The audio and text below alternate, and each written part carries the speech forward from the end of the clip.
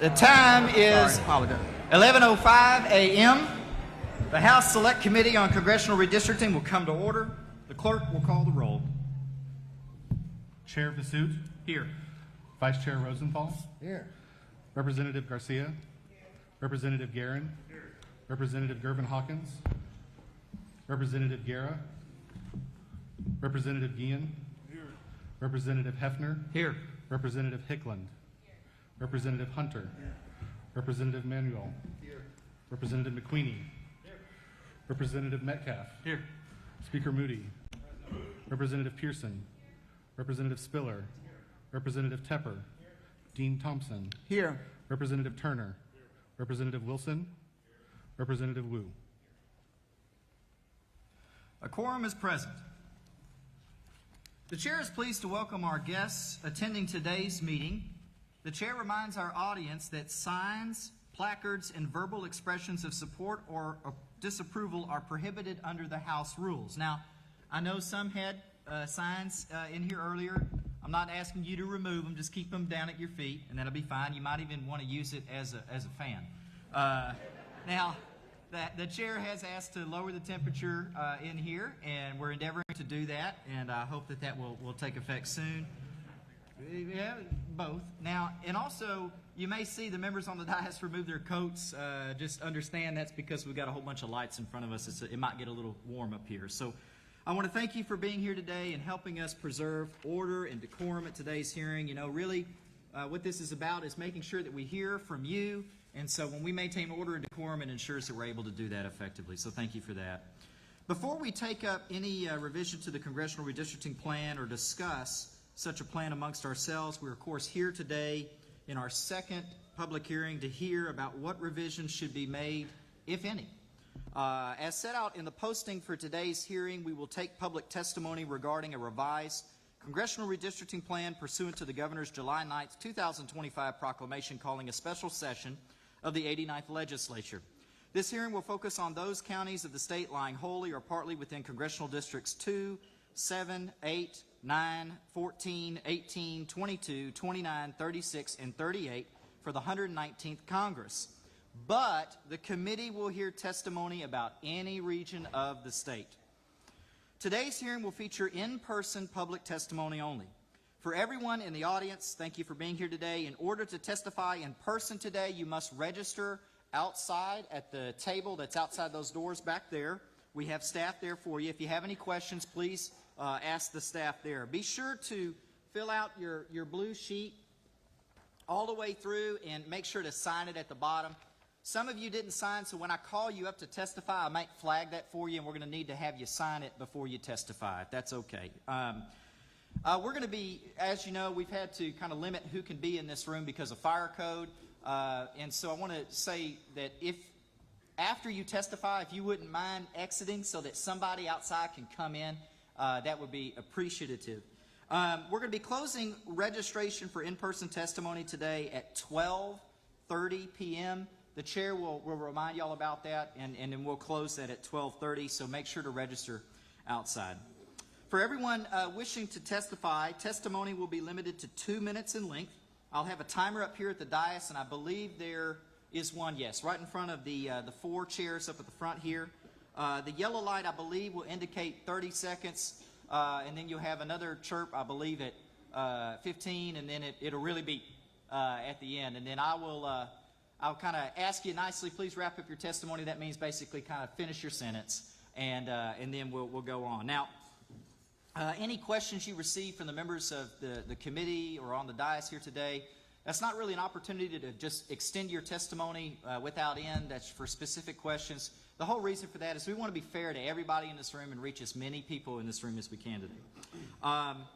In order to ensure a balance of public testimony across the 3 public hearings and reasonably schedule the committee's business, the public testimony portion of today's hearing will be limited to 5 hours in length.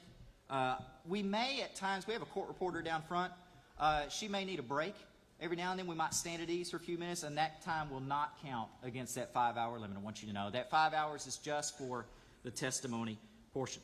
Now, I want to drive home this point because we have such a great group of people here today that testifying at these chairs and at the microphones is not the only way that your testimony can be recorded and given to the committee. And it's very important that we hear from all of you. Now, first, if you are testifying and you have more to say than time allows, as was put into the notice, you're encouraged to have a written copy of your testimony, and you'll be able to turn that in to our assistant clerk seated at this table over here, and I'd encourage you to do that. That testimony will be scanned in and given to all the members of the committee, who will have your affirmation form that you filled out and can call you or email you with any questions. Second, if you have any handouts today, we asked for 22 copies so that we could give one to every member of the committee and then one for the record that will be shared electronically. Please feel free to give those again to the assistant clerk up front if you have them. Third, everyone in this room and anyone watching online is welcome to submit an electronic comment without testifying. You can do that online on the electronic portal. It's linked in today's hearing notice. It can be found at comments.house.texas.gov. Again, that's comments.house.texas.gov. So even if you want to just upload your testimony there too, even if you do testify, you're welcome to do that. We'd love to have it. And so more the merrier. The Texas Legislative Council also hosts a website for redistricting at redistricting.capital. Now that's with an O, C-A-P-I-T-O-L. So just so you know, Capitol with an O is the building, Capitol with an A is Austin. So there's your trivia for today. So that's redistricting.capital.texas.gov. On that website, you can find information about submitting proposed maps for consideration. I believe you click 2020s and then public participation, and then you can upload that there. Finally, every member of the public is always welcome to email, contact, or call any member of the legislature at any time, particularly your state representative, and we welcome you to do so. You can find out information about contacting your member at house.texas.gov. Finally, let's talk about logistics. Since today is only in person, we're going to take in-person public testimony in panels of 4. I'm going to call 4 up to testify at the front, and then I will read off 4 names that'll be on the next panel, or at least I'm going to try to do that. If you hear your name called, just be ready. So if I say on deck, just be ready. Make sure you're in this room. And then that way, when the first panel's done and they're excused, you can come right up. We'll be moving pretty efficiently here. Finally, since we have no bill before this committee at any of these first 3 public hearings, all testimony today will be neutral or on. That's why you had to fill out your form that way. It's just required by the rules. But guess what? You could take any position you want at that microphone, or any position you want when you email us. So it's just for the registration under the rules that you're having to be on. We had a few questions about that. I wanted to make sure that you knew. With that, I believe we'll get started. You got opening statement? Mr. Chairman, may I have a point of information? Chair recognizes Dean Thompson for a question. Mr. Chairman, I just want to advise the public that they would not be testifying on a revised congressional redistricting plan, because there is no revised congressional redistricting plan. The chair would note that the reason we're kind of reading it off that way is a hyper-technicality of the way the hearing notice was done. Now, hyper-technically, it's whether there will be a revised congressional districting plan. So, but the chair's going to just reflect for the notes that it's on revised congressional districting plan. Now, that testimony, of course, can be anything that they want. But I thank the dean for the question. I just want the audience to be confused. Yes. That there is a plan already in place. That's a very fair point. All of the congressional districts that were mentioned in this notice or any of the other notices are the current districts, and you can find those online in Plan C 2193 on the redistricting website, dvr.capital.texas.gov. But as Dean Thompson correctly notes, there is no revised map in front of the committee at this time. Thank you, Dean. Vice Chair Rosenthal, for what purpose? I would like to make a statement at the beginning. Chair recognizes Vice Chair Rosenthal for a statement. Thank you, Mr. Chairman, and thanks for helping to work with us on invited testimony today. Can you hear me now? Can you all hear me? Good. All right. Y'all, my name is John Rosenthal. I'm actually a state representative in the Houston area, Northwest Houston, District 135. And I often feel out of place in these settings. I'm a career mechanical engineer, and I seek practical solutions whenever we're in this business. So to me, this is kind of anything but that. It's the exact opposite. Now, for someone like me, this This is an incredible responsibility that I feel, and I'm honored, but also feel the gravity to serve as your vice chair on this House Select Committee on Congressional Redistricting. Listen, I've done some big things as an oil field engineer, but nothing in my life compares to this right here today, and thank you for being here. There's a real fight in front of us, and you can count on me and my colleagues to be in it. At the first hearing, I passed out the letter from the Department of Justice that was sent to Governor Abbott, where he specifically mentions, the Department of Justice specifically mentioned 4 congressional districts. That is 9, 18, 29, and 33. Before I even say anything else, I would be remiss if I didn't mention that Congressional 18 is where we're sitting. It's a historic, iconic district. And when I say historic, I mean historic. This district gave us Barbara Jordan, Mickey Leland, Craig Washington, Sheila Jackson Lee, and the late great Sylvester Turner. So when we look at what's going on right now, and the 3 of these 4 districts called out just happen to be represented by African American representatives. Tell me that that is not a racist attack on our black reps.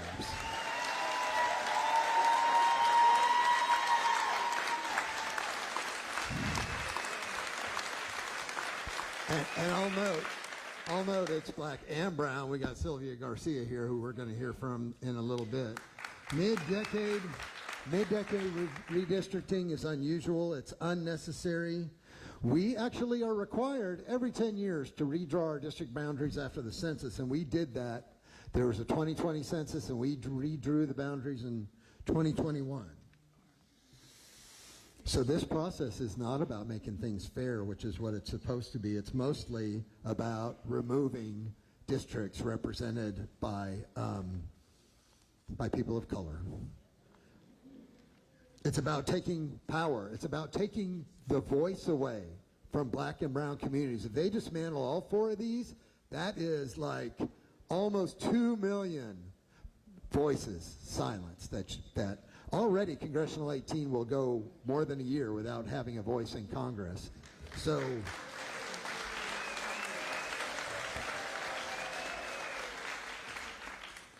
this effort has nothing to do with representing people better. It's the opposite of that.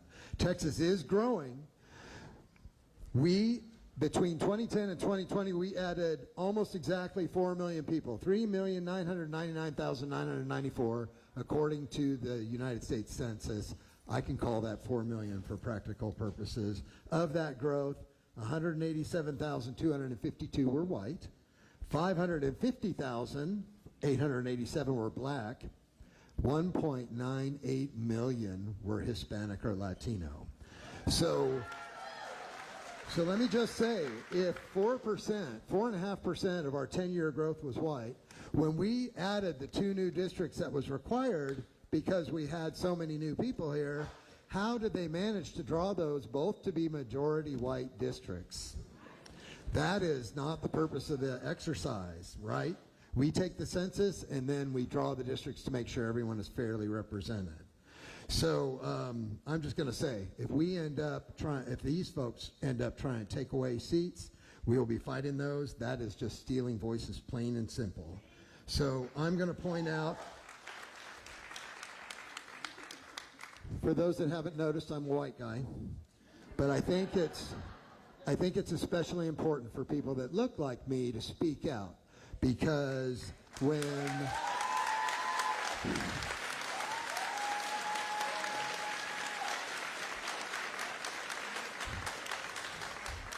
Desmond Tutu said, if you are neutral in situations of injustice, you have chosen the side of the oppressor, sign me up to oppose the oppressor.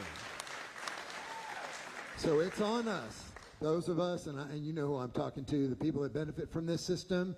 We need your help in this fight, because we cannot let our brothers and sisters, no matter what race or zip code or ethnicity or anything else, We cannot let this system this process silence their voices. So with that, I'll yield back. But thank you all very much. Mr. Chairman, Mr. Chairman, Dean Thompson, for what purpose? I like to respond. Chair recognizes Dean Thompson for an opening statement.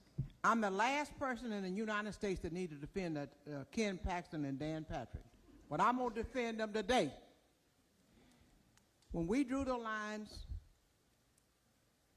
and the DOJ sent down here and said they were racial lines, here's what Ken Paxton said. The Texas legislature did not pass race-based electoral districts for any of those 3 political maps. Texas State Senator Joan Huffman, who chairs the Senate Redistricting Committee, testified under oath that she drew Texas districts blind to race and sought to maximize Republican political advantage balanced against traditional redistricting criteria. The Texas legislature has led the nation in rejecting race-based decision-making in its redistricting process. Y'all know that I'm the wrong person to defend Dan Patrick, but there's no way in hell that a racist map was going to come out of the Texas Senate. And I resent that the United States Justice Department would send a bogus letters down here to the state of Texas accusing the people in this state of doing such. Thank you, Mr. Chairman. Representative Turner, for what purpose? Thank you, Mr. Chairman. Would the Chair yield for a couple of questions? Chair yields for questions. Thank you, Mr. Chairman. Just to follow up on the conversation you and I had on the dais at our Thursday hearing in Austin, I asked you at the time if the Chair had any contact or the committee had any contact with the Department of Justice with respect to their July 7th letter. You answered that you had not. Has that changed since that time? That has not changed since our last conversation. Okay. Yes, you may be aware, yesterday your Senate counterpart, Senator Phil King, sent a letter to the Department of Justice addressed to Harmeet Dillon, who's the Assistant Attorney General who signed the July 7th letter, extending an invitation to Mr. Dillon to testify before the Senate Redistricting Committee so the senators could hear the Department of Justice's perspective on why that letter was sent, why it was necessary, and what their legal rationale was for it. My question is, would the House committee also send a similar letter formally inviting Mr. Dillon to testify before our committee so we can understand exactly what the Department of Justice's position is with respect to this redistricting process? The Chair's understanding is we extended an invitation to anyone that wanted to come testify, which would include Ms. Dillon. At the first hearing that we had 2 days ago, I understand the Vice Chair is willing to invite them, and she's more than welcome to come and testify in person. And pursuant to the conversations I've had with the Vice Chair, happy to take her out of order either today or at the hearing in Arlington on Monday. Okay. So is the Chair not prepared to send a formal letter from, I think, I appreciate... Chair's happy to consider that. I'll consider that with you offline. Would the Chair recognize me for a motion for us to for the committee to vote to formally invite the Assistant Attorney General to appear before the committee? Not at this time, but I will get with you, and I'm happy to consider sending her a letter. And even just so it's clear for the public right now, she's welcome to come testify. I don't believe that I or the committee have the power to subpoena her because she's a federal official, but she's more than welcome to come, and I know if the Vice Chair or anyone or me wants to reach out to her, we'd be happy to have her if she wants to come. Understood, and I would just hope the Department of Justice would respond positively to a formal invitation from you and from our committee to come and testify. That's why I think a formal invitation would be appropriate and hopefully well received, and we get their testimony here before our committee. Understood. I will follow up with you on that for sure. Thank you, Mr. Chairman, and I'll be prepared to make that motion at any time you deem as appropriate for me to offer it.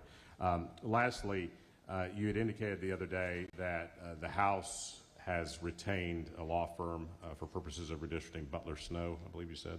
That's correct. Okay. You said you wanted to check to see if that law firm was available to the entire committee for purposes of redistricting. You weren't sure about that when we talked about it Thursday? Yes, Do you have an answer on the that? Chair's looked into that. The Butler Snow has been retained to represent the Speaker and his staff, the Chair and his staff, and because of the litigation that was ongoing at the time, Chairman Hunter and his staff as well. Okay, so just so I'm crystal clear on that, Butler Snow has been retained by the House of Representatives to represent the Speaker and his staff, yourself and your staff. The committee staff, I guess, would be indirectly under that, The too, committee yes. staff. And then Chairman Your Hunter personal and his- staff and the committee staff. That's correct. And Chairman Hunter and his staff. That is correct, Representative Turner. And that's the scope of their representation. That is my understanding of the scope, yes, sir. Okay. Would the committee be able to provide resources for members of the committee, talking specifically Democratic members in the political minority, to also retain our own counsel for purposes of redistricting? I'm happy to look at that. I'm not sure if that's been done before, but I'm happy to look at that. I do know that we all have legislative counsel that's available to every member, but I'm happy to look at that and get with you. Okay. Thank you very much. Thank you, Representative Turner. Members, any other questions? Representative Wu, for what purpose? Questions? Chair yields for questions. Thank you, Mr. Chairman. In the last hearing, I had asked you if you had any information from the governor's office on exactly the governor's intent or rationale for putting this on the call, thus giving the committee some direction of what we're supposed to be doing, what we're supposed to be looking at, more than just naming an issue. Have you contacted the governor's office since that last hearing? I have not, Okay. Has anyone in your office contacted them? not to my knowledge. Has anyone asked them? Could you clarify what exactly your intent is and reasoning is for putting this on the call? Not beyond my personal knowledge. I don't know. Okay. Have you considered asking the governor to explain what exactly he means when he's putting this issue on the call? Not at this time. I'll take that under advisement. I mean, I think that the proclamation that we have received and that we reviewed at the last hearing was, in my mind, pretty clear in the sense that he's put this item on the call and it is prudent for this committee to take it up. Could you explain in your mind what is the rationale that you understand of what the governor is?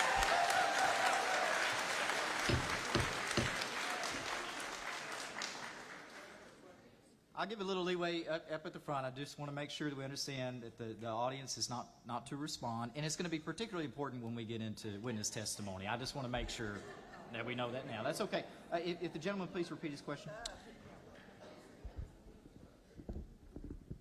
You explained that you think that it's not necessary for you to ask the governor to clarify his intent and his rationale for placing this on the call, for placing a mid-cycle redistricting on the call. You said you understand that in your mind. It is clear to you what it is. It is unclear to me and many other members on here.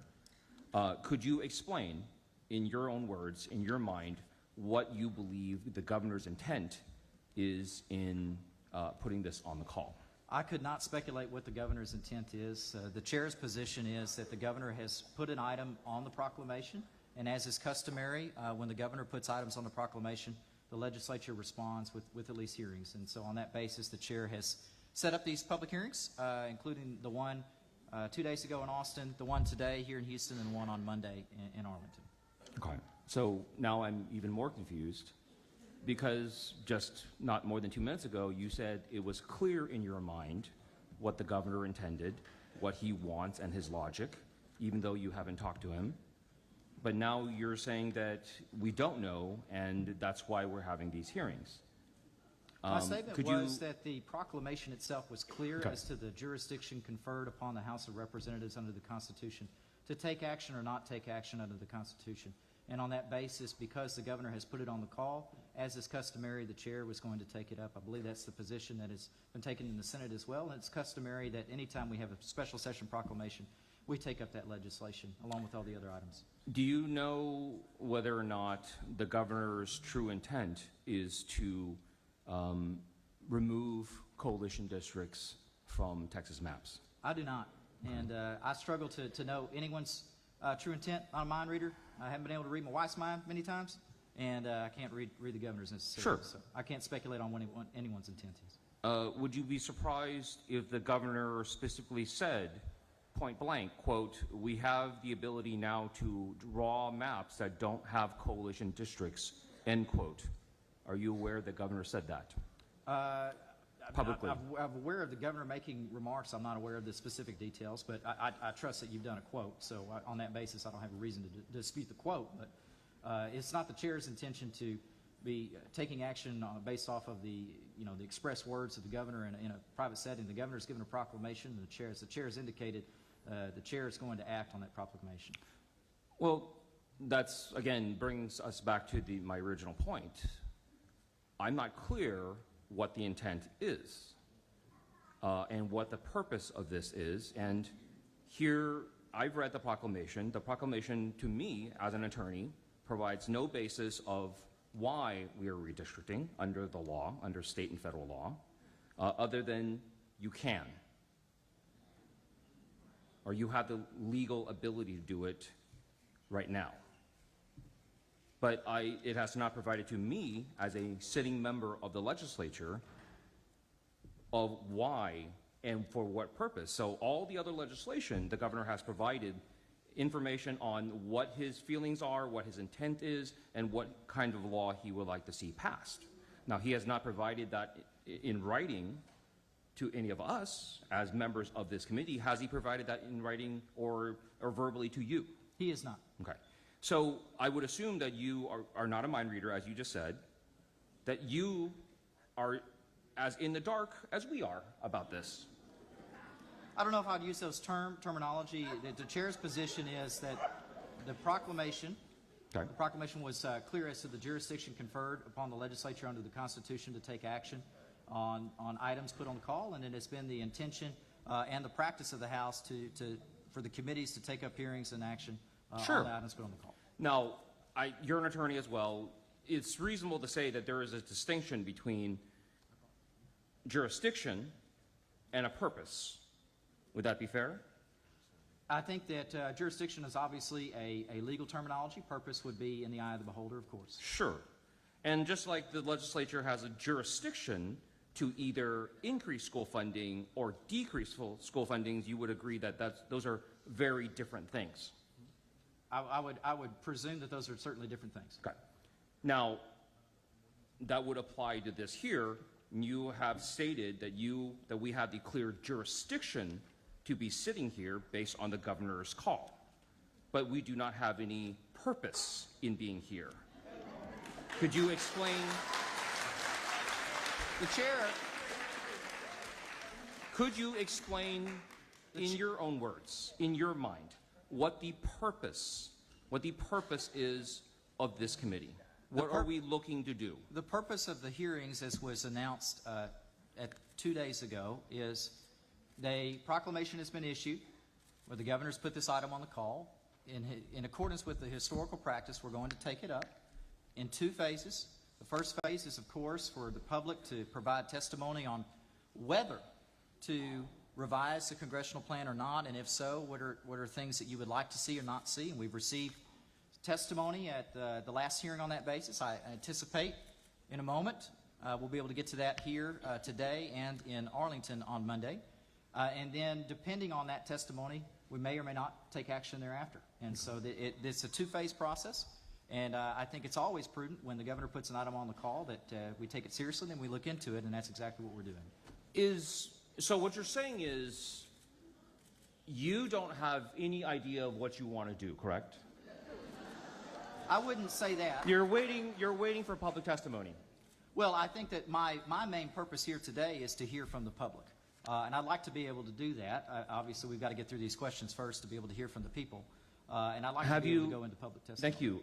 In your own mind, have you already an idea or a plan of what you would like to see done on these maps?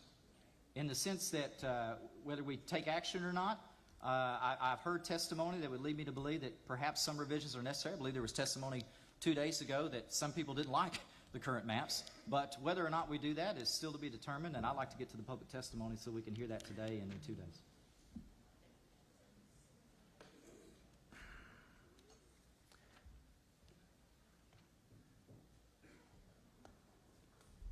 All right, let's get to it. All right. Members, any other Speaker Moody for purpose? Just Couple questions of the chair. Chair yields to questions. Since we took up testimony on Thursday and we had a conversation at that point about whether you had been provided any proposed maps or had begun to prepare any at that time, you said no, and I just want to, now that a couple days have passed, some testimonies come online, have you or your office begun to engage in drafting a proposed map for this committee to consider? No. Has any, I keep hearing that maps are coming down from Washington, D.C. Have any maps like that been provided to you or your staff? No. So you don't have anything in front of you after one hearing that would indicate what a potential redraw of congressional districts in Texas would look like? No. The only one that I have seen was that one that was uploaded to the public portal, and I believe there might have been more uploaded. I haven't looked at them, so that's it. Okay. I appreciate it. Thank you, Mr. Chair. Thank you, Mr. Speaker. Members, any other questions? Mr. Chairman. Chair's going to recognize on the dais with us today Representatives Wally, Lalani, Morales-Shaw, Jones, Perez, and Simmons. Did I miss anyone? Okay. Mr. Wally, for what purpose? Thank you. Just to ask a few questions of the chairman. Chair yields to questions. Thank you, Mr. Chairman, for allowing the non-redistricting committee members to at least sit on the committee and allowing us to participate so that voices are heard from every part of Harris County. Being a member from Harris County for the last 9 terms, it's an honor to represent not just my district, House District 140 in North Harris County and Aldine area, but I just don't represent North Harris County. I get to vote on, many of us get to vote, all of us, 150 members get to vote on legislation that impacts statewide issues, and so appreciate the opportunity. But as it pertains to any maps, potential maps that that would be presented by this committee or identified by this committee, is the chair aware, or how would this committee ensure that communities of interest like those in CD 29, 18, 9, 7 are not split or diluted during the redistricting process? It's the chair's intention, as he's previously stated, as far as it depends on the chair, to comply with the Voting Rights Act and at all times. And what specifically will that criteria be, how will that criteria be used in redrawing these maps? The chair doesn't have a particular plan in mind on specific districts. As I mentioned, I haven't even seen a map. I haven't prepared a map, and so it would be premature for me to comment on that other than to say I'm going to comply with the Voting Rights Act and everything I do. Okay. And so to that point, how will the chair and the committee do that? It's the chair's understanding that if a bill is filed after these public hearings, we'll take it up, consider it. At that time, I have another public hearing, of course, on any proposal, and then we will evaluate it and ensure at all times that it complies with the Voting Rights Act. And in compliance with the Voting Rights Act, how will the committee ensure that there are no gerrymandering or racial gerrymandering of these districts? The chair understands, and part of the purpose of council is to ensure that we get appropriate advice. I'm not an expert on redistricting law, but we receive that advice, and whoever moves forward with anything would of course, we have counsel in that sense, and I would my expectation is that any map that is drawn will be reviewed for compliance with the Voting Rights Act, and that it will comply with the Voting Rights Act. And of course, throughout the process, we'll have a deliberative process for the members of this committee on any proposal, if one comes forward, as well as on the floor of the House. Okay. And you mentioned that you have hired outside counsel for the Committee on Redistricting. Is that correct? As I mentioned to Representative Turner, outside counsel has been retained for the Speaker and his staff, the Chair and his staff, and because of the litigation that was ongoing for Chairman Hunter and his staff. Okay. Because he's the former, just so the record's clear, he's the former chair of redistricting. Correct. And as I understand it, there has been, since there is no map, are you aware that we recently had a trial on the 2021 map? Is that? I'm generally aware that Chair was not involved in the lawsuit. Okay. But I'm generally aware that there was a trial, yes. Okay. And who drew those 2021 maps?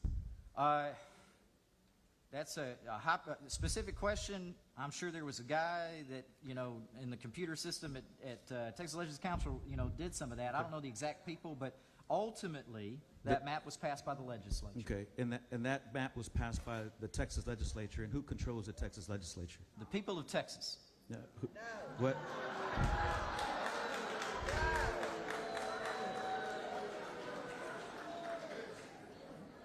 Just to be clear, and I'm not trying to be cute here, but who is in control? Which political party is in control of the Texas legislature as we speak? The Republican Party currently holds and held in 21 a majority of the seats in the House and Senate. And they are the ones that are approved this particular map. Is that correct? I don't recall actually offhand, Representative Wally, I don't want to lie to you about what the exact vote count was, but I do know that it was approved by the House and Senate in 21, I believe in the third special session. And passed You're that. aware that the Republicans drew this map that now the Republicans saying are now illegal. Is that my understanding? All right.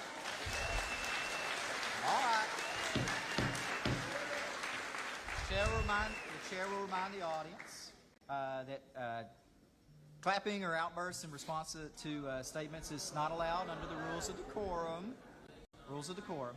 And I trust that the audience will help me comply with the rules of decorum going forward.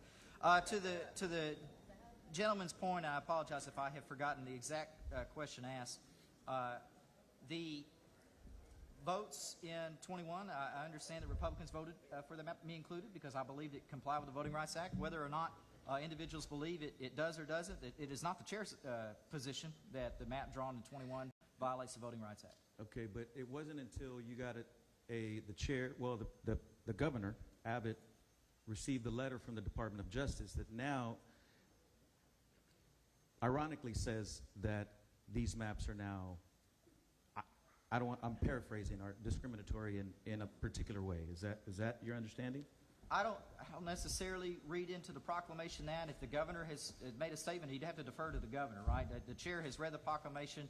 The proclamation says what it says, and as the chair has mentioned, it's the custom and practice in the legislature when the governor puts an item on the call to take it up.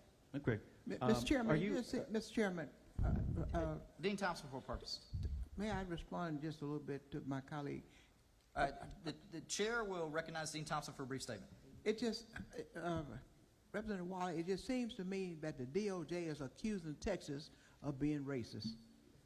And I know, I don't need to defend Dan Patrick because he can defend himself. And I don't need to defend the legislature because they can defend themselves. And I definitely don't need to defend Ken Paxton because he can defend himself. But he specifically stated that those maps was drawn and they are not race was not involved in it. And I don't know why the United States Justice Department is accusing us of drawing racist maps. I just don't get it. Chair recognizes Representative Wally for a brief statement, and then if he wants to ask the questions to the chair, he will. Chair will wait for that. I think that's what the perplexing Dean Thompson is really why we're here. We don't know why we're here, honestly. I'm kind of speechless on that fact. But to Chair Basut, are you aware that, and if the committee, if you answered this question at a previous committee hearing, I apologize, but I just want to get this, at least for our Harris County folk, to understand. Are you aware that the 2021 map increased majority white districts? I have not looked at that, Okay. the breakdown of every single one and tabulate every single one. It's been 4 years, Representative Wally. I don't want to give you a wrong answer, so I'm just going to say I'm not advised at this time. Are you or any of the committee members, but particularly you chair this committee, are you aware that the most recent census data shows that the most of Texas's population growth in the past decade has come from communities of color? Is that a fair statement? I'm not 100% sure, Representative Wally. I don't have information in front of me to dispute that because I haven't looked at this. Okay. Ladies and gentlemen, the chair will admonish the audience to follow the rules of decorum. The chair wants to ensure that everyone remains and has an opportunity to speak, so let's make sure that we follow the rules of decorum. to the gentleman's point, the reason I'm not able to, I have not looked at that census Okay. data in detail, and I don't want to, again, my rule is I'm going to give you the straight answer I can, and I'm going to answer Right. your question. And so on that basis, I don't have that census data in front of me. I haven't looked at it. Okay. Well, just for I have no reason to doubt your statement. Okay, if so that helps. for the chairman's information, census data, also the American Community Survey, indicates that 80–90% of the growth in the state of Texas has been by the last decade by Black, Brown, Asian folks. Just want to set that record straight. And that you're sitting in the most diverse county in the country. Are you aware of that?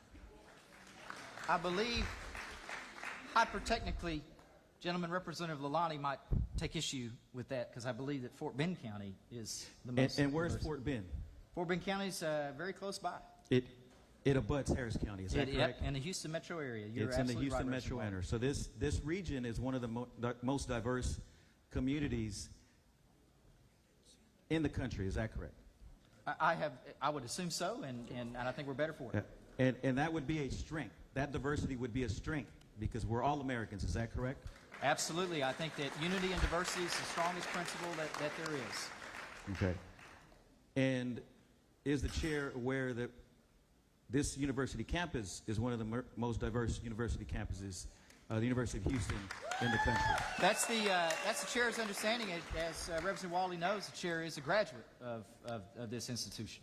You are the University of Houston Law Center, as I. Yes, sir.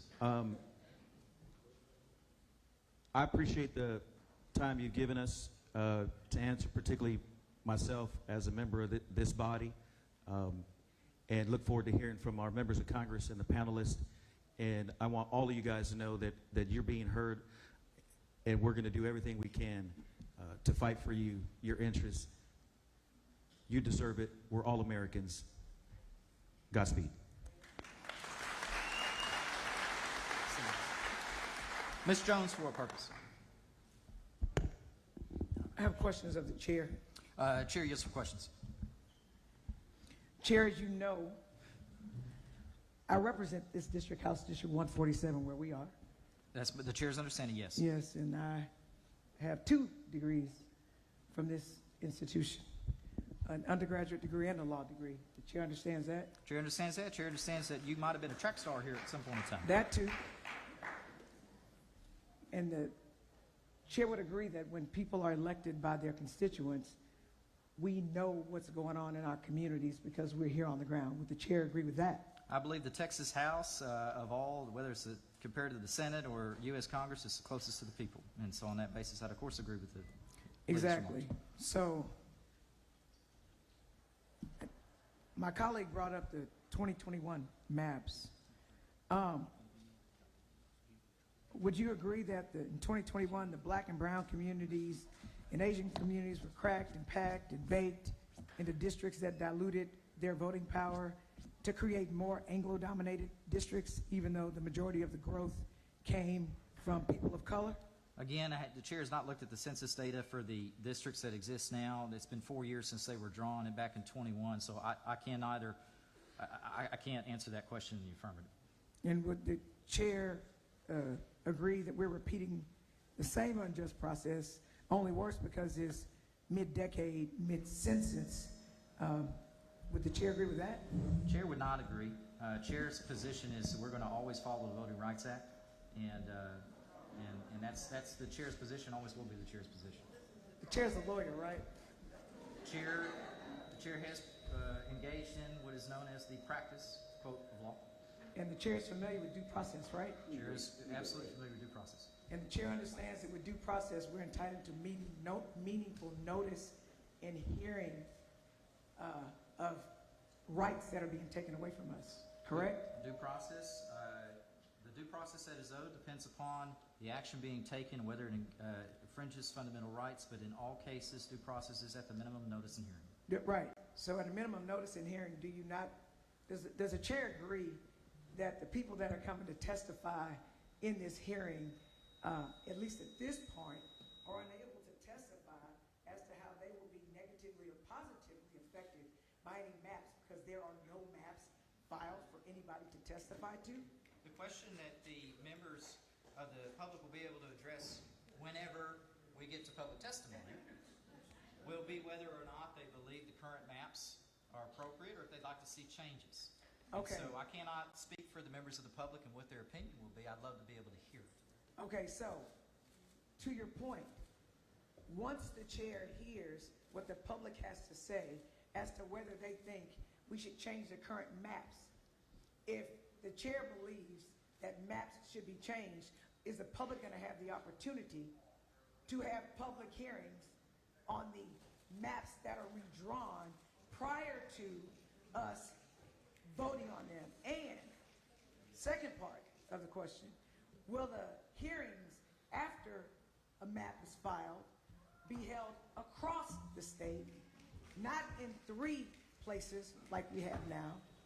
Third, will these public hearings that I believe our constituents are entitled to be able to be via Zoom like they were in Austin?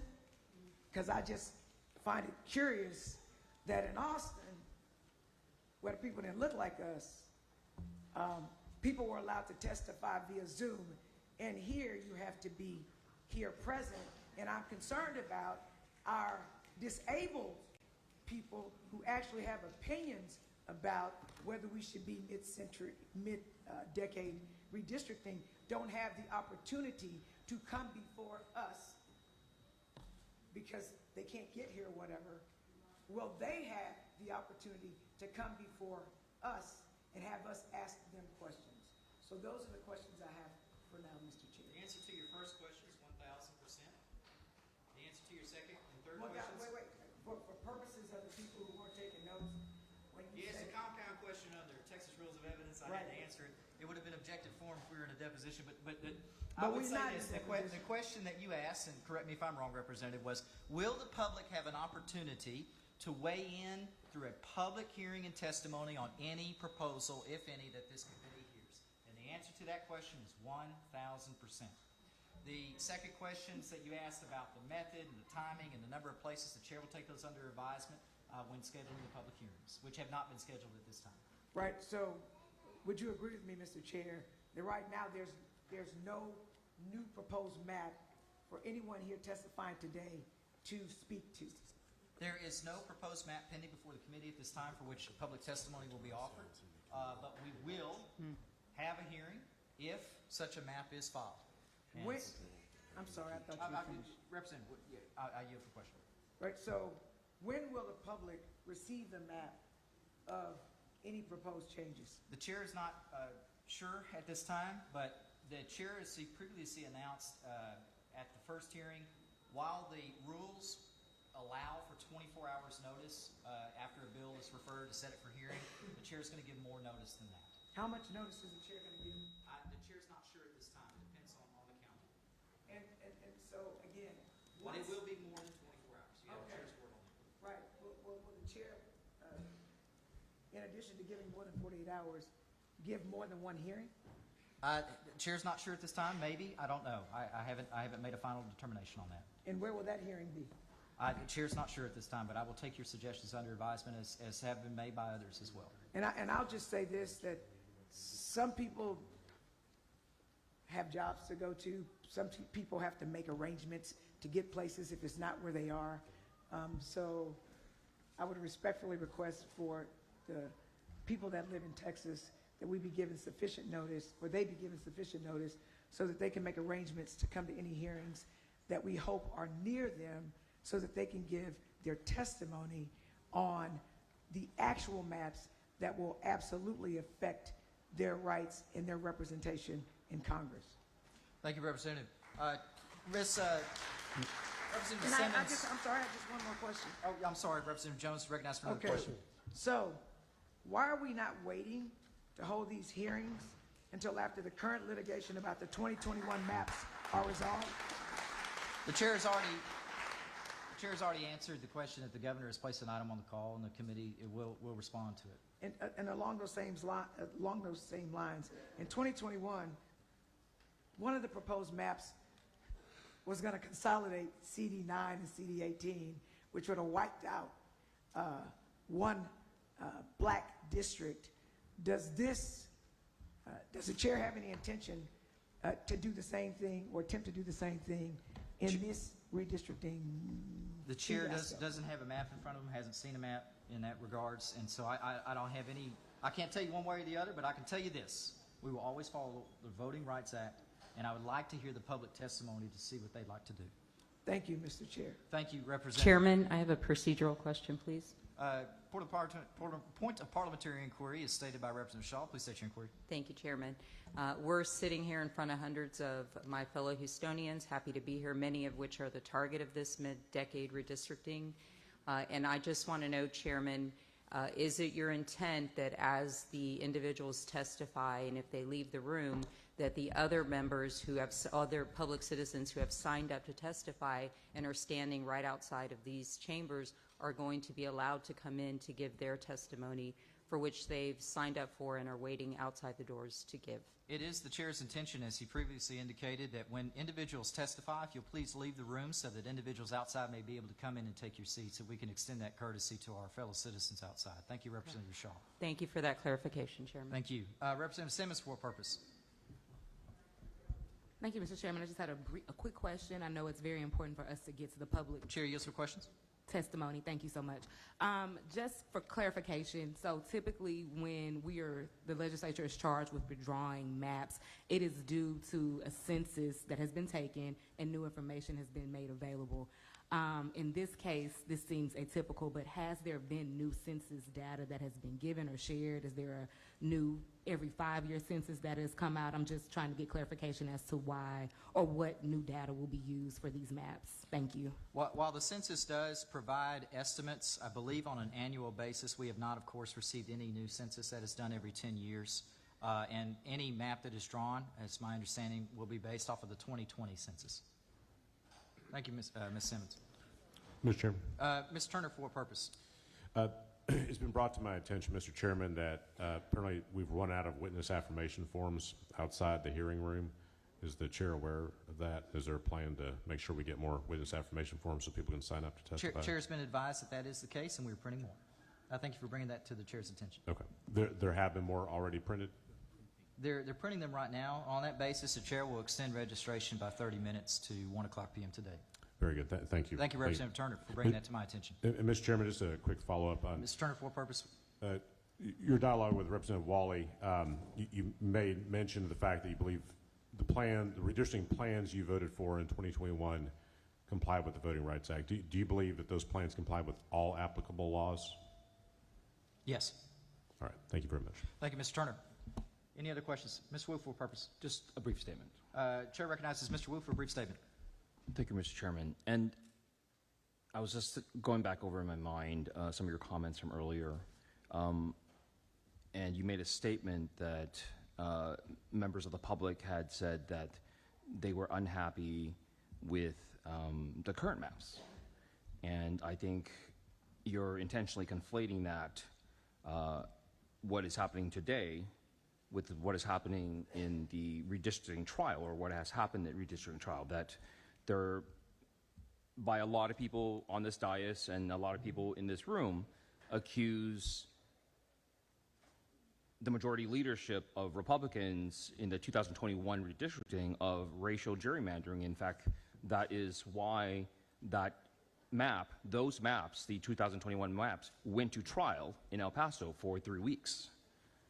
And I think that people in the last hearing, 100% of the people, including the people who testified afterwards, after the 5-hour mark, and you shut the committee down, those people also 100% testified against the process of redistricting and also disliked the past maps for the same reasons. That the past maps, the 2021 maps, included racial gerrymandering because we created a system where the 96% of the growth in the state was in minority communities, but 100% of the growth of elected positions occurred in non-minority communities. That 40% of the state basically governs the other 60%. And I think it is disingenuous and maybe a little bit of a misstatement to say that people are unhappy with the current maps in the way that I think you're saying. That I think that people are unhappy with the current maps because they do include racial gerrymandering as we alleged in the trial. But people would rather accept the current racial gerrymandering over the intensive racial gerrymandering that the governor's proclamation calls for.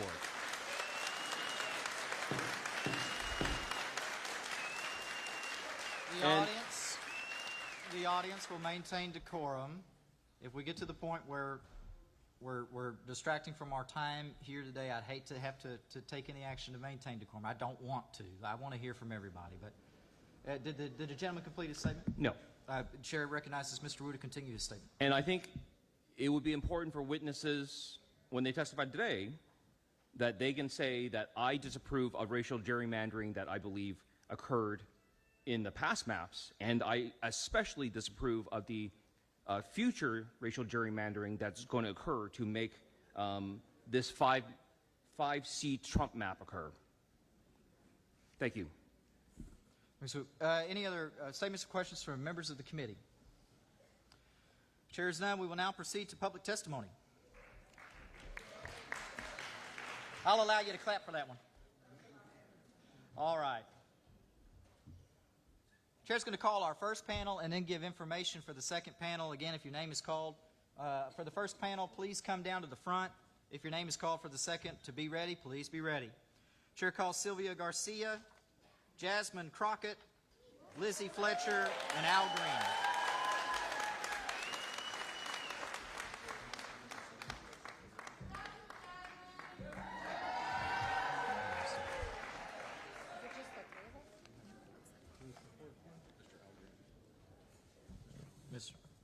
Mr. Green has been called as well. Now, if the gentleman, I believe the gentleman may be sitting at the table right now. Actually, what? That's Sean Mata. You want me to? Is he in your list here? He is invited testimony. Okay. Congressman Green, would you be so kind if I took this gentleman's testimony first? Is that all right with you? All right. Chair will not call, but Congressman Green, please be ready. You'll be on the second panel. Chair calls Johnny Mata, who I believe is seated already. Okay. Now, joining Congressman Green on the second panel will be Nick Lampson, Sasha Leggett, and Dr. Sergio Lyra. Please be ready after this panel to come and testify. Lyra, I apologize.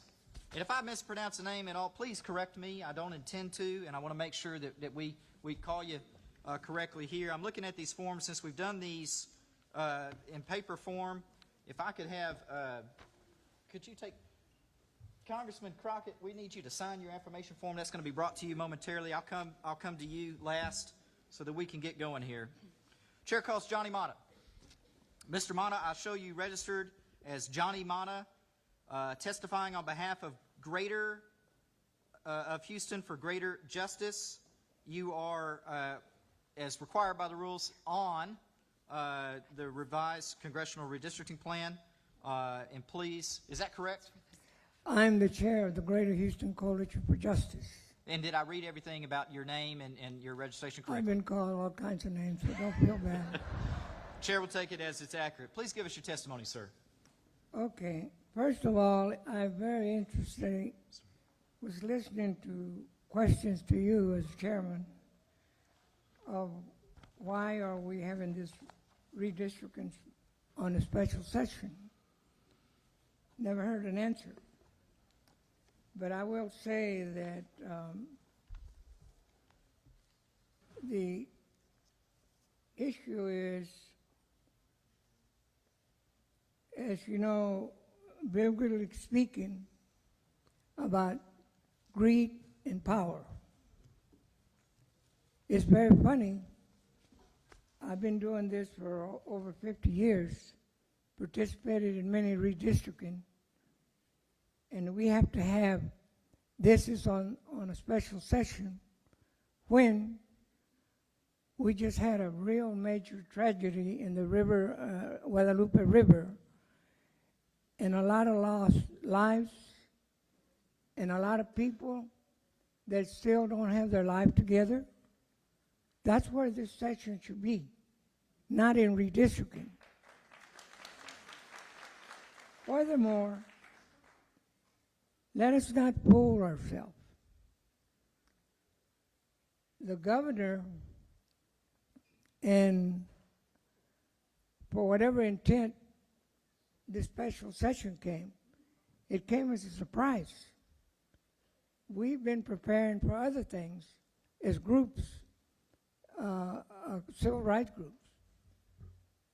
We're really faced with a lot of the immigration issues that even U.S. citizens, especially military people, are being deported.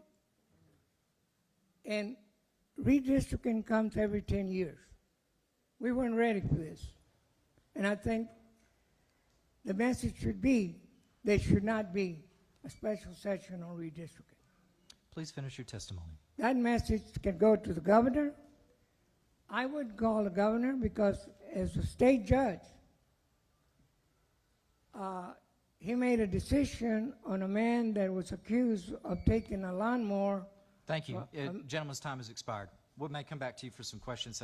Members at the end of the panel will come back to you. Thank you, sir. Chair calls Sylvia Garcia. I'll show you register to testify as Sylvia Garcia on behalf of yourself and testifying on the revisions to the Congressional Redistricting Plan. Is that correct? Yes, but I want to be on record that my answer is hell no, we don't need to be doing this. I understand. Please give us your testimony. Thank you. As I testified in Austin, we should not be here today.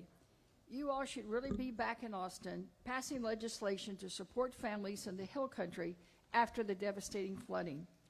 Instead, we're here today playing political games to appease the felon in the White House in his lust to retain power.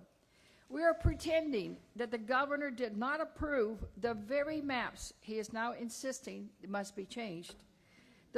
This political theater will hurt communities in my district, targeted in the DOJ letter, CD 29, and it is just shameful. So let me tell you about District 29. Our shared values and culture far outnumber our differences. We're a community that values faith, family, and hard work and service. At nearly 75% Latino, this district was created to comply with the Voting Rights Act, which you, Mr. Chairman, say you fully support. And any suggestion otherwise by the Department of Justice is simply a lie. From Lindale to the East End, to Aldine, to Pasadena, to Galena Park, to Jacinto City and South Houston, we are a community and we stick together. We are home to the area's largest Dia de los Muertos celebration, award-winning mariachis, championship high school teams, and some of the greatest people you'll ever have the privilege of meeting here in Texas. We drive the Texas economy by working the Houston Ship Channel, and we would never, ever, ever let a con man from New York tell us Texans what to do.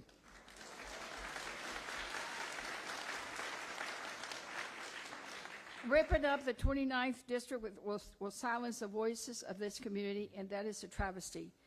As has been said earlier, the population growth in Texas is because of the Latino population. The Voting Rights Act protects districts like the 29th with common interests, priorities, and background. Given this, I urge you to reject this partisan gerrymandering, reject the maps from the felon in the White House that no one has seen, end this charade, and support the families who are grieving and do what matters. Please stand up for Texas. Thank With you for that, your I yield testimony. back.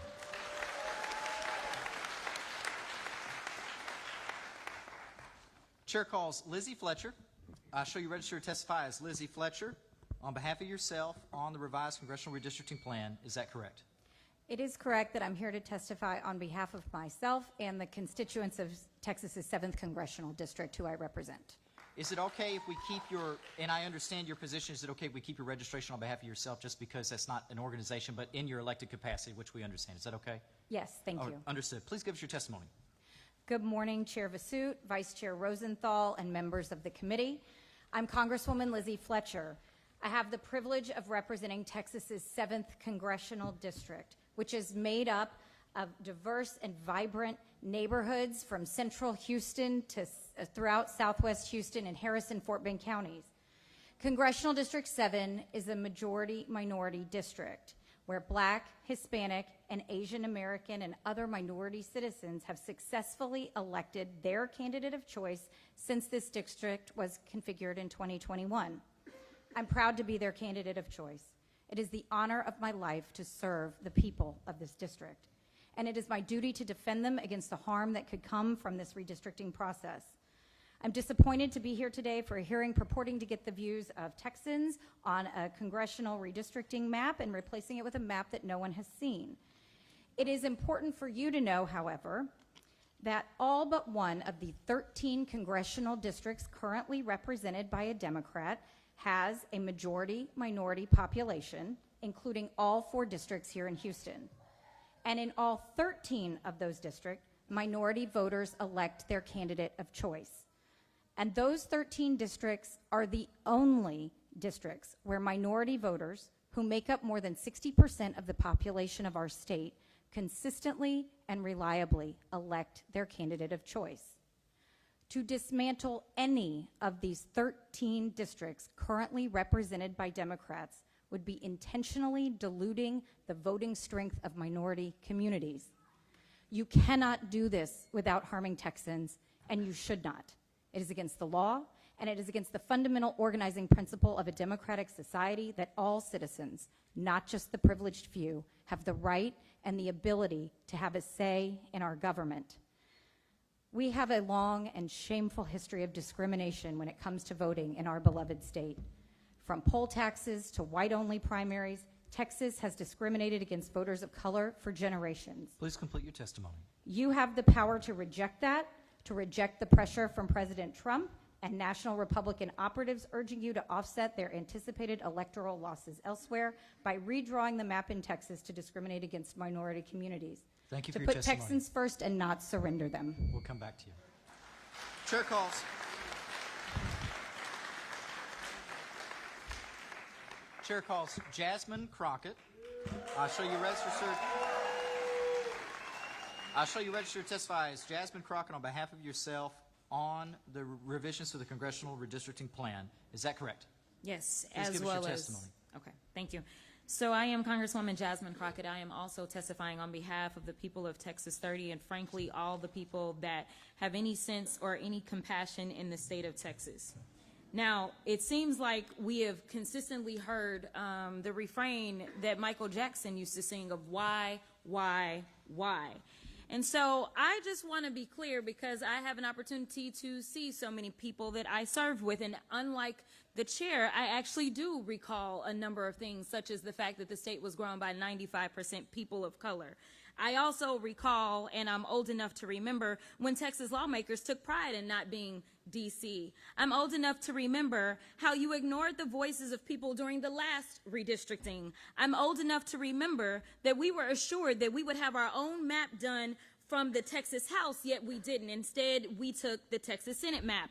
I'm old enough to remember that we were assured that we would have 2 new seats, one in the DFW area and one in the Harris-Fort Bend area. I am old enough to remember that we acknowledged that the Latino community absolutely was entitled to another seat under the Voting Rights Act. I am old enough to remember when we fought the current maps because while 95% of the growth was due to people of color, not only did they create 2 new Anglo-majority seats that are approximately 766,000 people each, y'all paired the 9th and 18th congressional districts and we had to fight to unpair them.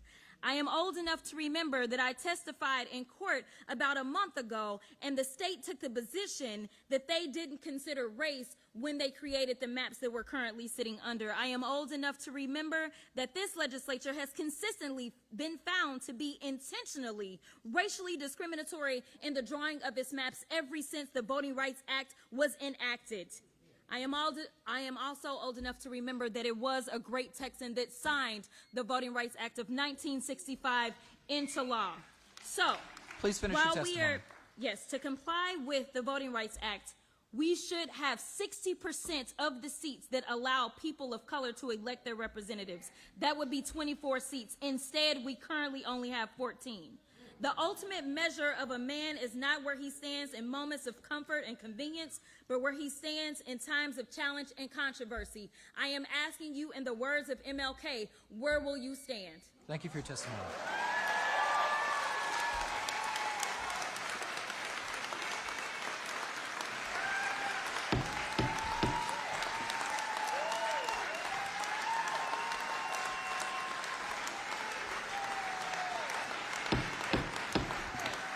Room will come to order. Thank you. Gallery will come to order.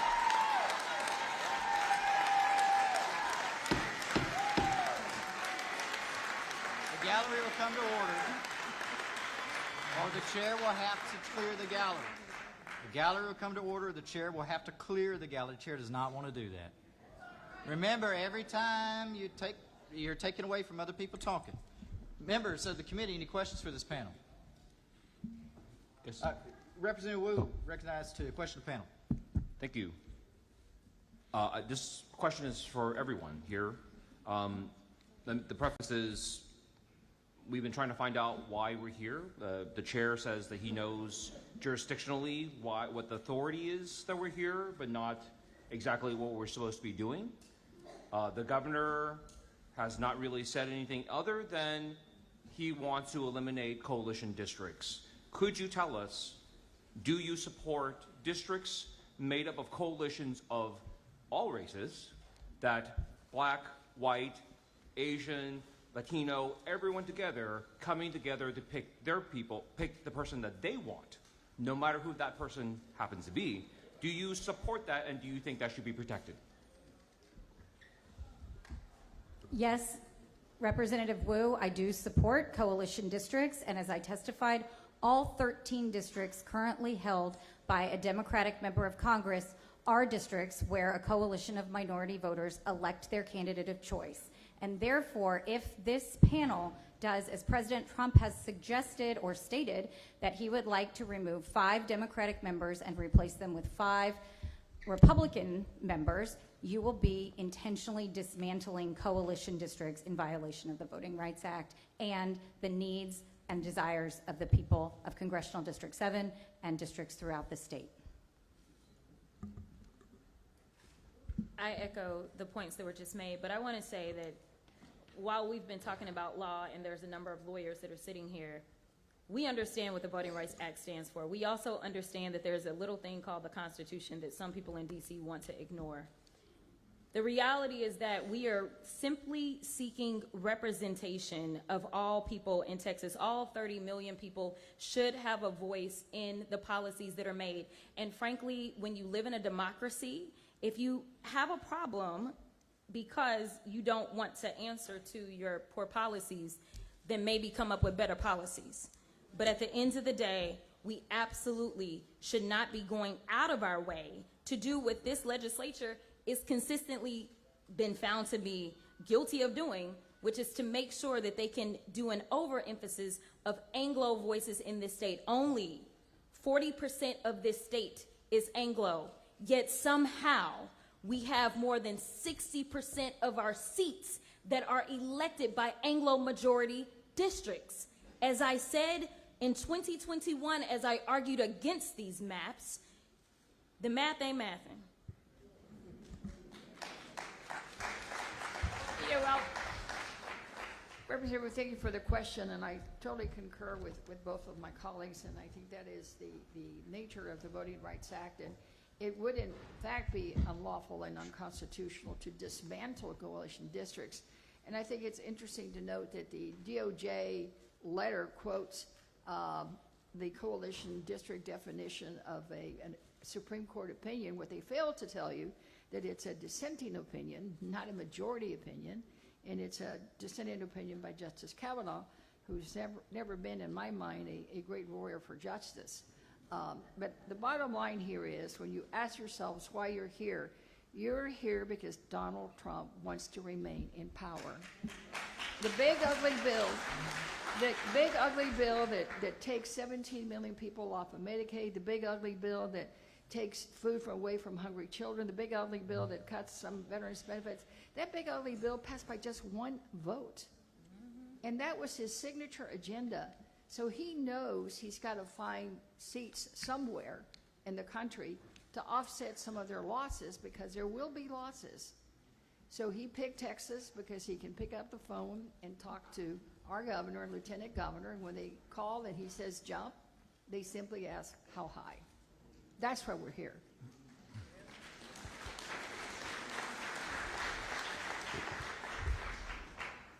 The answer is yes, yes, yes. And why? Democracy, democracy, democracy. That's what we're losing in America today. A lot of my forefathers in LULAC, American GI Forum, NAACP, that worked so hard for the Voting Rights Act and equality are gone now. They're rolling up in their death, in their tombs right now over what's happening here today. I said something about greed and power and how it deals with the House. I guess back then they were talking about the House of Representatives of Texas, of what your job is. But let your conscience be your guide, because accountability begins in our community. They decide whether you go back to your position or not. And let me say this. The pride of America and the trust in the world is in decline. Many of us, are ashamed of how we're about to lose democracy and all of these things. Don't let that happen to us. Mr. Wheaton, more questions? And on that same note, could you answer for all of you, do you support minority-majority districts just like coalition districts? That means that, like in Houston, in Harris County, we've been a minority-majority area for quite a while now. And do you support, in those places where it's already minority-majority, do you support keeping districts that are minority-majority? Yes, I do. Yes, I do. Yes, I do. Yes, I do. And I just want to add that we have levels to this. Nevertheless, we have protections. I am also old enough to remember that Texas 30, prior to me representing it, but during the redistricting battle that we had on the floor, the citizen voting age population of Texas 30 was 52% African Americans. This legislature decided, for no apparent reason, to take it down to 48%. They also decided that they wanted to wash out certain black folk and put other black folk in because they just felt like that was enough because it would give them the numbers. But we know that if there is a district, and I have the most compact district in the state of Texas, we didn't go drawing squiggly lines to find black folk to put them in my seat. My seat is actually compact. It's these other districts that look like some kid just decided they were going to scribble whatever. And so when we're looking at compactness, that looks like not necessarily cutting our urban centers that tend to be the more diverse areas of this state into little pieces. It looks like making sure that you can hold those communities of common interest together. That means that if it's HISD, people stay together so that when there are fights, when they decide that they want to do things like defund HISD, they have a federal representative who understands that instead of giving them HISD and giving them another ISD, it is important that you keep these communities of common interest where they live together, where they play together, where they go to church together, where they go to school together, where they shop together. And that's not what these maps have done. And so, do we need new maps? We do. Do we need better maps? Yes. But your response has nothing to do with the people, regardless of what y'all say. Because the people told y'all in 2021 not to do this, and you did it. The people are going to come up here today, I can guarantee you, and tell you not to break up their communities again because there's a target on their back because they know that they're weak in D.C. I am asking y'all to do what you say you love to do in this state, which is to honor the people that we serve. We are Texas. We are better than this.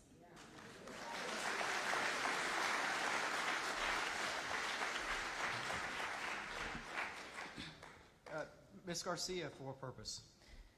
May I ask the panel some questions, You Mr. may. Chair? You're recognized for such purpose. Thank you.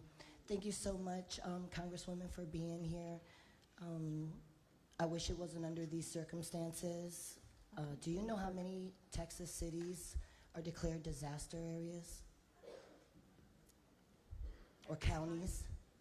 Texas counties are now nationally declared federal disaster areas?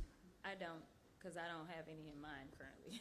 So. Yeah, I don't know the number, but I suspect that there's still some disaster declaration in the Hill Country, either at the state level or the national level. That's just a guess, but I don't know for a fact.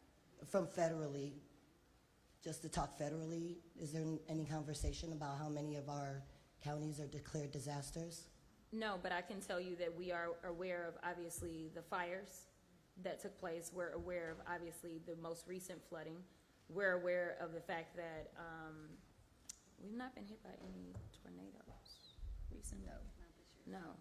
So I don't know what the current numbers are, especially since we have an administration that just came in, and whether or not they revoked any of those declarations or continued any of those declarations.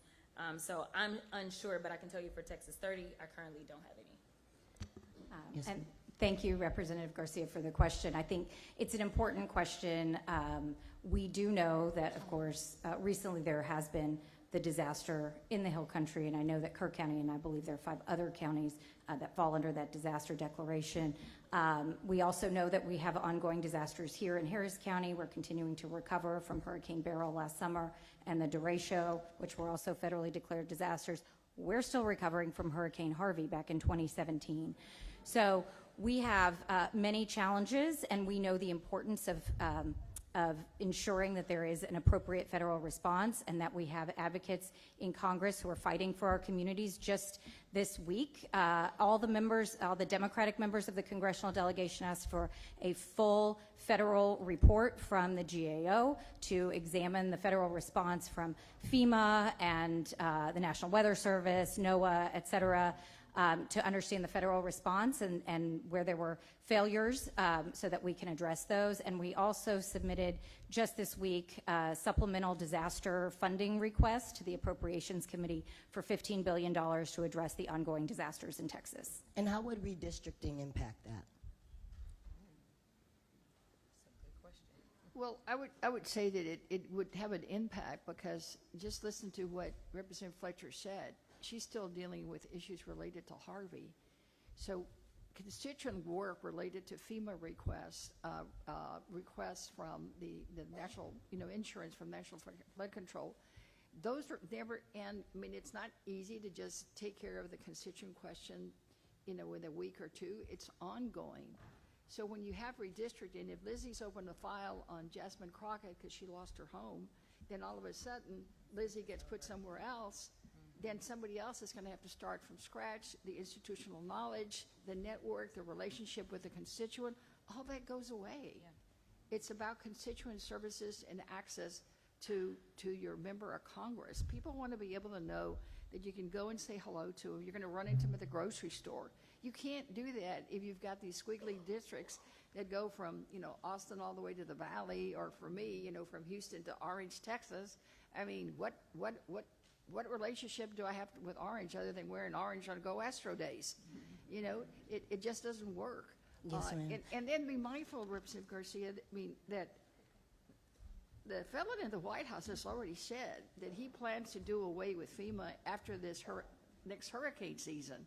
I think maybe he may be changing his mind a little bit after he went down to the Hill Country, but they're still set on giving FEMA and recovery disasters to the states. And you all are going to be faced with the issue of how to fund that and how to administer that.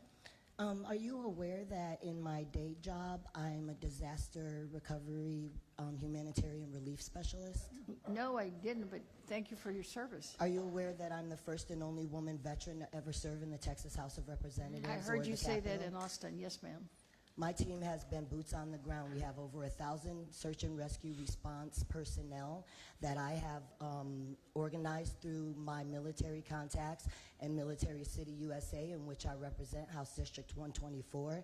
We have been boots on the ground since July 6th in this search and recovery effort, so much so that we collaborate single-handedly with the EOC and the Texas Department of Emergency Management in recovering missing people who are in the rivers. Thank you. It's not for me. Please don't clap. Please don't clap.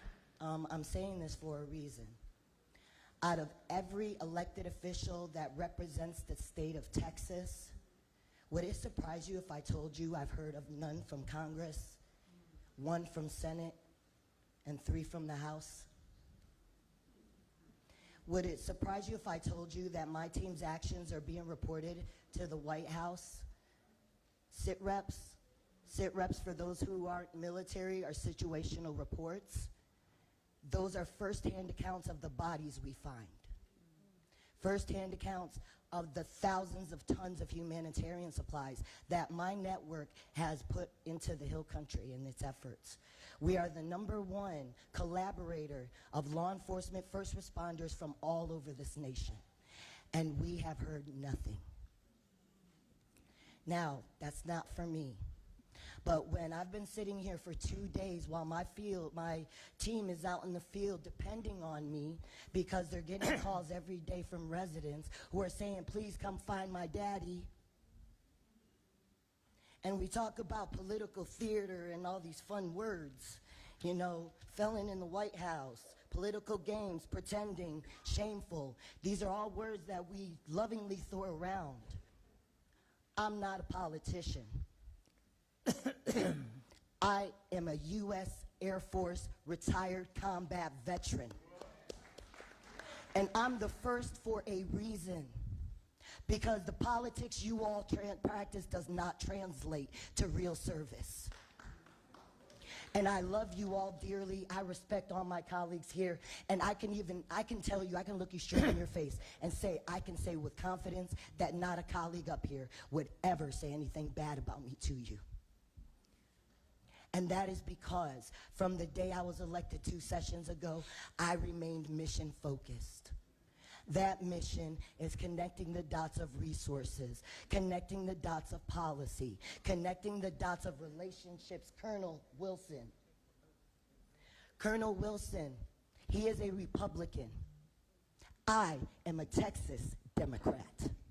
That means something different. Colonel Wilson and I, politically, night and day. I'm a civil rights activist. I'm the secretary of the Texas Legislative Black Caucus. I am the whip of the Mexican American Legislative Caucus. I am the secretary of the LGBTQ caucus. And all of my colleagues still love me. So while we're sitting around here entertaining the racism, we know it's alive and well. Trust me, our boots on the ground are witnessing it with the very people that we try to help. We know what it is already. But how are we going to navigate from this point forward? And I'm telling you right now, division is not the way. The only way is to unify. Unify one Texan, one party. My call is, please, Mr. Chairman, if we could please, and Congresswomen, I need you. We need our commander-in-chief right now in Texas. People are hurting. Okay. We need it. If I may say, Mr. Chairman, if we could please, I would love for us to get together, finish out these hearings because Texans need to have their say. We need to go to Monday, finish out our hearings, and then ask to please have a brief hold so we can focus on this disaster, bring this up in the next session, set up appropriate tours across Texas where we offer more people to be able to come to the table and have their say. Thank you so much. Let me respond to let me give you an example of what happened. I got a call last week thinking I was an attorney. And I said, no, ma'am, and calling the coalition. She said she had a disaster at her home. They put her in a hotel, and her grandchild wanted to go swimming, but the swimming pool was broke. And so, to make a story short, there was another hotel similar to her house, so they moved. And when she got there, they said, "I'm sorry, we can't take you because you complain about the pool." So she went back to the place, and they said, "I'm sorry, we're not going to take you." I told her about HUD and Title VII of the law, but I said, we are going to meet with you, and once we do a thorough investigation, we're going to deal with the hotel and embarrass them for such inhuman and unconscionable action. Mr. Chair. Mr. Wally, for what purpose? Chairman, respectfully ask, you allow me to answer a few questions of the panelists. Absolutely. Chair recognizes Mr. Wally. Question panel. Thank you, Mr.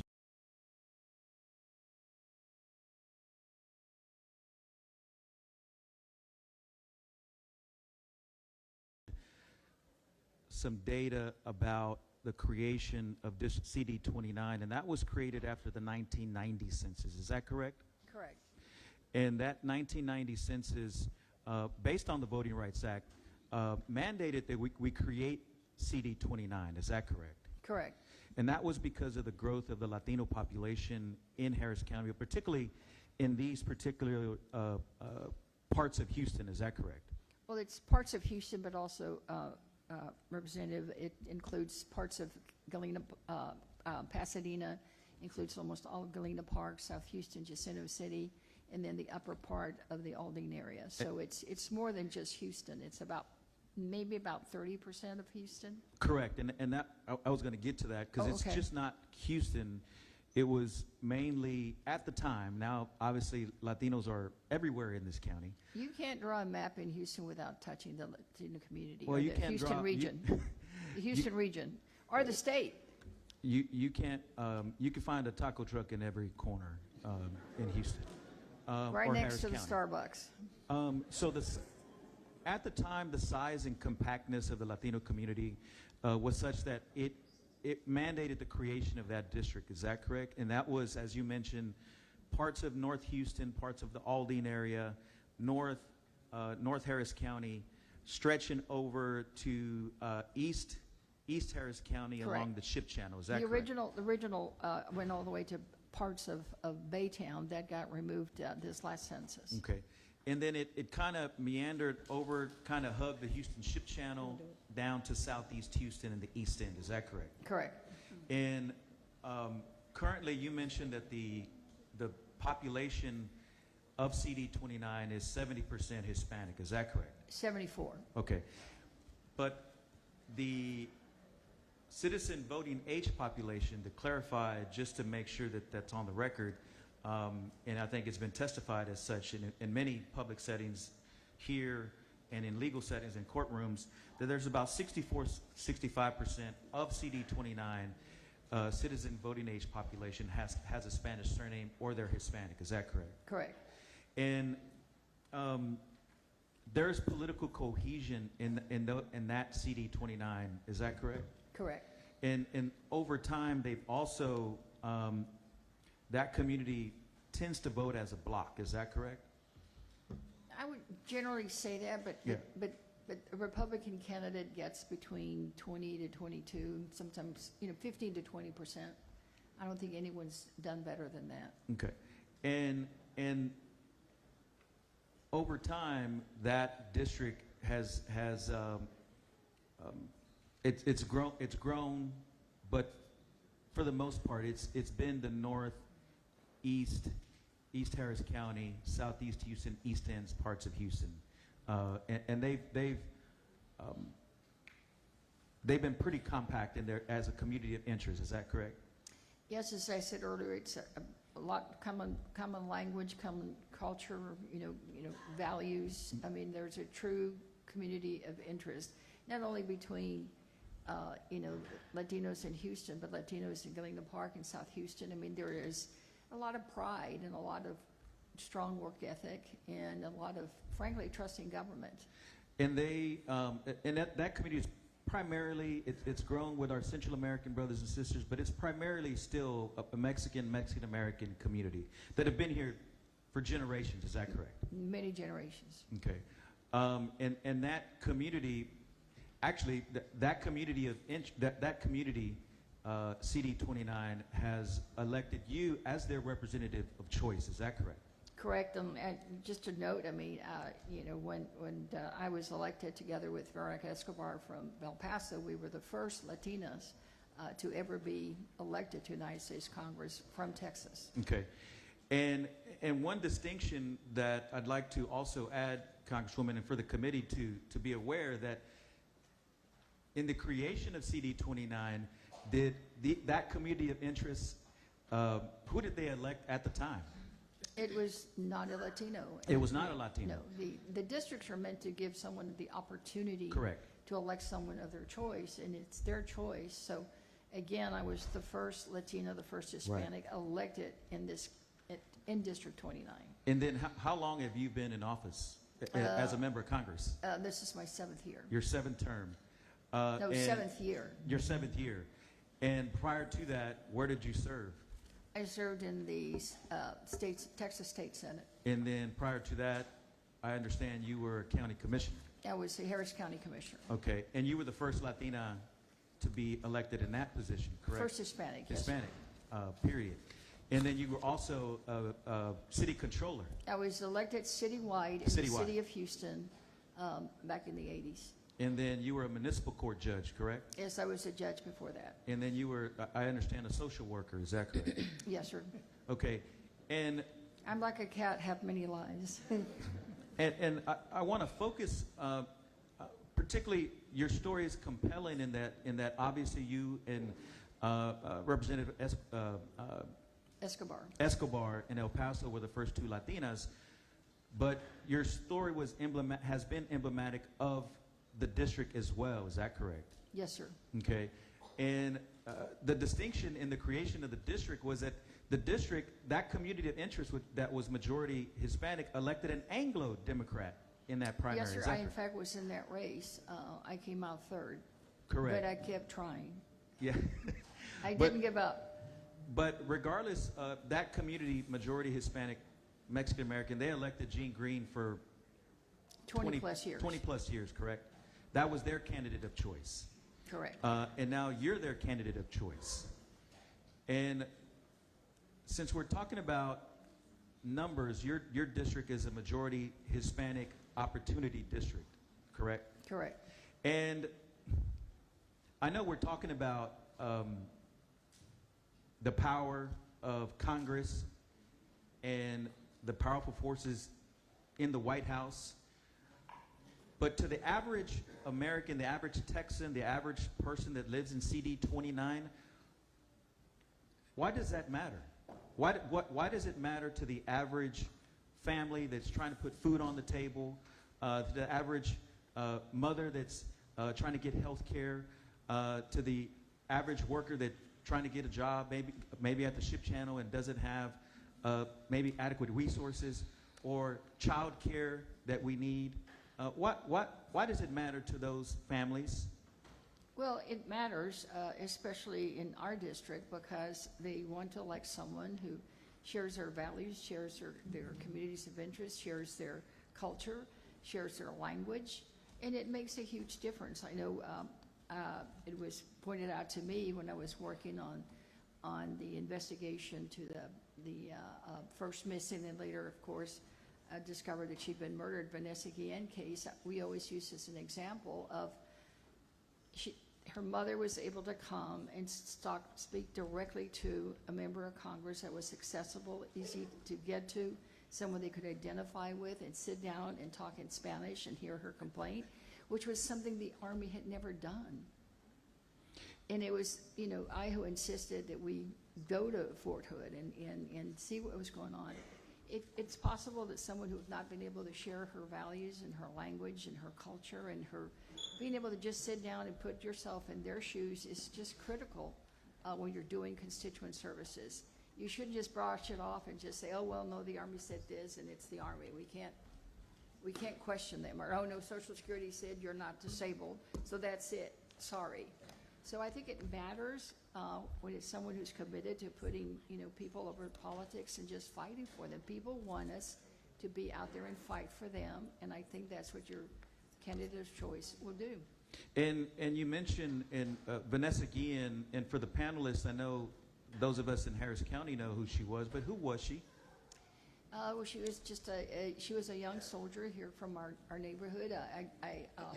As a result of redistricting, her family no longer lives in my district. They now live in Congressman Green's district, and that's another issue about why it's important for districts to stay together, because they had to go to Congressman Green and kind of not really start all over, because obviously she was already gone, but she was sexually assaulted. She was murdered and dismembered, and her remains were buried by a river there in the Fort Hood area. Initially, the Army was not being aggressive enough, in my view, in searching for her. They just considered her missing. So we really had to push and get the White House involved and others to make sure that they did the right thing and search for her. And then they discovered that she'd been murdered right there at Fort Hood. And Vanessa, born in the United States. Born in the United States. Was trying to serve her country. Serving her country. And all was she ever brutally wanted murdered. to do. Was brutally murdered. But as I understand it, her mother is from Mexico. Is that my understanding? Correct.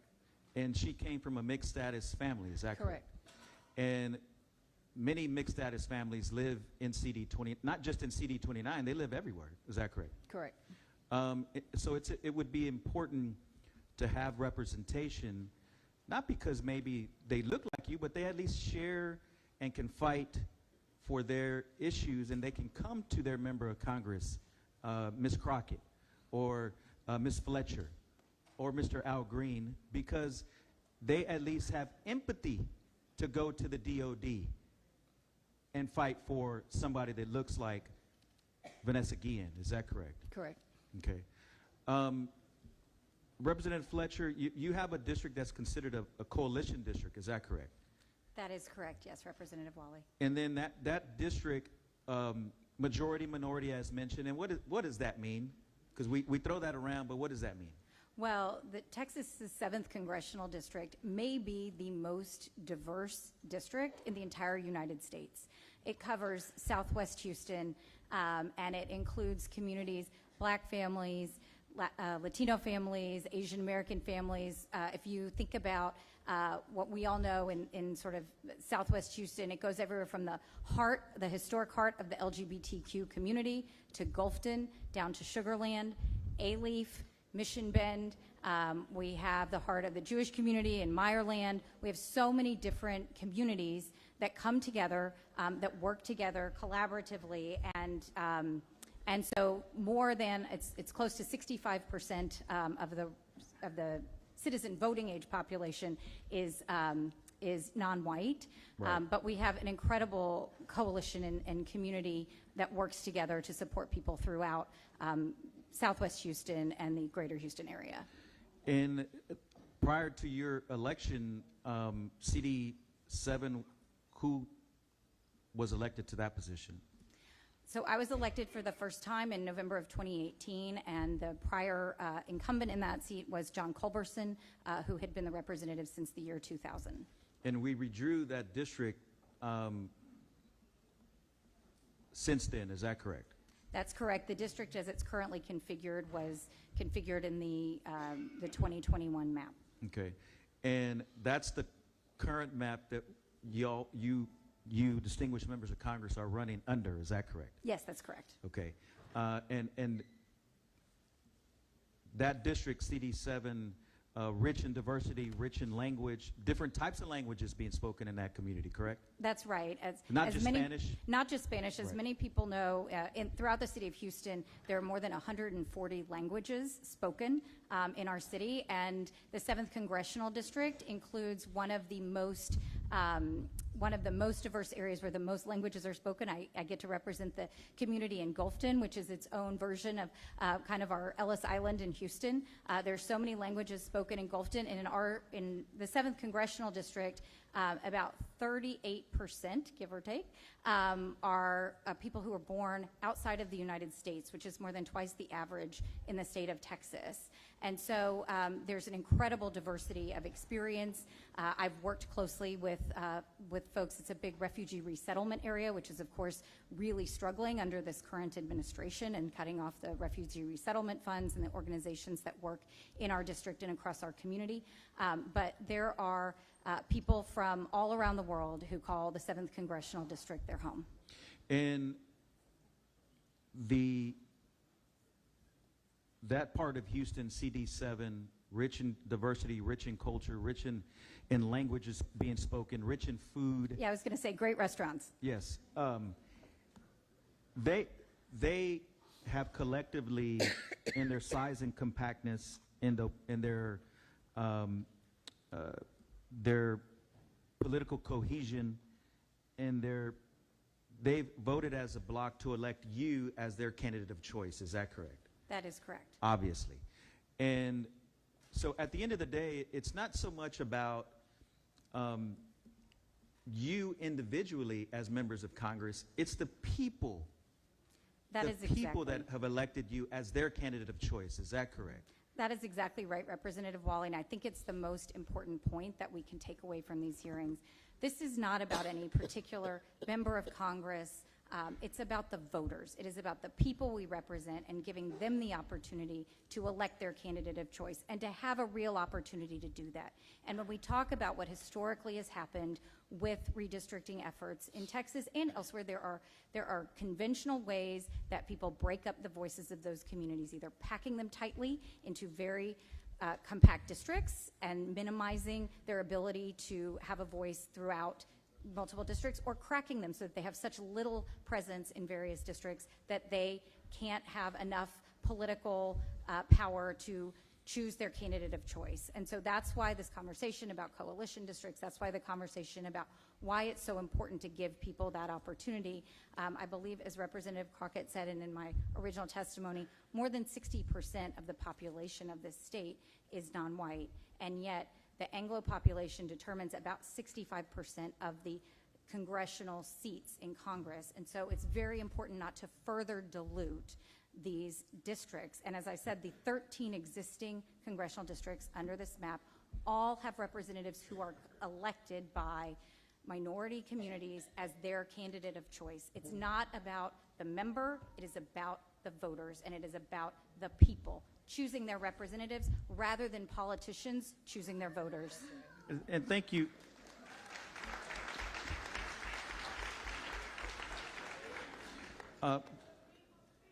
Representative Fletcher, and I think you heard the question that I posed to Congresswoman Garcia, and it's unfortunate because I would ask some of the same line of questioning to our member of Congress from CD18, but they haven't had representation in about a year. And I'm sensitive to that only because I worked for Congresswoman Sheila Jackson Lee for many years ago, and loved my service in working for her as well. But why does it matter? Why does it matter to the average Texan who loves this state like anybody else? Why does it matter? Because we're talking about a power struggle, right? A power struggle that's occurring. But why does it matter to average people that live in your district? Well, I think that this matters, and it should matter to every Texan, because what we're talking about are the fundamental principles of democracy.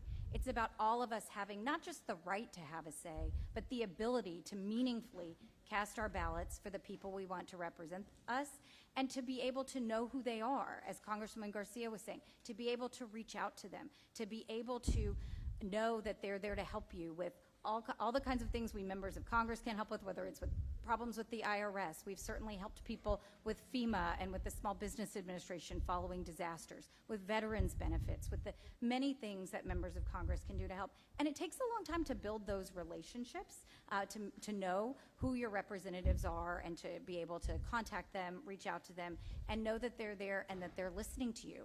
And one of the most important things we can do is be connected to our communities and be present in our communities. And one of the challenges that we see in some of the maps, and Representative Crockett talked about this too, in past maps where communities are broken up so that communities don't have the same ability to have those relationships and to have that contact. But what we're talking about here, as you mentioned, is so much bigger than any one district. It is about the fundamental principles of democracy, and it is about us being able to choose our representatives and have our voices and our votes count at the ballot box. And as Congresswoman Garcia mentioned in her opening testimony, right now we know that in the United States Congress that it's a very slim majority, and that in part the reason that the Republicans are in the majority is because they redistricted North Carolina and took away 3 Democratic seats, which is the margin in the House. The policies that this administration is imposing and directing the House Republicans to vote for are deeply unpopular, and they are going to result in real harm to our constituents. And we're talking about 17 million Americans losing access to health care. We're talking about cutting funding for food assistance. People are going to be hungrier. People are going to be sicker because of the policies that this Congress is passing. And so if we don't have the ability to send the people that represent us and our values and what we care about to Congress, we're going to continue to see policies that people don't want because they aren't actually able to change the outcome of the election. We should all be accountable to the voters, and we shouldn't change the map and change the game and move the goalposts in the middle. We are in the middle of a congressional session that is going to go down in history as one of the most damaging to the American people.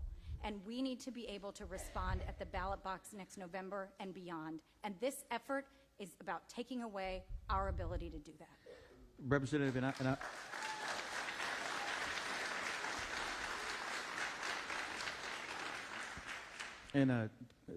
Chairman Vasud, I apologize. I'm going to end my questioning here, but I'm going to just ask a follow-up question. At the end of the day, though, you mentioned legislation at the federal level that is very unpopular. But what does that mean? Does that mean children getting kicked off Medicare or Medicaid? Exactly. Okay. It means children losing their Medicaid. It means people losing the subsidies that help them afford health insurance. It means people not being able to go to Planned Parenthood to get birth control. It means that there's no food assistance for families, millions of families not getting $6 a day to help keep them from being hungry. It means not having school lunches in schools. It means so many things, and that's the tip of the iceberg. I mean, there's so much that got rolled up into that one big ugly bill, 1,000-page bill, and done in the dark of night. People are still figuring out what's in it. Our electricity rates are going to go up. Our electric bills are going to be higher. There are so many terrible things coming out of that bill. And people need to be able to say no to that. Yeah, Congressman Garcia, it wasn't covered in that particular bill, but the immigration policies that we're seeing that people across our community are devastated by and afraid of. People who live in the 7th Congressional District are afraid to go to church. They're afraid to go out. They're afraid of what's going to happen. And I hear that from my constituents because they know that I share their values, and they know that I'm up there fighting, and they need to be able to continue to have a voice in Congress.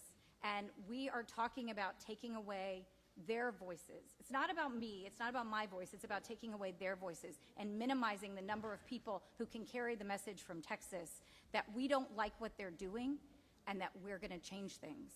And you have to be accountable to your voters. And when you talk about drawing these maps this way, to make sure that They don't need to worry about whether they get reelected. That's a disservice to every single Texan. Thank you to the panelists. Members, any other questions for the members of the panel? I know we've been going a while on this one. I have a question. Chair recognizes Ms. Pearson for a question. Thank you, Chairman. Thank you all for being here today and sharing your passion on this issue.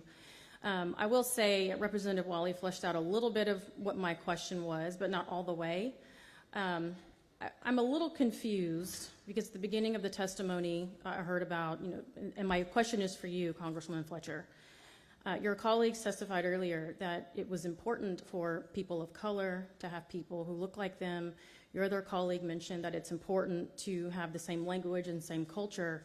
And then you testified that you have is it 65% non-white district? That's right. And do you agree with that? I'm just curious because for me it sounds like in your position, Black and brown people just simply vote for someone who best represents their values, not based on their race or culture. So I'm just curious on what your position is on this. Well, I think you've heard many people say over the years, if you can see it, you can be it. I think it is important to have diverse representation in the United States Congress of all kinds. And the geographic diversity is built in, but the diversity of members of different racial and ethnic backgrounds is absolutely essential.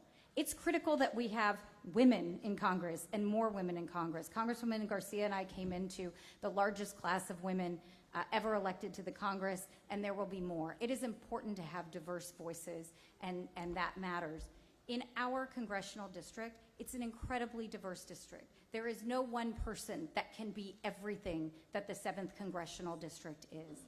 But what we do need is somebody who cares about everybody in the 7th Congressional District, who prioritizes them and their needs and their values and priorities and is accessible to them and is out in the community and is working to understand the experiences that are not necessarily my own personal experiences, but the things that matter to the people I represent.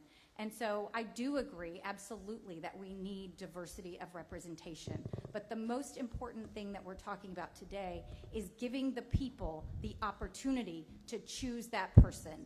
And when Donald Trump says, I need 5 more Republican seats, you are taking the ability away from the people to decide who their representative is going to be, and that is wrong.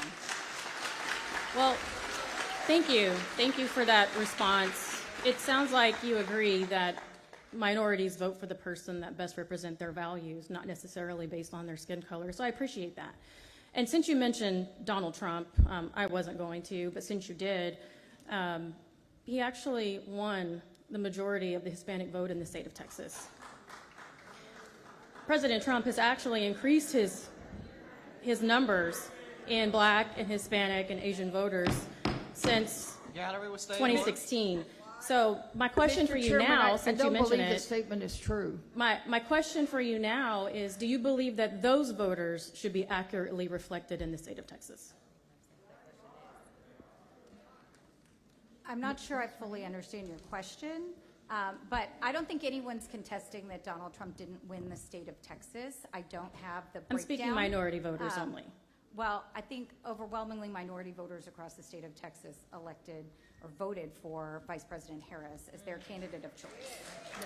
That's not accurate. But my question for you is, do those voters deserve the same representation? I'm gonna just jump in really quickly. Thank you. I think earlier I made it clear. You say what? I made it clear that the majority of the state is minority. 60% of the state is minority. So when you're drawing maps, just to be clear, you should not be looking and trying to guess and figure out who voted for who. It should be about minority representation and them allowing them to elect their representation. If we did right in this state, regardless of who anybody votes for, because we don't have a magic wand, even though I know that Trump is afraid of them Black votes, but nevertheless, so when I do the math, 24% or 24 of the 38 seats that we have in the state of Texas, they should be represented. It should be minorities that are electing their representation. So if y'all are going to draw maps, I just want to be clear. Instead of us having 14, I think there's, 14 total because it's some. instead of having 14 seats that minorities are allowed to elect their representation, take it up to 24. If Donald Trump feels like he's going to be real strong, if Abbott feels like he's going to be real strong, if everybody sitting here feels like they're going to be real strong with the black, brown, Asian, whoever, that is perfectly fine, so long as their communities are not broken up. So all I'm asking is that we do follow the law, we follow the Constitution, and we give Texas 24 minority opportunity seats because 60% of this state is represented by people of color. And to go to your point, I do want to be clear, because it's not about who sits in the seats, it's who does the electing. Right. One of those new seats, because we got 2 new seats in 2021, they both are Anglo majority districts, even though there was no Anglo majority that we got information about in the census. One of those seats elected a black man. The other seat elected a white man. One is a Republican, one is a Democrat. So I want to be clear that this is about race, because when we start to talk about the Voting Rights Act and we talk about Section 2, that is what it's about. It's about the state being reflective of the minority voices in that state. And when I'm talking minority, I am talking color. I don't care who they elect. But it's up to them to do the electing of who it is that they want to see, not allowing a minority of people, which Anglos are the minority in this state, allowing them to have an over-representation in D.C. That's it.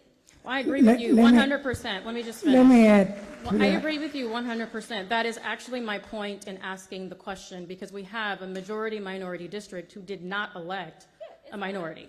So thank you for your answer. Let me add to that. We've been locked out of the system for so many years. Lack of representation of people of color. That is the intent of the Voting Rights Act. And a person like her that does a good job gets elected by a majority of people of color. But the intent, we must not forget, and I agree with our colleague here, on the number of representation from Texas should be. I agree 100%. No, I just wanted to ask the representative what her source for the statement she made that the Latino population Unfortunately, majority. ma'am, questions only come from the dais. Okay, well, she asked the question of the panel, and I'm just responding. I guess she doesn't want to answer. Well, enough said. Any other member wishing to question this panel? Chair recognizes Ms. Jones to question the panel. This question is to the congresspersons sitting out there, because you know your districts, your boots on the ground. So all 3 of you are lawyers, correct? Correct. Yes. Okay, I thought so. And have all 3 of you participated in redistricting in your capacity as elected officials ever? I was on the special committee on redistricting when I was in the Texas Senate, and I was been through about every redistricting since we redistricted city council back in the 90s. Okay. And I was in the State House in 2021 when we doing did that this redistricting. Yes. So you have or you have not? I have not been involved in redistricting in any official capacity. I was a sitting member of Congress when the last map was drawn, and so I observed the redistricting process, but I have had no involvement in it. Okay, so then my question is to the 2, Congresswoman Garcia and Congresswoman Crockett. This redistricting process, please explain to me if it's the same or different than previous redistricting processes. Could you do that, please? I can tell you that we noticed a lot of inconsistencies, and I was able to testify about this because we are in litigation, and it is so interesting that the state for 4 years has been arguing how these maps were race neutral and how great these maps were, and we do know that every single Republican voted for these maps, but now all of a sudden they don't like the maps that they put into place. But nevertheless, I will tell you that there was some random person or persons that were in some random room that were drawing maps. I never got to see the person. We heard rumblings that it was a guy that had messed up maps, I believe, in Colorado or some other state he had been in. And so this was not a matter just for the people that are sitting here. We have the ability to draw maps as lawmakers. There is this thing called Red Apple. And we actually, when it comes down to doing our maps for the State House, we didn't let some random person in the room come and draw those for us. We actually drew the maps ourselves. And so I participated. I offered an amendment specifically on Texas 30, which I was not representing or running for at that time. And in order for me to get my amendment approved to even be able to make the amendment, number one, we had to pre-file, which that never happened. We had gone through redistricting for our state house maps. There was no pre-filing of the amendment required before you could actually bring the amendment to the floor. So I had to pre-file with an amendment, and then ultimately, before I could actually bring the amendment on the floor, whoever these random people were in the room, I never got to go. I had to hand my amendment off to one of my colleagues from the Republican side. They then went to the people in the back somewhere. Then they came back out and told me whether or not I could actually present my amendment on the floor. We also know that they did what they're doing now, which is pretended as if they were going to draw some maps, but in actuality, somebody else is going to give them the maps. And then they had people testifying as if they were listening, but then there is no clear record for the courts about how people feel when they directly impact their districts, because they weren't given an opportunity to talk about the impact on their districts because they don't know the impacts. But they get to say that we did hear from them when you really didn't. So in order to file, would you agree with me that in order to file an amendment, there's got to be something filed? Yes. And I have to like it or not? Yes. And then if I think something needs to be changed, then I file an amendment to change that. Would you agree with me on that? Yes. Okay. So in the process that we're having right now, there literally is nothing to file an amendment on. Would you agree with me? Correct. Right. And so let me ask you this. Whenever there's a map proposed, because whenever there's one filed, and for purposes of people who don't understand, the way that a bill looks for a map is it has a whole bunch of like zip codes. Yes. It tells all of the zip codes that are a part of whatever congressional district it is. So it's hard to tell what it looks like on the paper, right? So, but sometimes you can see the picture when you file what the map actually looks like in Red Apple. Correct. So my amendment, it had the picture of the district. So you could see the counties, you could see, because Texas 30 fell under the Voting Rights Act, it was important to lay out what the citizen voting age population was as well, to make sure that there were no violations. So it's a little bit more, but you do get typically a picture. But my point is this: after you give them the picture and the people in Ledge Council redistricting put all the zip codes in there, then you can tell. And would you say that's, and this is a yes or no question, is it simple or is it complicated? Oh, the entire process is very complicated. Right. And the reason I bring that up is the fact that we're not having public hearings where people have time in advance to look at these maps so that they can figure out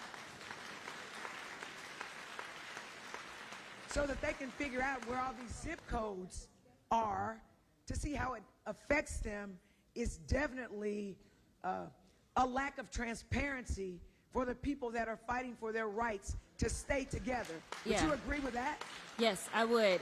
I would say that this is not a flaw in the process, but instead this is a design. Correct. In the process. Correct. And so that's a problem. So are you asking this committee specifically, who holds these public hearings, that once the bill is filed, that has everything divided up, that there be public hearings across the state so that people will actually know how this bill/map affects them, and only then can they make educated testimony about how the maps will affect them? Do you agree with that? Oh, absolutely. I mean, as we heard the chairman say, we are here to testify on this instead of for or against. And you know, as a representative, that typically when we have hearings, you are testifying for or against. But when we go to court, because this ultimately will go to court, because I know how Texas likes to do, ultimately, when you're looking at the record, it doesn't look like anybody was against it. Exactly, which is why when you come up to testify, and you understand this because you used to sit in this seat in the House, they're asking you to be neutral. Correct. Right? Which hurts us in court later, correct? So are you asking, or you three Congress people asking that after the bill with whatever map is shoved down our throats is filed, are you asking for us to have hearings, public hearings, with time for us to evaluate and reflect and figure this out and talk to our constituents, to allow our constituents of Texas to come and testify about the specific harm or good that these maps or that this bill is going to do? Is that what you're asking? We're absolutely asking for that. Absolutely. And I'll tell you that as much time as they are spending during these field hearings without a map, they should absolutely invest even more time once they have the maps. So the idea that they're going to minimize the amount of time that people have to speak on this and actually do less when they have more is a problem, and that should be something seen as irregular in this process as well. And Representative, my experience, of course, was serving in the Senate, and we did do, during that period, we did 4 field hearings. And of course, the biggest flaw in this whole process is that we're letting the White House dictate and prepare the maps in some back room. We don't have a map. It's difficult to speak about an item that you haven't even seen.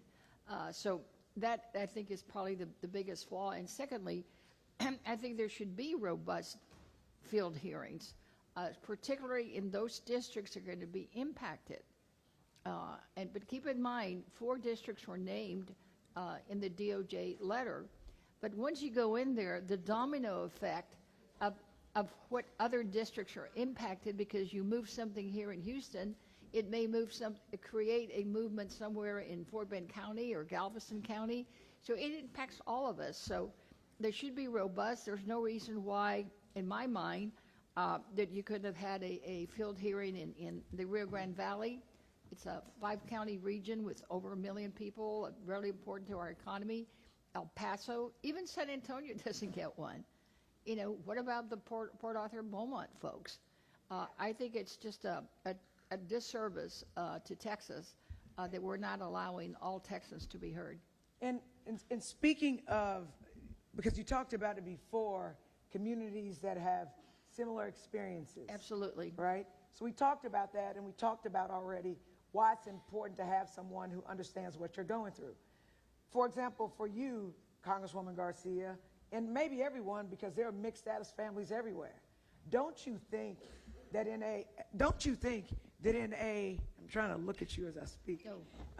Don't you think that in a community, for example, if you have a mixed status family, right, and you have people actually going through the citizenship process, they have their documentation, right, and then that you be able to call a congressperson like you, Congresswoman, who is going to try to help you get your citizenship because you're trying to go through the lawful process, rather than have a congressperson, if they crack your community, that is actually trying to deport you or get your status in court dismissed. And by that I mean this. We had so many people didn't understand what was going on when President Trump was getting rid of all those immigration judges.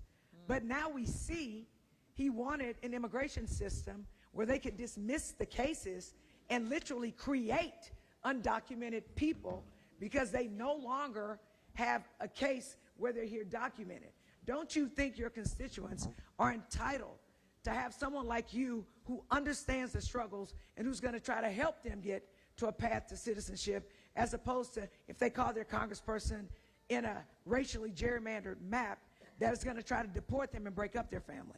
Is that an accurate concern? Well, of course, it's always been a concern, and regretfully, I have to tell you that we take many calls where people call us from another district who tell us that they called their member of Congress, but they were told over the phone that there's no one who speaks Spanish to really work with them, or who will tell them, well, we don't really handle those kind of cases, call Garcia in Houston.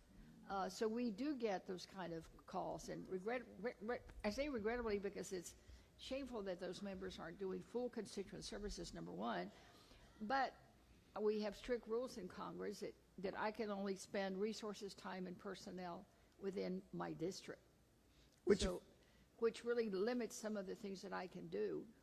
So I wish that there was more members of Congress that looked like me and did constituent services to everybody in English, Spanish, Vietnamese, whatever language. So it effectively disenfranchises people Right. who don't look like you. And it makes them not have faith in government, not faith in the process of the system when they can't even get a phone call returned.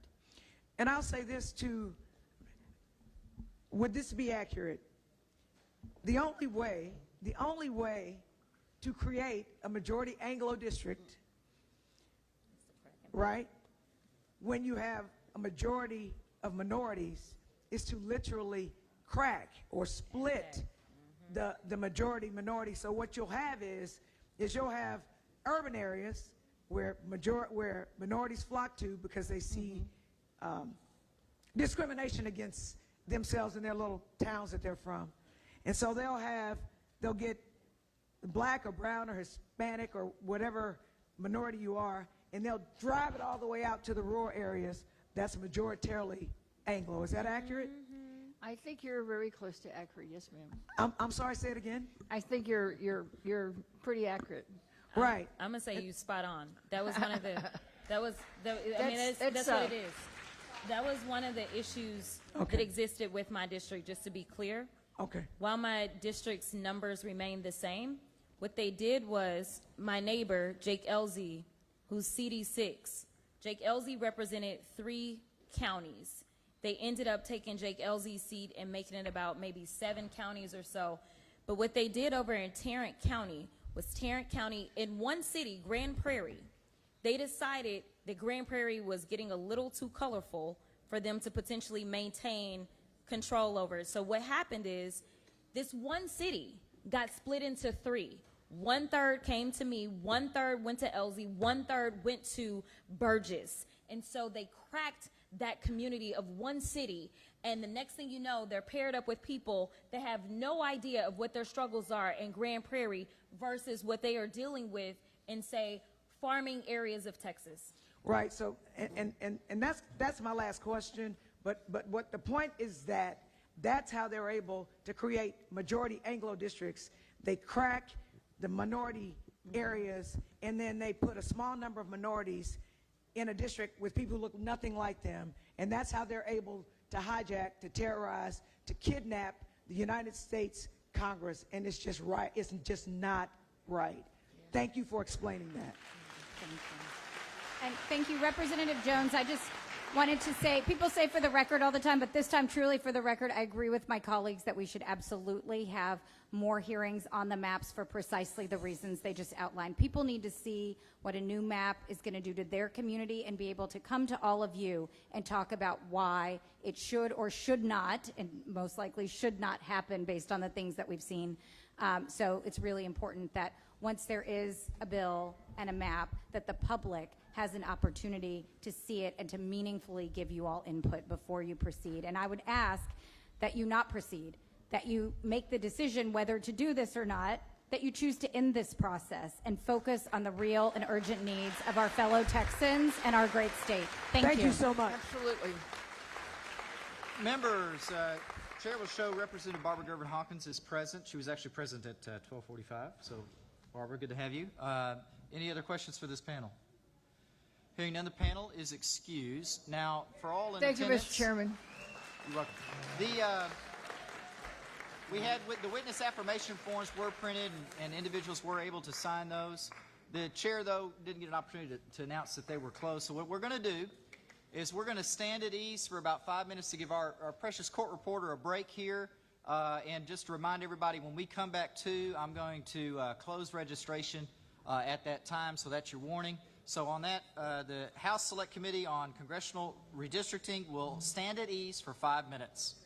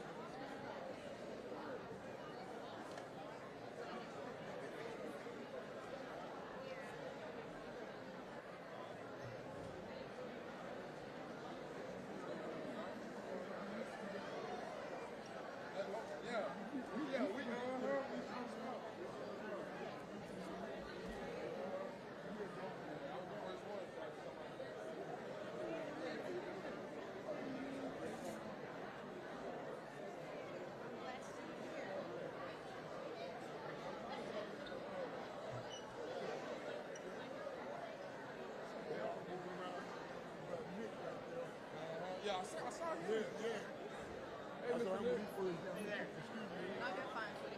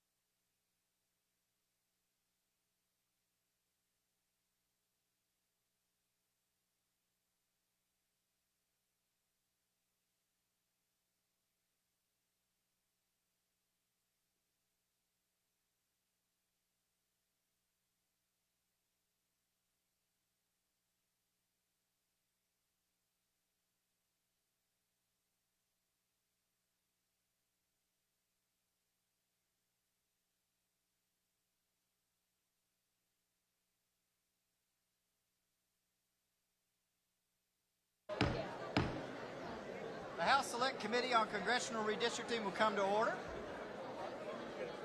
And that's all right if it takes a little bit of time. The House Select... My audio on? The House Committee will come to order. Thank you, Dean Thompson. Please take your seats. We'll give you a little bit of time. And just so the record is clear... Come sit over here. I'm going to make sure everybody hears me. Just so the record is clear, anytime we take one of these breaks where we're standing at ease, that clock's not running. I just want you to know that. And just so you're aware as well, thank you, Speaker Moody, all the questions that we had at the very beginning, none of that counted towards the time at all. So that clock only runs when someone's testifying or answering questions up here at the front. All right? And just so the record's clear, we've only used an hour and 22 minutes, okay? So now, as the chair previously mentioned, the time for registration has been reached. Is anyone else in this room that is present wishing to register or testify but has not registered or testify? Chair hears none. Registration is closed. All right, members, we have one more important announcement. Would Crystal Jordan... Is Crystal Jordan here? If Crystal Jordan could make her way into the room or up front, I have your credit card. Now, I'm a man of honor, and I am not going to use your credit card, but if you could come claim it, I would feel much better about myself. Either that or it's going to go to the police. So, if Crystal Jordan could come kindly pick up her credit card, and it is in the safekeeping of the chair right up here at the front. Now, with that, we're going to go back to our panelists here. Chair will call as our next panel Dr. Sergio Lara, Al Green, Nick Lampson, and Sasha Leggett. If you'll make your way up front. Now, Dr. Lara, we're going to have you go last because I need you to sign your witness affirmation form. I'm going to have them bring that to you. I haven't started the clock. And our next panel after this, so please be ready, is going to be Bishop James Dixon, Christian Menifee, and Augustin Pinedo. And I apologize if I messed up any of those names. With that, we're back on the clock. Chair calls Al Green. Chair shows you register to testify as Al Green on behalf of yourself on Congressional Redistricting Plan. Of course, you're the congressman for the 9th District of Texas. Is that correct, sir? It is. Please give us your testimony. Before I give my testimony, Mr. Chairman, I do have a document for the record. And we have passed those out for you, Congressman. Well, thank you very much. Mr. Chairman, by way of further introduction, I am Al Green, a liberated Democrat, unbought, unbossed, and unafraid. And I stand and sit here today because the Dean is correct. The Attorney General of the United States, by command of the President of the United States, has indicated in a letter, and I shall just read one sentence. It says, if the state of Texas fails to rectify the racial gerrymandering of Texas 9, Texas 18, Texas 29, and 33, the Attorney General reserves a right to seek legal action against the state, including without limitation under the 14th Amendment. Literally, the state has been ordered to do what we're doing by the AG. I'm not sure that order has to be fulfilled. But in so doing, the Attorney General has singled out 4 congressional districts, all of whom are represented by people of color. The co-chair is eminently correct. This is about racism. It is about people of color being denied the opportunity to have representation. I know there's some question now as to why people have to have people of color. Because I've walked the neighborhood, government of the people. I played pool in the pool halls. I've been on the buses. I know the bus lines. I kind of think it's good to have somebody who's been in the hood with you. It means something. It does. And while my time is short, let me just end with this, because Thank I you. have much more I could say, but I want to end with this, Mr. Chairman. Mr. Chairman, if this plan is perfected, there will be more white faces in Congress and fewer black and Latino faces. I thank you. Thank you for your testimony. Chair calls, and again, members will question the panel at the end. Chair calls Nick Lamson. Shall you register to testify as Nick Lamson on behalf of yourself on the revised Congressional Redistricting Plan? Is that correct? Yes, it is. Please give us your testimony. Thank you. I'm Nick Lamson. I served Southeast Texas in Congress for a decade and as the Jefferson County Tax Assessor Collector for nearly 2 decades. I appreciate the opportunity to be here today. I thank the chair and the committee. I got to tell you, I'm experiencing a troubling sense of deja vu. Governor Abbott has called this special session to advance a mid-decade redistricting plan just as the Department of Justice raises constitutional concerns about several congressional districts, all currently represented by black or Hispanic members of Congress. And with midterm elections on the horizon and a narrow Republican majority in the United States House of Representatives at stake, the motivation behind this effort is clear, and we have been here before. In 2003, I was a target of Tom DeLay's mid-decadal redistricting scheme, the first in the country. That plan was not about reflecting population changes. It was about locking in partisan power. I was approached and offered a deal, switch parties, and they'll leave my district alone. I was even promised a committee chairmanship. I refused because public service is about the people you represent, not personal gain. DeLay thought he had drawn himself a safe seat, and I ran against him to prove that no abuse of power goes unanswered, and I won. Communities of interest deserve fair and undiluted representation. The people of Texas deserve maps that reflect who they are, not maps that are designed to protect the powerful.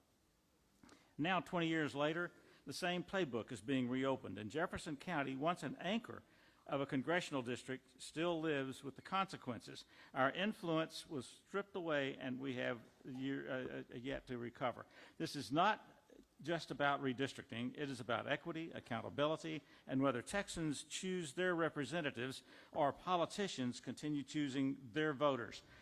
Democracy does not belong to a party, it belongs to the people. And it is the responsibility of every person in this room to protect it. I urge the committee to reject the effort, not because it is inconvenient, but because it is wrong. Thank you for your testimony. The chair recognizes Sasha Leggett. I shall you register to testify as Sasha Leggett on behalf of Harris County Commissioner Rodney Ellis on the revised Congressional Redistricting Plan. Is that correct? Yes, sir. Please give us your testimony. Chairman, members, my name is Sasha Leggett, and I am here to read a statement on behalf of Harris County Commissioner Rodney Ellis. I've been in this fight before. In 2003, I broke quorum and left the state to stop discriminatory redistricting maps from becoming law. The media called me a father in exile. I spent a month away from my family after my youngest daughter was born because I believed Texans deserved fair representation. And now we are here again, but this time it's worse. This isn't about redrawing maps. It's about erasing progress, about dismantling the Constitution and destroying what remains of the Voting Rights Act. Let's be honest, this process is designed to break apart multiracial coalition districts, undermine Black and Latino voting power, and concentrate control in the hands of a small political minority. Texans of all backgrounds have built power together across race, region, and party, but instead of honoring that process, it punishes it. These maps being drawn are not to represent the people, but to insulate a shrinking group of politicians from accountability. And make no mistake, this is a political operation, a top-down strategy driven by Donald Trump and his allies to rig the rules, silence opposition, and turn racial discrimination into law. Even the process itself shows the intent, limiting hearings, cutting people off early, and no in-person access in Austin. Nearly a quarter of Texans don't have internet, and they're being shut out. Let's not forget this. Nothing has even been filed. Texans are being asked to testify on something we can't see, we can't review, and we can't trust. This is not representative government. It's a coordinated assault on our democracy, and we will fight it. Thank you. Thank you for your testimony. Chair, and if members of the audience could please withhold your replies just because it takes a little bit longer than for me to announce the next witness. I want to be as efficient as we can. Chair calls Dr. Sergio Lira on behalf of the Greater Houston LULAC on the revised Congressional Redistricting Plan. That's your registration, is that correct? That is correct, and also I'm the chair of LULAC Redistricting Task Force that was created after the 2020 census. Are you intending to testify on behalf of them, or is it okay if your form just says testifying on behalf of the Greater Houston LULAC? I'll go ahead and testify on behalf of Greater Houston LULAC. Okay, understood. Please give us your testimony. Yes, it's called the Courage to Care. I'm asking all the Republican colleagues to have the courage to care, and let me explain why. Because the population boom in Texas in 2020, according to AI and Google, was 95% folks of color, mostly Latinos, Asian Americans, and African Americans. This population growth, as you know, was rightfully every census and population growth, we ask for new congressional seats. This is democracy. However, a majority-minority district was not created. In fact, as we know, 2 congressional districts were Republicans. But I want you to know that the Latino economic force that's happening in our state contributes $582 billion to the economy. I know that your heart is in the right place to do the right thing. And I know you want to ensure fair representations to everyone in your district. And you have voted for the previous map that was considered race neutral. But you were elected to serve all constituents, and Latinos are now the majority in many areas, and in particular these 4 districts. But I want you to know that Latinos live in your community. Latinos attend your church. Latinos go to your schools. Latinos build your homes. Latinos are actually the essential workers in this building, and they need representation. Do not vote for the mid-decade redistricting map. Let me tell you why. It's a dangerous precedent. It will cause a snowball effect where, in fact, Democrats may do the same thing in the blue states, and in reality, we're all lose. Let's focus on saving lives. Let's focus on flood litigation. Let's focus on the THC legislations to no longer hurt and harm young children. What's more at stake here is the lives, whether you're red or blue, but we have to save lives and do what's right and have the courage to care. And let's keep things as they are. Thank you. Thank you for your testimony. Members, any questions for the members of this panel? The chair recognizes Mr. Manuel to question the witnesses. Thank you. Mr. Lamson, we're from the same area, and we have a very different demographic than most people. We are really mid-sized rural, and we're often grouped in with Harris County when it comes to health care access. Can you tell me what has been the consequences of not just Jefferson County, but Orange and Hardin and those other East Texas places that we used to have districts where we had things more aligned in, what that's done to our rural hospitals, to women trying to give birth, for people who need health care access when we had those districts of interest split in 2? It was a true community of interest, We had primarily interests in coastal issues, industrial and agricultural. The district ran, before it turned to District 9, where Al is now, that district ran down the coastline for a little over 100 miles. There were a lot of issues that were very specific to that area. The main one, the deepening and widening of the Sabine H. Ship Channel. We had worked, my predecessor, Jack Brooks, not the immediate predecessor, Steve Stockman, but Brooks worked for years trying to prepare the continuation of the development of that ship channel. I picked it up, was on this transportation committee, had won support from members of Congress all over the country to be able to move those activities forward. And in 2001, we built the most important piece of it, which is a saltwater barrier, because as the channel gets deeper, salt water comes in, would run up and could potentially kill off the Davy Crockett Forest to the north and other environmental impacts.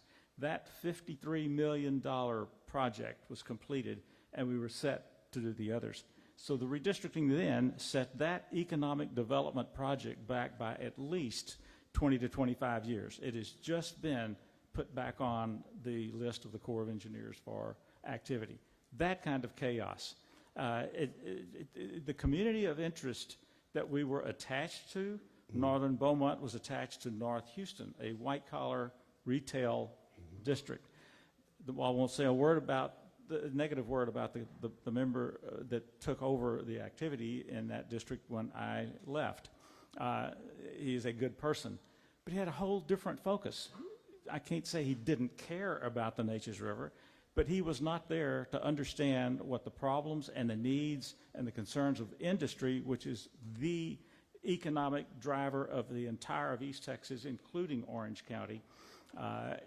It was a major problem for us. And because you touched on this, the way that we were trying to improve our area was to make sure that we didn't get the flooding that was happening from anywhere else that was northern to us in Texas.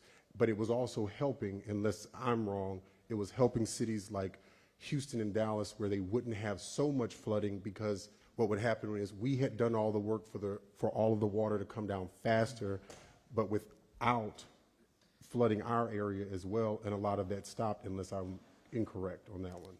It takes a community. People have to work together. Unity is required.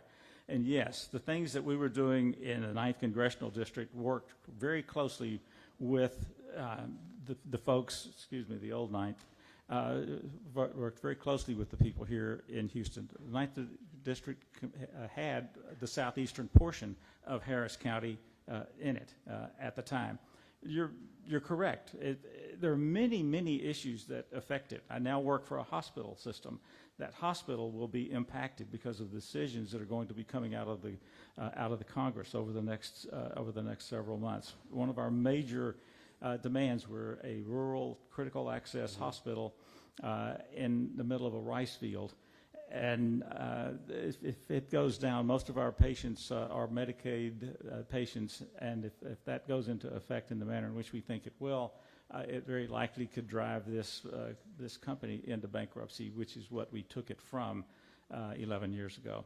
And then this is my last question. When it comes to the Health Care Act, we know that we have women who are trying to get to the hospital in our area and just dying because they're driving 40 minutes to an hour just to give birth because there are no hospitals in certain parts. Can you explain, I guess as fast as you can, explain, have people's income in East Texas gone up or down since they started busting up districts with community interest, that were coalition districts or majority minority districts? Has that helped people's income when we said we were steady in the 90s, or has that made areas like ours go down and become poorer? Poorer. It has not been helpful. And I was on a task force that included folks as far up as Jasper. Actually, some people from Lufkin came down and participated in it as well. And the study was, is there something that our hospital system and the hospitals in Beaumont could do to assist those people up around Jasper, an hour and a half north of us, deep East Texas. And what we found that over I forgot the exact number, approximately 600 women with their pregnancies could not find assistance and had to drive for more than an hour and a half to get prenatal or postnatal care or delivery services. That area is a poor place to be, and it needs improvement and needs someone who cares enough to inject themselves into the issues and make something happen. Thank you so much. Thank you.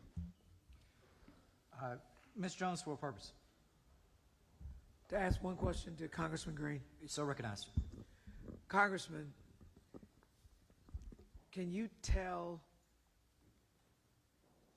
why redistricting, specifically Congressional District 18, is disadvantaged in this process because it does not have a sitting Congress person? Thank you for the question. let me start with this. District 18 has made a difference. And when we had the vote on this big, ugly steal of a bill, it passed by one vote. One vote. If the 18th Congressional District had been represented, it would not have passed with those votes. And the 18th is important because Jackson Lee and I were partners. We worked together. She did casework. If you had a problem and you were a veteran, she would take up your calls. If you were a person who was undocumented and out of the country, she would try to get you back if the law permitted. If you were a person who literally had no air in your home and you needed air conditioning, she would help find it for you. She went above and beyond the call of duty. This means something to people. But let's not forget Sylvester Turner. Sylvester Turner had a very brief tenure. But in that period of time, it became intuitively obvious to even the most casual observer that he was going to be a great congressperson. I was with him the night that he transitioned. We were at the joint session of Congress. Some of you may recall that I was there.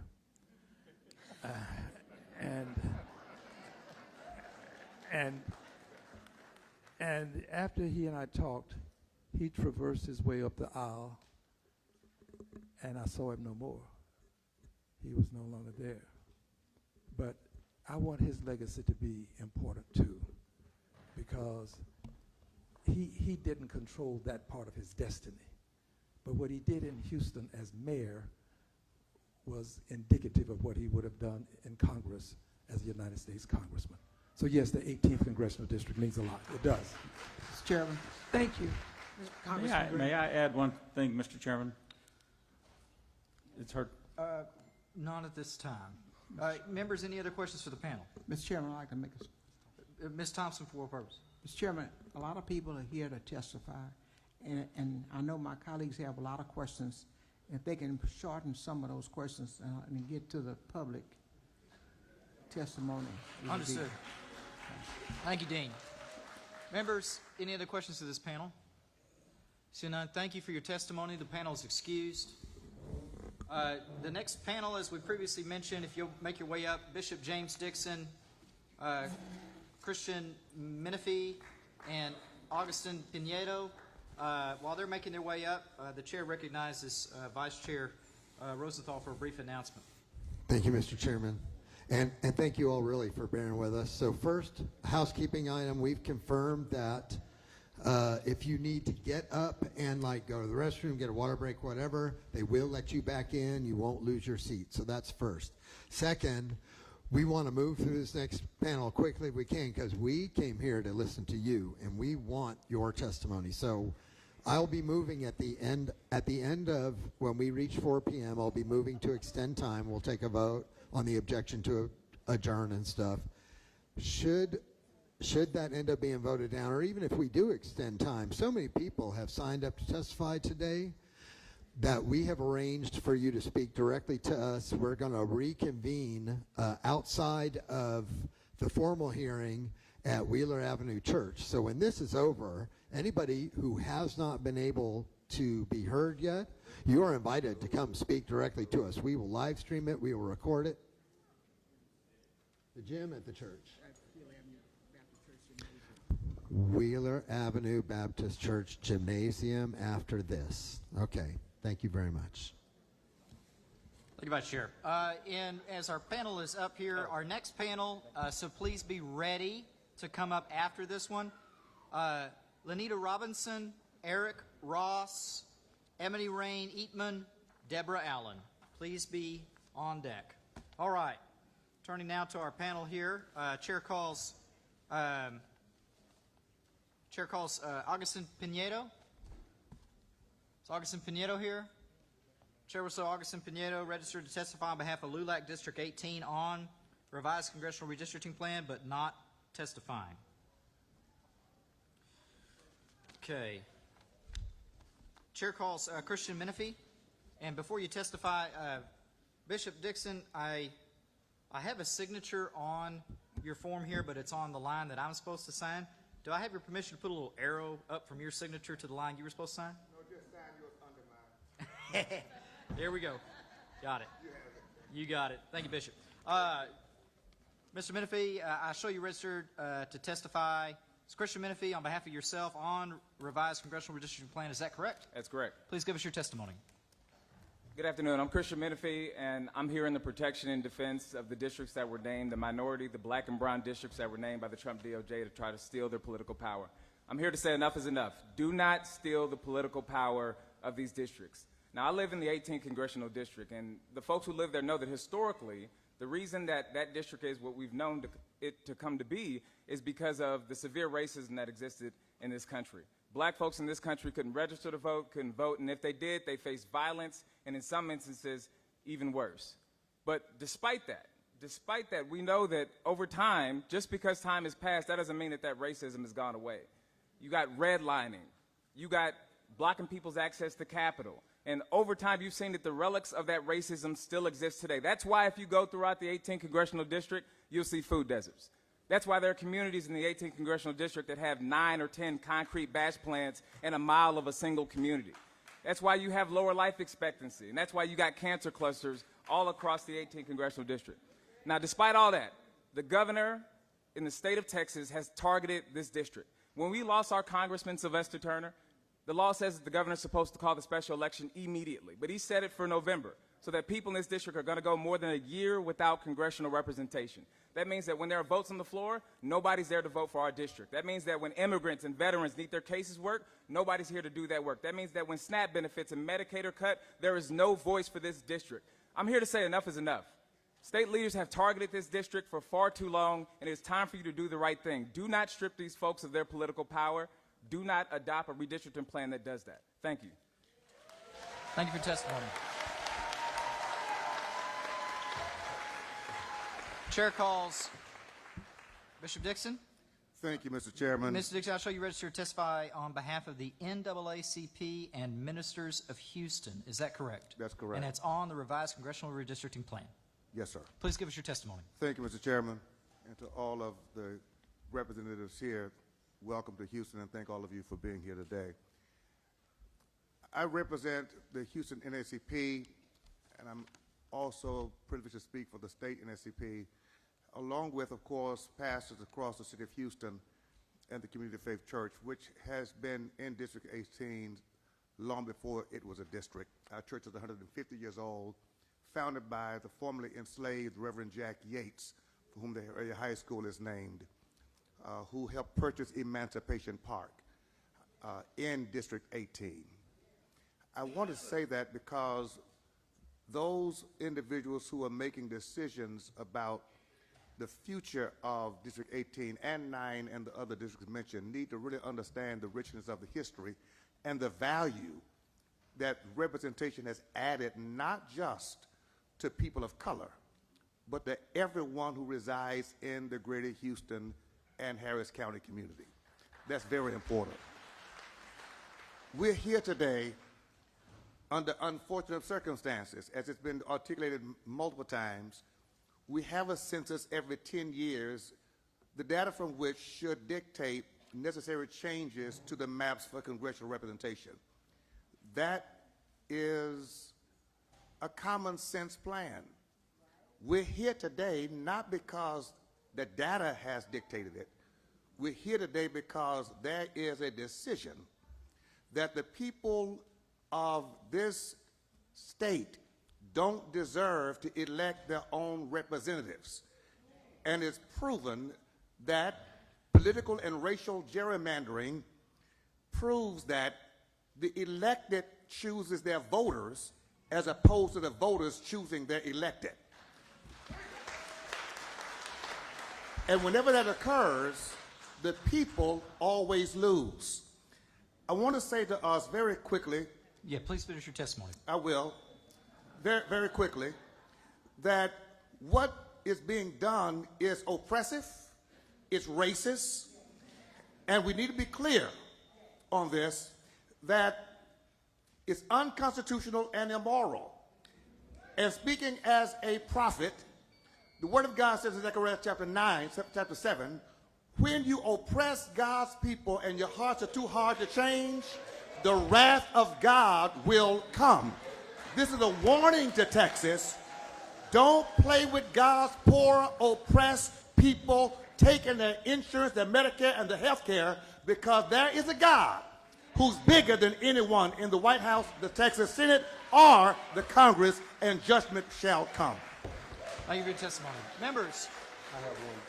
gallery come to order. Members, questions for the panel. Chair recognizes Mr. Manuel, question panel. Mr. Manafort, I know that you're a county official. I have one question about CD 18 because I've brought this up before. How long has Congressional District 18 been without representation? And what have been the implications on the county by not having representation, even though apparently we just need to get a map done and redistrict right now because the governor gave us 2.5 weeks and said, let's get it done? The late Congressman Sylvester Turner passed away on March the 5th. And an important point here is, under the law, the governor is supposed to call the election as soon as practicable. Now, there have been Republican districts, Philemon Vela in 2022, right? When that district became vacant, Governor Abbott called the election to take place in June. And one of the reasons that he gave when he did so in the proclamation was because hurricane season was approaching and people need access to their federal representative to get resources from FEMA into their communities, right? This is the governor of Texas speaking. That same governor then looked at the black and brown folk in the 18th Congressional District and said, you get November, you don't get June. So we're going to go more than a year without congressional representation. When that's happening, I'll tell you right now, back when Congresswoman Sheila Jackson Lee was in office, if there was a hurricane that happened, she was on the phone with the county working with FEMA to get resources back into the community. That's what's missing right now, is we don't have an advocate who can get those resources directly into our community. And we don't have people who are in place right now to handle new veterans cases, new immigrant cases. And of course, we don't have a vote. It's a major, major impact to our communities, and it's completely inhumane that the governor did it, and he gave a nonsense reason when he did it. He said it was a problem with the county's elections. And everybody sitting in this room knows that Tanisha Hudspeth is doing a fantastic job running our elections. Ms. Gervin-Hawkins, for what purpose? Quick question, Bishop Dixon. You're so recognized. I'd like for you to repeat those 4 things so my colleagues can understand. This is serious business. Serious business. And we do not need someone in D.C. in the White House putting their arm in Texas and destroying and dividing our community. What are those 4 things you just said? We're dealing with oppressing poor people, taking their health care. This is Medicaid, this is SNAP. Oppressing our seniors. This is life and death. And when you take away people's health care, their food, oppress the poor, God always responds on behalf of the oppressed. Listen, Texas is about to practice politician politics to enact and legalize politician policies in order to disenfranchise people that some folk think belong back on the plantation. We need to understand that this is against the laws of God and not just the laws of the legislature. It's a higher law than that. And I'm asking every Texan, black, white, brown, Democrat, Republican, if you say you love God, you love people, you've got to love the right people right now and enact the right policies, or your name will be guilty of the blood that it will cost. Thank you, Bishop Dixon. Mr. Chairman. Dean Thompson, for what purpose? I'd like to ask Mr. Menifee a question. You're so recognized. Mr. Menifee, if I live in the 18th Congressional District, are there not cancer clusters there that's not being taken care of? That's right. Are there not being concrete batching plants? We have over 300 batching plants in that area that people are inundated with. Isn't that also a problem there? Yes, there is. And there have also been other EPA problems that impact the health and safety, not only of the people, but all of the people that live within that geographical area that are impacted. That's 100% right. When Congresswoman Sheila Jackson Lee was in office, she was one of the people who was at the table that got the EPA into Fifth Ward to start doing additional testing to address the cancer clusters. When we at the county filed a lawsuit against the state over its failure to regulate concrete batch plants in black and brown neighborhoods, it was Congresswoman Sheila Jackson Lee who helped get the EPA involved to get the TCQ to change the rules. Time after time after time, you've seen that having a fierce advocate in Congress who is focused on environmental justice can really move the needle for people. But right now, folks are dying without a voice. Folks are sick without a voice because the governor decided to play politics with a seat, but he's playing politics with these people's lives. And we've been denied a representation. No representation right now. Thank you. Members, any other questions for the members of this panel? Hearing none, thank you for your testimony. This panel is excused. Chair calls Lanita Robinson, Eric Ross, Ebony Rain Eatman, and Deborah Allen for our next panel. The panel after that, please be ready. Mary Ham, Angela Robin Anderson, Patricia Garris, and Maritza Wong. Please be ready. All right. Chair calls Lanita Robinson. Okay, I'll show you registered to testify as Lanita Robinson on behalf of Pure Justice on revised Congressional Redistricting Plan. Is that correct? Yes, sir. Please give us your testimony. Is that mic working? Is it working? There, if you just make sure you talk right into it. Thank you very much. Let me get right into it. Good afternoon, honorable chairs and committee members. My name is Lanita Robinson, and I am proudly representing Pure Justice, a grassroots organization committed to economic justice, racial justice, and criminal justice reform. I am also a 7th-generation Texan and the granddaughter of a 100-year-old matriarch whose life spans from Jim Crow to George Floyd, from poll taxes to voter ID laws. The mid-decade redistricting effort is not about population shifts or court mandates. It is a calculated move that threatens to dismantle the decades of hard-fought progress in black and brown communities across Texas. When you fracture and manipulate districts, you weaken our collective power to push for economic opportunity, for fair wages, infrastructure, and education.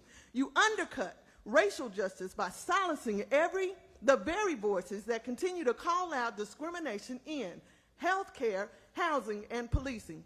You stall criminal justice reform by reducing our ability to elect leaders who understand what it means to be over-policed and underserved. This is not the first time black Texans have seen power stripped away through redistricting. After Reconstruction, black representation was legislated out of existence. Now, in 2025, that same suppression is dressed in legalese and wrapped in political strategy. I call on this committee, do not be the architects of another rollback. Protect the democratic rights of Texans, not just those with wealth and influence, but those whose voices have historically been ignored. Let me close with the words of Fannie Lou Hamer, a woman who never stopped demanding justice in the face of politics. Nobody's free until we're all free. Let's not allow the maps to become another tool of injustice. Let's make a blueprint for equity. Thank you for your time. Y'all have a blessed day. Thank you for your testimony. Chair calls Eric Ross. Shall you register to testify as Eric Ross on behalf of yourself on revised Congressional Redistricting Plan? Is that correct? Yes, that's correct. Please give us your testimony. Good afternoon, Good afternoon, honorable committee members. My name is Eric Ross from Congressional District 18. I'd like to take a moment of silence to remember the children and families affected by the recent floods in Central Texas. The United States is a republic, not a democracy. But the DOJ and the current administration's pressure on our governor to withdraw districts mid-decade threatens our constitutional foundation. Our founders created a republic where authority flows from the people's concern, res publica, through carefully designed institutions, not raw majority rule. They feared temporary, imprudent majorities, trampling minority rights, and created checks and balances to prevent exactly what we're witnessing. As the late Congresswoman Sheila Jackson Lee once declared, This is outrage when districts lose their communities. Her words ring true today. This manipulation violates both Republican principles and constitutional law. This mid-decade power grab represents everything our system was designed to prevent. A narrow majority using temporary power to permanently rig elections. Madison warned of this in the Federalist 10. Factions tyrannizing through manipulation, through persuasion. To conservatives, true republicanism protects minority rights and prevents hasty majorities from dominating. Fair redistricting upholds constitutional safeguards. To progressives, our republic's anti-majoritarian features protect vulnerable communities from political manipulation. To all Texans, we're witnessing the abuse of power our fathers most feared. Federal politicians compelling states to rig elections for partisan advantage. Scripture reminds us, learn to do right, seek justice, defend the oppressed. Isaiah 1:17. Our Republican system works through deliberation and broad consensus, not backroom deals predetermining outcomes. When districts are rigged, we lose competitive elections that make representatives accountable to all constituents. Please finish your Geographic, testimony. cultural, and economic diversity strengthens our republic. Gerrymandering destroys it by silencing voices and predetermining results. Stand against the assault on Republican institutions, reject federal pressure, draw fair districts, allowing democratic input within our constitutional framework. God bless Texas, and God bless these United States of America. Thank you for your testimony. Chair calls Ebony Rain Eatman. Present. Show you registered to testify as Ebony Rain Eatman on behalf of yourself on revised congressional redistricting plan. Is that correct? That is correct. Please give us your testimony. Thank you all so much for the opportunity. Once again, my name is Ebony Rain Eatman. I failed to mention this last time, but I am one of the many candidates that are running for the Congressional 18th District. But I want to bring attention to this moment. Representative Wu, Wale, and Turner expressed that we are all unclear why we're here in this particular process at this time, but the answer is very evident. This administration is currently being bullied into breaking procedure to appease a fascist. Growing up, I was taught that giving into a bully doesn't stop them from tormenting you, it makes you an easier target. Your actions reflect a government that does not understand what its true power is and where it comes from, so let me help you understand where it comes from. Your power comes from the consent of the governed, not from threat of force. We are not scared of a fascist man-child, so why are you? Your mandate shouldn't come from a felonious, self-appointed king, but from us, and we did not ask for this. We, the people, demand that you remove this agenda from the special session and disregard the president's blatant attempt to rig our democracy. Last time I spoke to you, I begged you to get a spine. This time, I'm echoing a warning from my colleague Isaiah Martin when he mentioned in his Thursday's remark before he was unceremoniously removed from his speaking podium. History will not remember you kindly if you don't stand up for Texans. Fight like a Texan. Fight back. And there is no reason why this government has to kowtow once again to a felonious, self-appointed king who has no intention of meeting the needs of Texans. His one resource is to say that he can live and rule according to what the real people need. But the real people have been telling you for the last 72 hours, we did not want this. We did not want this. We did not ask for this. We asked for help in Kerr County. We asked for representation in District 18. We asked for leaders, our neighbors, to take our words and represent us and fight for us, not just in the state, but in the United States of America. And you are blatantly disregarding our needs because you're scared of a bully. Thank you for your testimony. I yield my time. Chair calls. Come to order. Chair calls Deborah Allen. Shall you register to testify as Deborah Allen on behalf of yourself on revised congressional redistricting plan? Is that correct? That's correct. Please give us your testimony. My name is Deborah Allen. I am not a D, an E, or an I. I'm a human being. I live in the cancer cluster. I'm a senior citizen. I live in Northeast Houston, and I'm a member of the National Black Women Making a Difference. But what I don't understand is when you do these redistricting hearings, and I testified at the last hearing, so I'm confused as to why I'm back here again, asking you to do the same thing again. I'm here representing my children, my grandchildren, my great-grandchildren, and my great-great-grandchildren. So if you can please explain to me why when you draw the lines, my community stays in the flood zone, why my neighborhood is in the cancer cluster, why when it floods, it doesn't flood in your area, but only in mine. So I want to come to the table to ask you if you can explain to me how this is happening in my community, in Congressional District 18, which I am a proud member of, in Representative District 142, in the State Senate District 13, so you'll see where I'm going with this, 18, 13, 142. So when you're drawing these lines, someone is deliberately drawing us inside of basically death. It doesn't flood in your area like mine, but your water flows down to where I live in Northeast Houston. So you guys are safe. You don't understand what it means to jump into a dump truck to get out of flood water. You don't understand what it means when I have to drive 20 and 30 miles out of my community to get quality food. You don't understand, and if you do, please correct me, because I'm taking care of my family and my neighbors, but if I came to your house, would you feed me? If I came to your house, would you help me? So when you draw those lines, make sure that you are taking that into consideration, because where we live in Northeast Houston, we help everybody.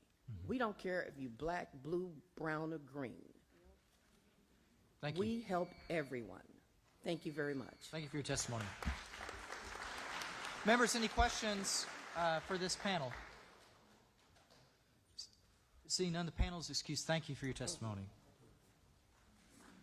Chair calls up for our next panel Mary Ham, Angela Robin Anderson, Patricia Garris, and Maritza Wong. If you'll make your way up to the front for these 4 seats. The next panel after that is going to be Benjamin Whitman, Marcus Emanuel, Jacqueline Santillana, and Jonathan Marcantel. If you will please ensure that you're ready here in the room, and we'll come to you. Chair calls Marita Wong. Show you register to testify as Marita Wong on behalf of yourself on the revised Congressional Redistricting Plan. Is that correct? It's Maritza Wong. Maritza Wong. Thank you. Please give us your testimony. Hello, my name is Maritza Wong, and I am a resident of unincorporated Brazoria County in Congressional District 9, formerly CD 22. I am here to ask this committee to reject any further gerrymandering of our state. The last election in which I felt that my vote made a difference in determining my congressperson and my state legislators was 2020. The gerrymandering that occurred in 2021 made the outcome of those elections predetermined where I live. The sad thing is that I'm not even here to ask you to fix that. I'm just here to ask you to not make it worse. Gerrymandering is wrong, no matter which party is doing it. I do not belong to any political party. I vote for people who I see making a genuine effort to make our communities, our state, and our country better. Nothing about this proposed redistricting is in good faith, and everyone knows it. This is a blatant attempt by the Republican Party to rule through total domination, but not even a dictatorship can silence your voters. In 1973, my grandfather became the first Hispanic city council member in Alvin, Texas. This room is probably full of people whose ancestors were the first at something. So what you might not understand about those you are trying to silence, especially people of color, is that we have been in this position before. We have been told we do not count and we are not worthy, sometimes to the point of violence at the hands of those in power. Oppression is not new to us, and we carry those stories deep inside of us, no matter how long ago they happened, 5 days or 500 years. So we are not afraid of the outcome here, because we will persist as we always have. We will continue to speak the truth so that it does not die beneath the lies coming from the halls of power. The actions this committee is considering make it very clear who is actually afraid, and that is every lawmaker who is abandoning Texas and bending to the will of Washington, D.C. In this moment, I ask you to consider what your legacy will be. Did you stand for anything at all, or did you just do as you were told? Because one day, all of our descendants will be telling this story. What will they say about you? Thank you. Thank you for your testimony. Chair calls Patricia Garris. Shall you register to testify as Patricia Garris on behalf of yourself on revised congressional redistricting plan? Is that correct? That is correct. Please give us your testimony. The year is 2040. Harry holds his elderly mother's hand, and even with long-term care coverage, she must live with him. The 2025 budget bill forced the closing and consolidation of skilled nursing homes. The nearest one is now 4 hours away. The home nurse wait is 6 to 9 months, so he must start the bath that's embarrassing for her and difficult for him. Immigrants who used to make up 40% of health professionals don't come to the United States anymore. After driving 2 hours to the nearest hospital last month, Harry's daughter endured an emergency hysterectomy. Although his daughter survived, his grandbaby died with a cord around his neck. Harry's son and his wife earn $170,000 a year. Since 17 million Americans lost their health care, his son's cost is now $2,500 a month with an $8,000 deductible and 25% copay. The tariffs keep costs high, and Harry worries that he may need to delay his retirement to help his son. Harry checks the bath temperature. His breathing is labored. Pollution has turned his asthma into emphysema, and the doctor can't see him for 4 months. Anti-immigration and student loan restrictions have decimated the number of new doctors, and older ones are retiring out. Harry feels a small, sharp pain in his chest. He walks, locks eyes with his mother, then falls back. Having served as a Texas representative for many years, Harry suddenly begins to think about his votes. As his eyes close, Harry mouths, "Forgive me." He knows his votes caused the deaths, the shattered dreams, and suffering of people who simply didn't look, act, or think like him. Harry got what he voted for. The pain and the misery he voted for others has come for him and his family. Thank you for testimony. Chair calls Angela Robin Anderson. I shall register to testify as Angela Robin Anderson on behalf of Wheeler Avenue Baptist Church and yourself, Yes. and testifying on revised congressional redistricting plan. Is that correct? Yes. All right, please give us your testimony. Good afternoon. I am Reverend Dr. Angela Raven Anderson with Wheeler Avenue Baptist Church. I live in Congressional District 9, and my business home instead is located in Congressional District 18. I rise today in defense of democracy and dignity. During the American Revolution, our foreparents declared a simple yet profound truth: no taxation without representation. That cry was not just about taxes, it was about power, voice, and justice. It was a demand that the people, not the privileged few, should shape the future of this nation. This is a democracy.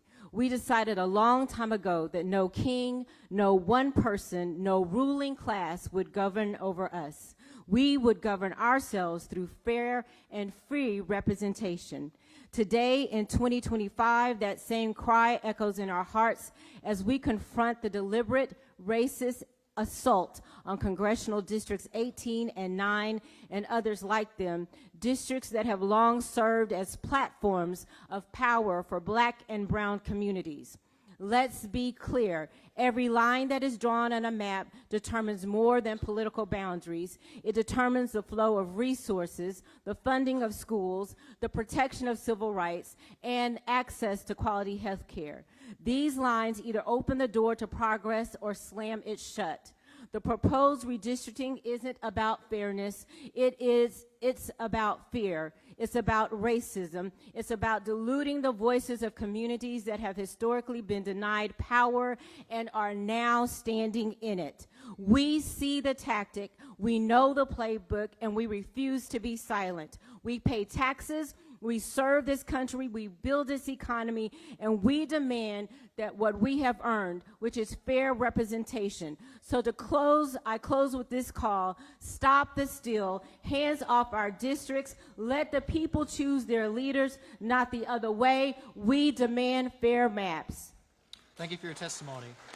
Chair calls Mary Ham. Should register to testify as Mary Ham on behalf of the Texas Democratic Party CD2, or is that where you reside? Congressional District 2, I am the SDEC committee woman. Okay, so you're testifying on behalf of Texas Democratic Party CD2 Yes. On the revised Congressional Redistricting Plan, is that correct? Yes. Please give us your testimony. Okay, and I'm going to be very brief. Part of what I was going to say already got covered by Congressman Lamson. Looking at the numbers, Republicans hold over 2/3 of the congressional delegation in Texas. When you look at statewide races, this does not correlate. And actually, in statewide races, they're very closely matched. About 48%, about 5% difference between Republicans and Democrats. So you would think that there would be a, you know, the maps would be a little more generous to Democrats, that we'd have more seats, but that's simply not the case. Given in partial lines, the numbers would be more even. Representative would actually have to work for the betterment of the people. When you make a district so forward in one direction, you prevent, well, actually, you don't prevent, you make it so that the congressperson doesn't have to do much of anything unless it's in their nature. And we see in some of the congressional districts, it's not in the nature of the Republicans, just being honest. Now, times change. When you look at demographics on how you do the map, since you don't have a recent census, basically redistricting is going to be a crapshoot, okay? So you would basically be looking at the numbers from the last election, who voted what, to draw lines. And what you've got to understand is people move. Times are changing, people are changing jobs, and we are moving quickly. So what you got to understand is what you think is there may not be there. And I'll tell you a quick story, and it was told to you very, very, very little while ago. In the early 2000s, I worked for like the best boss in the world, Congressman Dick Lamson. And as he said, due to redistricting led by Tom DeLay, he lost his seat. Well, he didn't let that faze him. He then moved to family property, and he won DeLay's seat that should have been set for a Republican. So you cannot guarantee outcomes. People are fed up. We're tired of the games. The people need... Please finish your testimony. You need to go back, and you need to tell Abbott it's time to work on progress for the people of the state of Texas, and not more power grabs that are not helping anybody. Thank you for your testimony. Members, any questions for this panel? Seeing none, the panel is excused. Thank you for your testimony. Chair calls up our next panel, Benjamin Whitman, Marcus Emanuel, Jonathan Marcantal, and Jacqueline Santillana. Benjamin, I'm going to need you to sign your witness affirmation form, if you don't mind taking it, Benjamin. So we're going to come to you last. That's okay. Our next panel after that, so please be ready, is Ashley Tabor, Michael Anthony Watson, Tiffany Hill, and Jesus Maydell. I apologize, it's a little ambiguous on the D or P. All right. Chair calls Marcus Emanuel. Okay. Shall you register to testify as Marcus Emanuel on behalf of yourself on the revised Congressional Redistricting Plan? Is that correct? Yes, sir. Please give us your testimony. Now, under normal circumstances, I would thank this committee for the opportunity to speak, but considering that this committee hearing shouldn't be happening in the first place, I don't feel like that's very appropriate. Epstein's wingman literally went on live TV it admitted that the reason he wanted Texas's congressional map to be redistricted is for the sake of picking up 5 seats in this upcoming midterm, because he knows it's going to be a blue wave. The corruption is so blatantly obvious. Now, I'm not going to sit here and waste my time talking about the detriments and harms of redistricting for 2 reasons. One, because the speakers before me already gave a good synopsis. But secondly, because Republicans will go about pushing for initiatives already being conscious of the detriments and harms. They just don't care. We can see it with the big, beautiful bill that took away, or is going to take away, Medicare from 17 million Americans. And we can also see it with the voucher scam that recently was passed in Texas that's going to defund our public schools. That's why I'm more focused on making sure or encouraging voters to go out and vote in this upcoming midterm election, specifically vote Democrat, because my prerogative is to make sure that bad actors don't hold office anymore, rather than trying to beg and plead with bad actors to vote against their own immoral self-interest, although we know they're not going to. Americans have to realize that democracy is being torn down right before our very eyes. What the Republican Party currently stands for needs to be completely eradicated, and hopefully something more moderate rises from the ashes. And if not, then it needs to be eradicated again and again and again, as many times as it takes. Because if the Republican Party keeps moving in the direction that it currently is, under this fascist dictator, there won't be an America to speak of anymore. That's Thank you my for testimony. Chair calls Benjamin Whitman. Shall you register to testify as Benjamin Whitman on behalf of the Cameron County Democratic Party and yourself on the revised congressional redistricting plan? Is that correct? Yes, that's correct, sir. Please give us your testimony. Good afternoon. My name is Benjamin Guillermo Whitman. I'm a resident of Harlingen in Cameron County and a constituent of House District 37 and Congressional District 34. I'm here today because I care about the Rio Grande Valley, and I'm against the current redistricting efforts. I travel across the state regularly advocating for RGV-focused policies and greater investment in South Texas, but it's frustrating that to participate in this process, I had to leave at 3 a.m. from my home in Harlingen to get here and testify. So I've looked at many of those proposed maps, but among the most radical, Plan 2202, which stretches CD 34 from Cameron County all the way up to the coastline, just literally the coastline, to Brazoria County. Another Plan 2201 shoots inland but reaches all the way up to Warden, again, hundreds of miles from the valley. I wouldn't be left speculating if I just saw what the map that's being proposed. So many of these proposals as well do not reflect the communities of Texas. They're blatant attempts to gerrymander us into Republican pickups and dilute the voices of Latinos. It combines border towns like where I'm from in Harlingen with rural counties near Houston that have vastly different needs and cultural identities. For years, I've heard Republicans say that areas where I'm from are forgotten, that border communities are underinvested, and yet this process and these proposals actively undermine our voice by diluting it across hundreds of miles. Cameron County deserves dedicated representation. Our challenges require a member of Congress to be focused on our area, not having to balance rural areas hundreds of miles north. In March, for example, Harlingen was hit by hard flooding where I myself was trapped. But redistricting like this could very well cost us funding and attention we need for things like critical infrastructure. And I want to take a moment to speak directly to my fellow South Texans. Republicans are trying to dilute your voice and our region's importance in Congress. I'm still going to show up for my community, even if it's designed to discourage our participation. But I urge you to make your voice heard and to join me in rejecting this current partisan, mid-decade redistricting effort. Thank you. Thank you for your testimony. Chair calls Jacqueline Santillana. She registered on behalf of yourself on the revised congressional redistricting plan. Is that correct? Yes. Thank you. Please give us your testimony. Good afternoon. My name is Jacqueline Santillana. I live in Willacy County, and I am a constituent of Congressional District 34. I have lived in the Rio Grande Valley for most of my life. I care deeply about my community having fair representation and their voices being heard, which is why I'm here today. In 2021, I testified to urge that the redistricting process be conducted fairly and transparently. It is concerning that we are once again having to testify, especially when this process is happening 5 years early and while the 2021 congressional district maps remain under review in federal court. I'm also disappointed that no public hearings have been scheduled in or near the Rio Grande Valley. leaving our community with more barriers to speak here today. Our community deserves the opportunity to participate within their proximity and not be limited to 5 hours online or in person. I've also seen maps proposals that stretch as far as north as Warren County, areas with vastly different needs, cultural identities, infrastructure projects, and priorities. Redrawing these maps risks diluting the voices of communities in the Rio Grande Valley, taking away resources, and effectively stripping us of fair representation.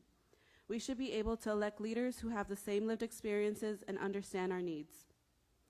Instead of stripping power away from communities of color, our focus right now should be on delivering relief and support to those still struggling from the recent floods, not on redistricting that further divides us. Thank you. Thank you for your testimony. Chair calls Jonathan Marcantel. Shall you register to testify on behalf of the Texas Democratic Caucus and yourself on revised congressional redistricting plan? Is that correct? Yes, sir. Please give us your testimony. Mr. Chairman, if you will permit it, I have provided written testimony to the committee, and I will let that stand as my testimony in the interest of time. Well, we accept it and thank you and appreciate your help earlier. Members, any questions for this panel? Yeah, Dean Thompson. Would you like for that testimony to be a part of the written? Yes, ma'am. I'd like it to be part of the written record. Thank you. Perfect. And I believe you've handed that in to the assistant Yes, clerk. We'll make sure that the members get it. Members, any other questions? Ms. Marcantel, thank you. Panel, thank you for your time. You're excused.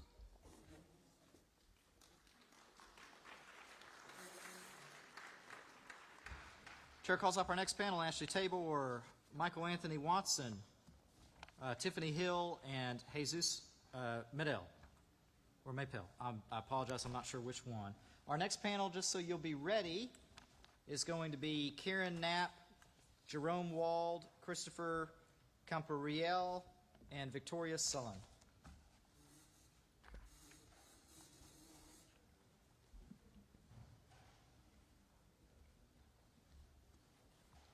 Okay. Ma'am, on the end, what's your name? Ashley Tabor. Okay. Chair calls Ashley Tabor. Shall you register to testify as Ashley Tabor on behalf of yourself on the revised congressional redistricting plan? Is that correct? Yes, indeed. That's Please, correct. please give us your testimony. All right. So let's address the elephant in the room. The sole reason why Texas is considering redrawing its maps is at the behest of our president.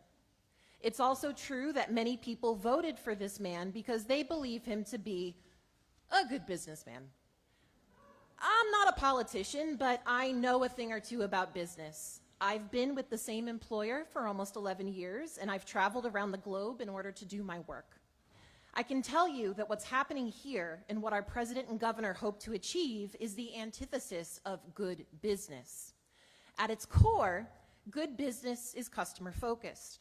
When companies prioritize their internal and external stakeholders, they often do well with their KPIs, their key performance indicators, their customer satisfaction scores, and revenue.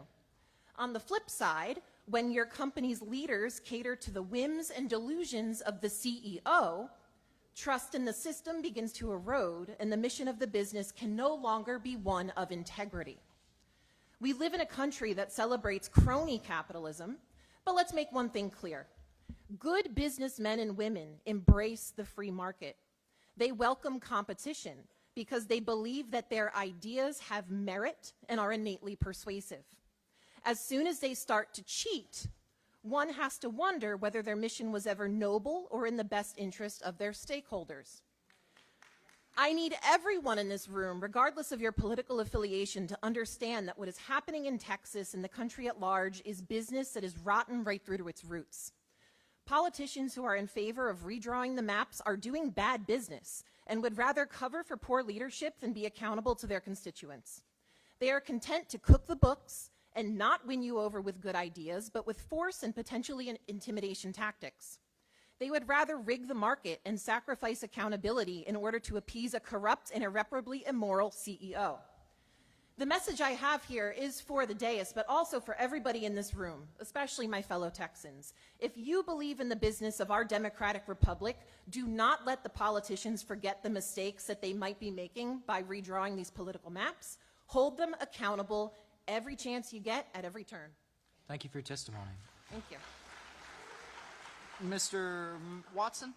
Michael Anthony Watson. Perfect. Chair calls Michael Anthony. The two Michael Watsons in Fort Bend. So All right. Chair calls Michael Anthony Watson, not the other, Michael Anthony Watson. That's right. Shall you register to testify on behalf of yourself on revised congressional redistricting plan? Is that correct? That's correct. Please give us your testimony.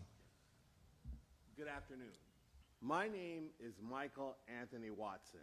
I live at 1800 FM 1092. Mr. Watson, would you mind getting that mic just a little bit closer? Oh, sorry. No, you're fine. Because I'm normally I'll give you a little pretty extra loud. time, too. You're fine. Okay. Here. Can you all hear me now? Yes, sir. Good. Okay. I'll just go back. My name is Michael Anthony Watson. I live at 1800 FM 1092 in Missouri City, Texas.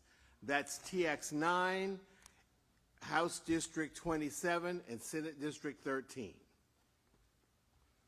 We, the people, my people, black people, have been in the fabric of Texas since 1528, when Estevinco stepped foot on Galveston Island.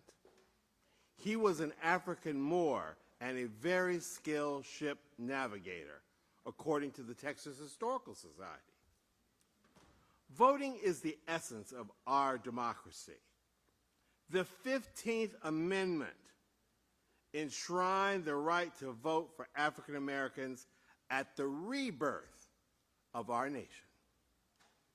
I grew up on the Gulf Coast in Mobile, Alabama. My grandmother's house was firebombed by the Ku Klux Klan because she had the audacity to help black World War II veterans study for literacy tests so they could attempt to register to vote. So free and fair elections are in my DNA. This Texas mid-decade redistricting is clearly racially motivated. Res ipsa loquitur. The thing speaks for itself. Anglos make up nearly 40% of Texas, but control 28 out of the 38 congressional seats. 40% of one group taking 70% of the seats is not fair. The black, brown, and Asian populations grew much faster than the Anglo population in the last decades. Please complete your testimony. However, Texas awarded 2 seats derived from the 2020 census to the white population. Clearly not fair. Just one last thing. You bet. The Roberts Supreme Court in the Millman case in Alabama just affirmed that black people may not be intentionally discriminated with when you're drawing new congressional maps.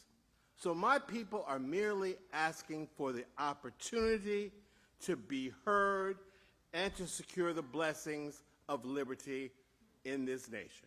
Thank you, and I thank my forebearers. Thank you for your time. Absolutely. Hold for just a second, panelists. Chair calls Jesus Medel or Mapel.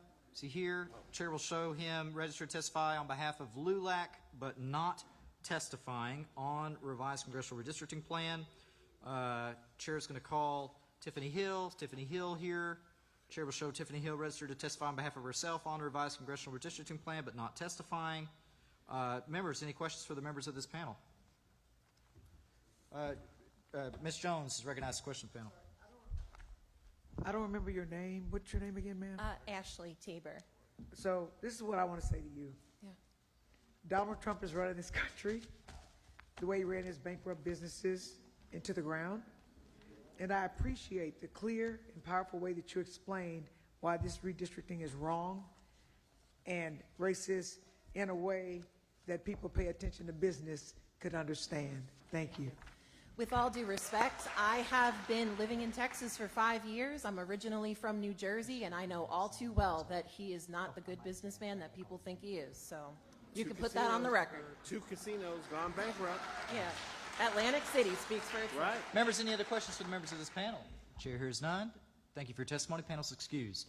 Chair calls Christopher Campo-Real, Jerome Wald, Karen Knapp, and Victoria Solon. Christopher, we're going to need you to sign your witness affirmation form. We're going to bring that to you. Our next panel is going to be Karen Washington, Cynthia Drabeck, Dawn Marshall, and Thurman Barty. Please be ready. All right. And ma'am, what's your name on the far end? Yes. Karen Knapp. All right. Chair calls Karen Knapp. Shall you register to testify as Karen Knapp on behalf of yourself on the revised Congressional Redistricting Plan? Is that correct? That is correct. Thank you very much. And Ms. Knapp, I showed you, you had signed the very bottom where I'm supposed to sign. Can I put a little arrow that you signed the other line? I'm gonna please sign. Okay. do. No Please worries. do. We're just getting this right. Please give us your testimony. Okay, thank you.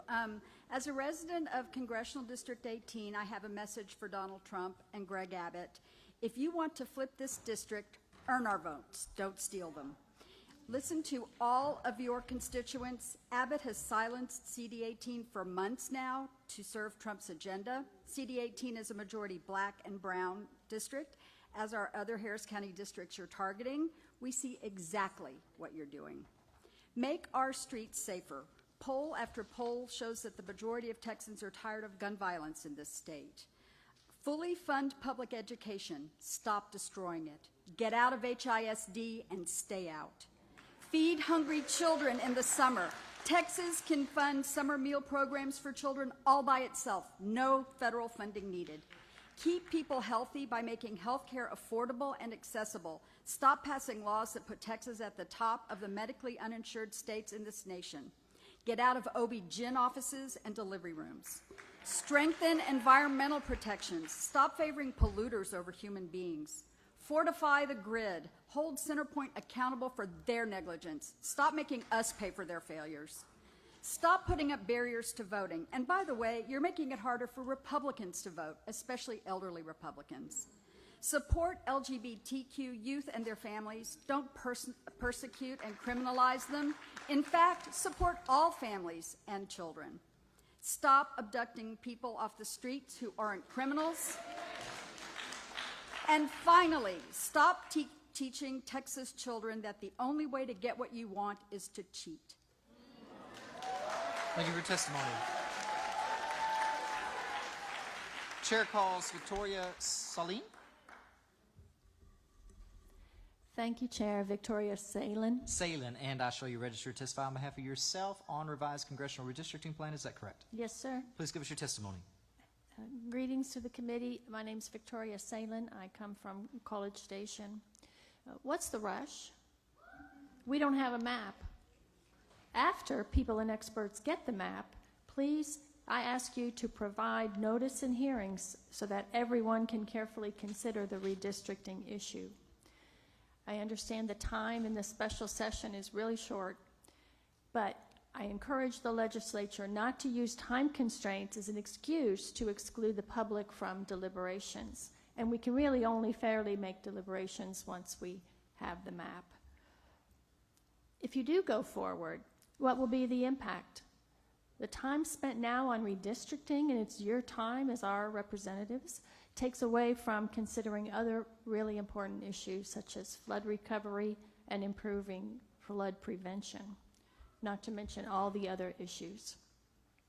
From my own perspective, I've been a volunteer voter registrar for Brazos County for a couple of cycles now, and I know firsthand that county elections, committees, and officials have a lot on their plate. Counties also don't have a lot of extra money to spend on the work it would take to implement new maps, and it will put a big burden on county staff. Not to mention the confusion among our fellow voters who may lose their representation if the lines are moved. I've personally been redistricted a couple of times in the 30 years that I've been a Texas voter, and I know it can be confusing. For voters who depend on federal programs, who are very vulnerable people, we all need to know how to access services, and with cuts in the federal government, we the people need to be represented effectively. New maps might well harm many, many people, and especially this would be a bad outcome if the new map is motivated by a racially motivated political power grab. Please don't rush into redistricting. Thank you for your testimony. Chair calls Jerome Wald. I shall you register as Jerome Wald, testifying on behalf of yourself on the revised Congressional Redistricting Plan. Is that correct? That is correct.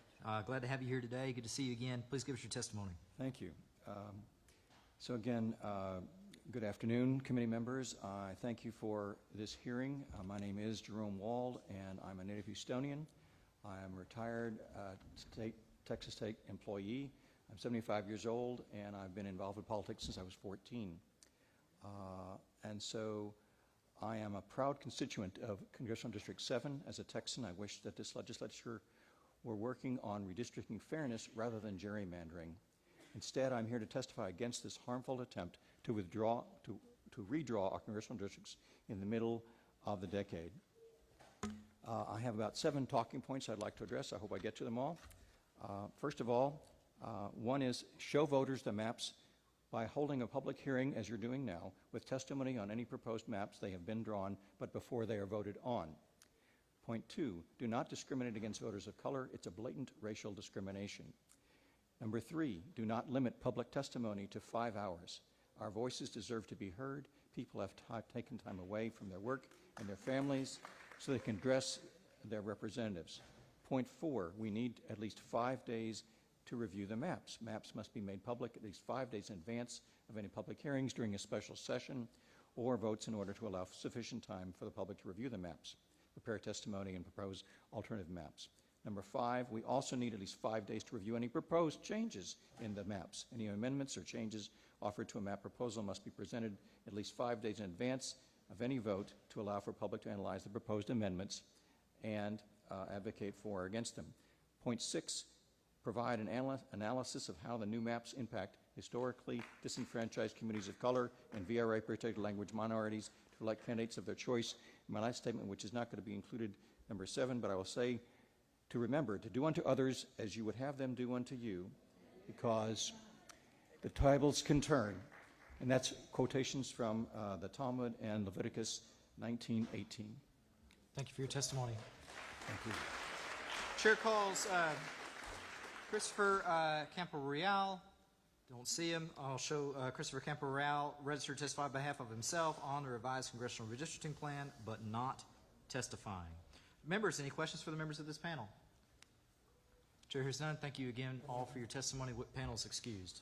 Thank you. Chair calls up our next panel, Cynthia Drabeck, Don Marshall, Thurman Barty, and Karen Washington. The panel after that is going to be Carmela Walker, Judson Robinson, Demetra Orion, and Lucy Reyna. So please be ready. Okay.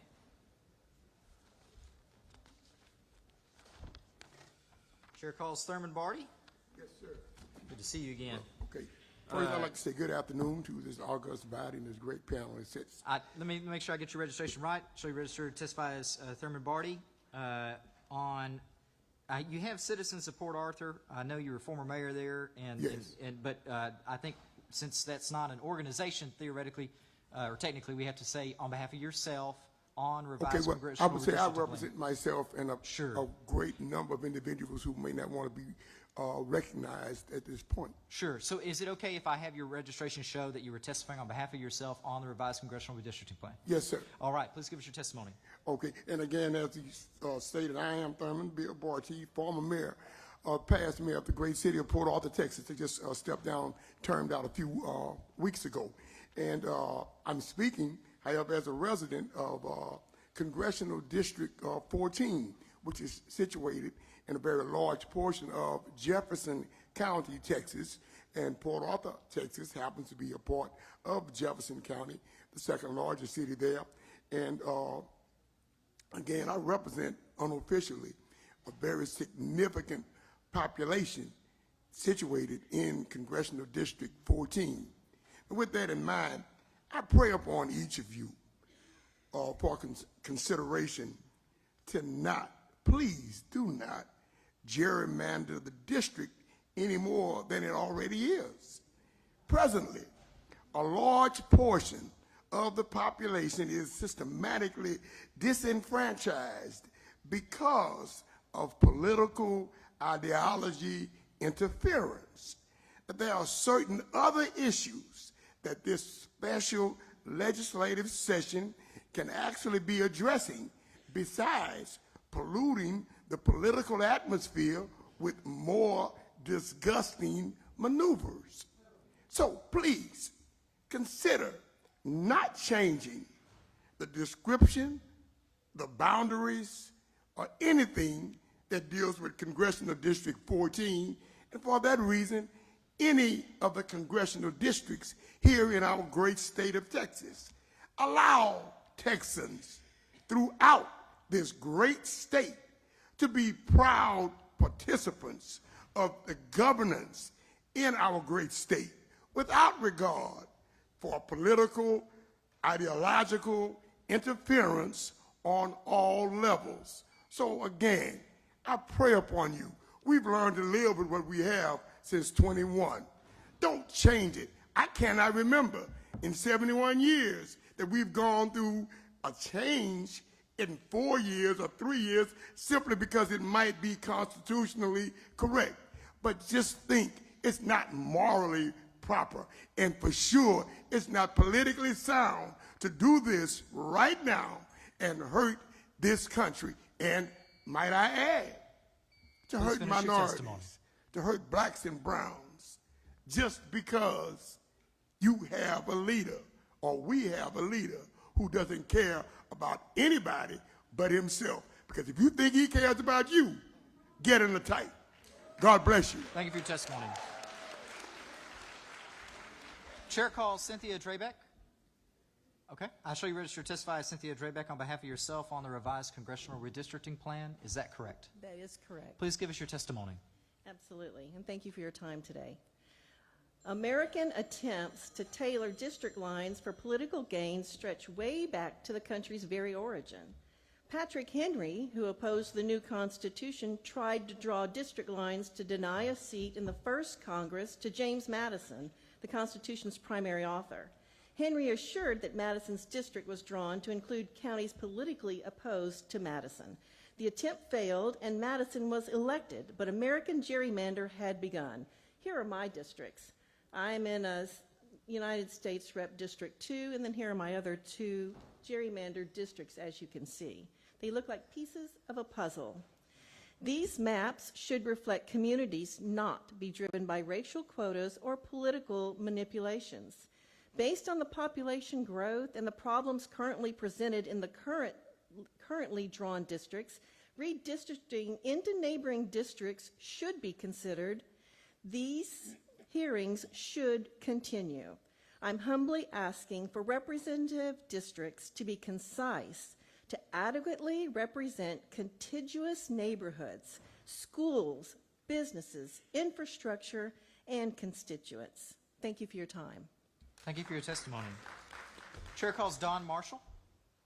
Show you registered to testify as Don Marshall on behalf of yourself on the revised Congressional Redistricting Plan. Is that correct? Yes, it is. Please give us your testimony.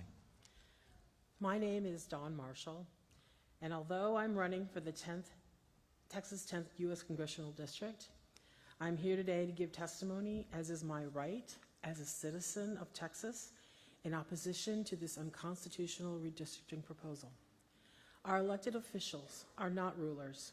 They are representatives. They hold office not by divine right or family name, but by the faith and support of we, the people.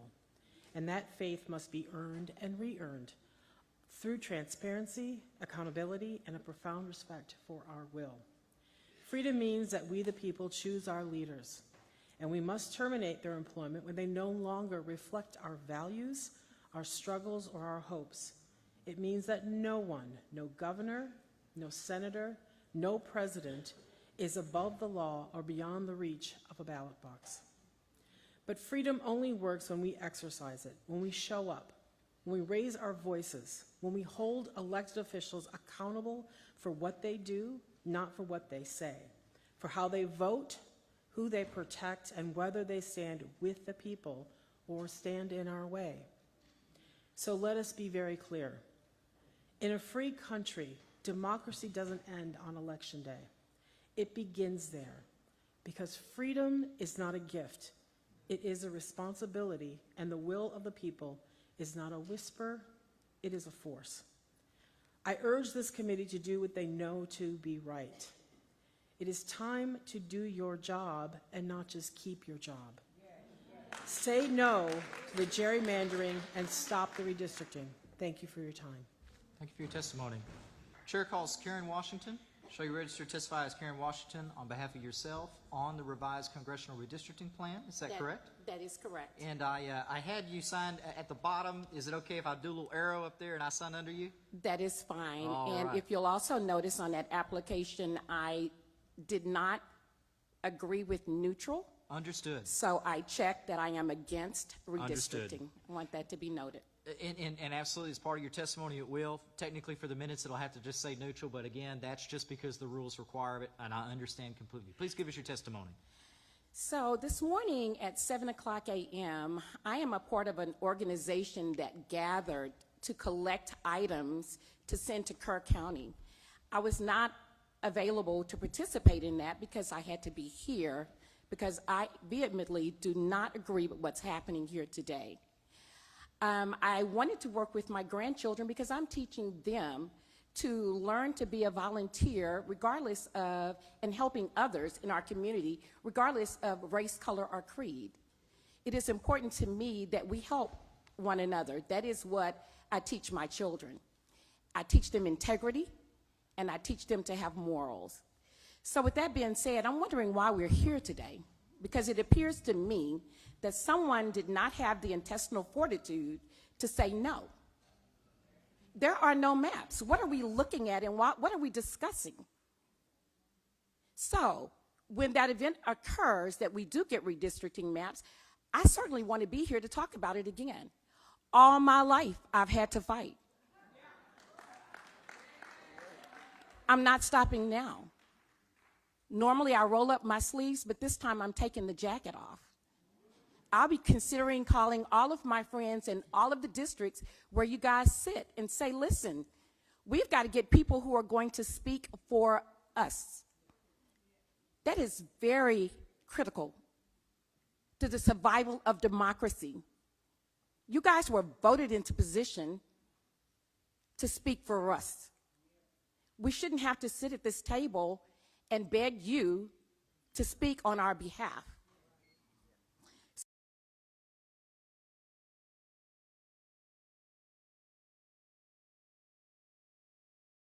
Means dog and pony show is where you go out and you pretend to want to hear genuinely what your constituents have to say.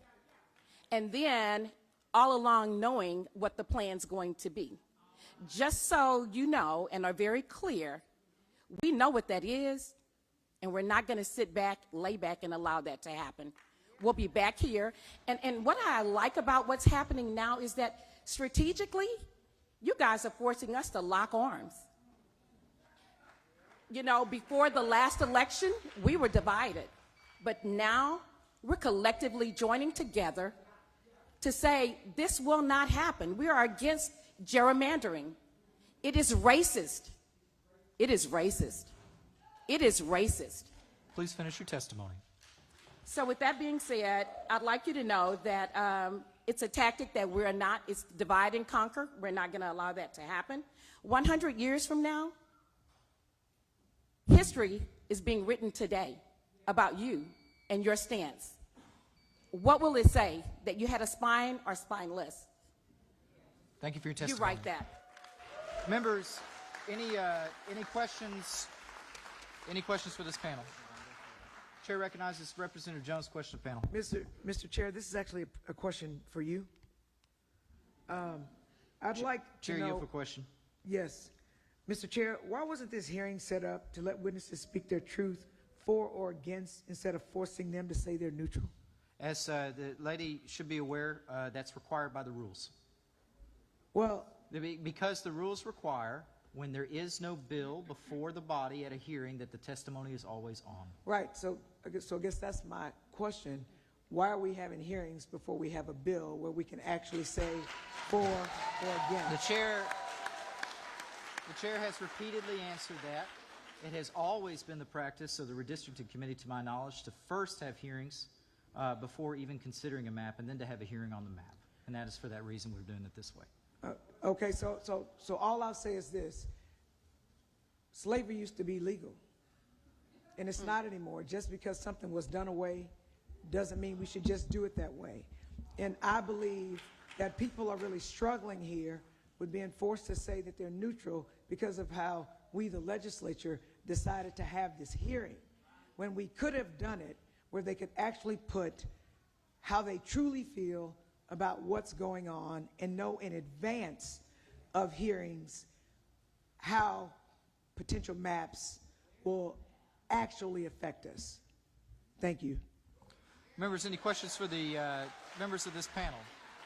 Hearing none, thank you for your testimony. The panel is excused.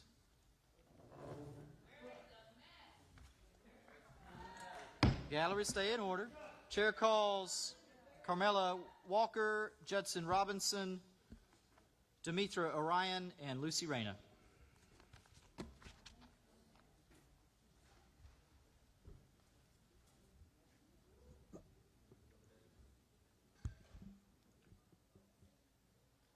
Ma'am, what is your name on the end there?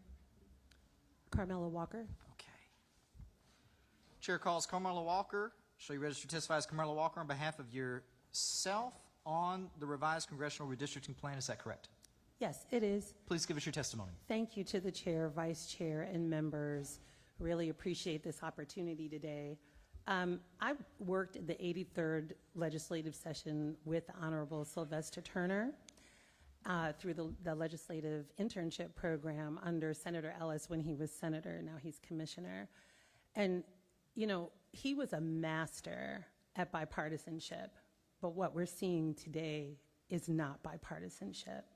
It's very partisan. And I wanted to say that we don't need packing and cracking and stacking issues. What we need, or jacking our constituents and our community, you know, and robbing them of inalienable rights and due process. We need a process that's going to work, and this is not working. What we're seeing here is a partisanship position that's literally ripping Texas apart. And so we're asking you just to keep the maps the way that they are. I'm not quite sure if you're aware, but District 9 and the issues that they have there, the infrastructure, aging roads, and public transportation systems require upgrades. Public safety concerns about crime rates and police community relations persist. District 18, the economic disparities, prevalent poverty rates affecting access and services, housing, affordable housing, and improvements in existing structures need help. Health services, District 29, flooding, it's prone to flooding and drainage damages. Environmental concerns. District 33 has transportation issues, public amenities, social services, and resources are needed. So we don't need anyone to redistrict anything. What we need are our representatives to do their jobs so that we can address some of these issues that are on behalf of the public. That's what we're asking. And lastly, I'm going to say to you, between 1899 and 1867, we had a 68-year gap with no representation. And that was before, that was actually after Representative Robert L. Smith of Colorado County. And then after that, we had Senator Barbara Jordan of Harris County. We had Representative Curtis Graves and Representative Joe Lockridge of Dallas. And they were sworn in 1967. So what I'm saying to you is that we need representatives right now who can represent Texas in a way that's equitable. Represent us.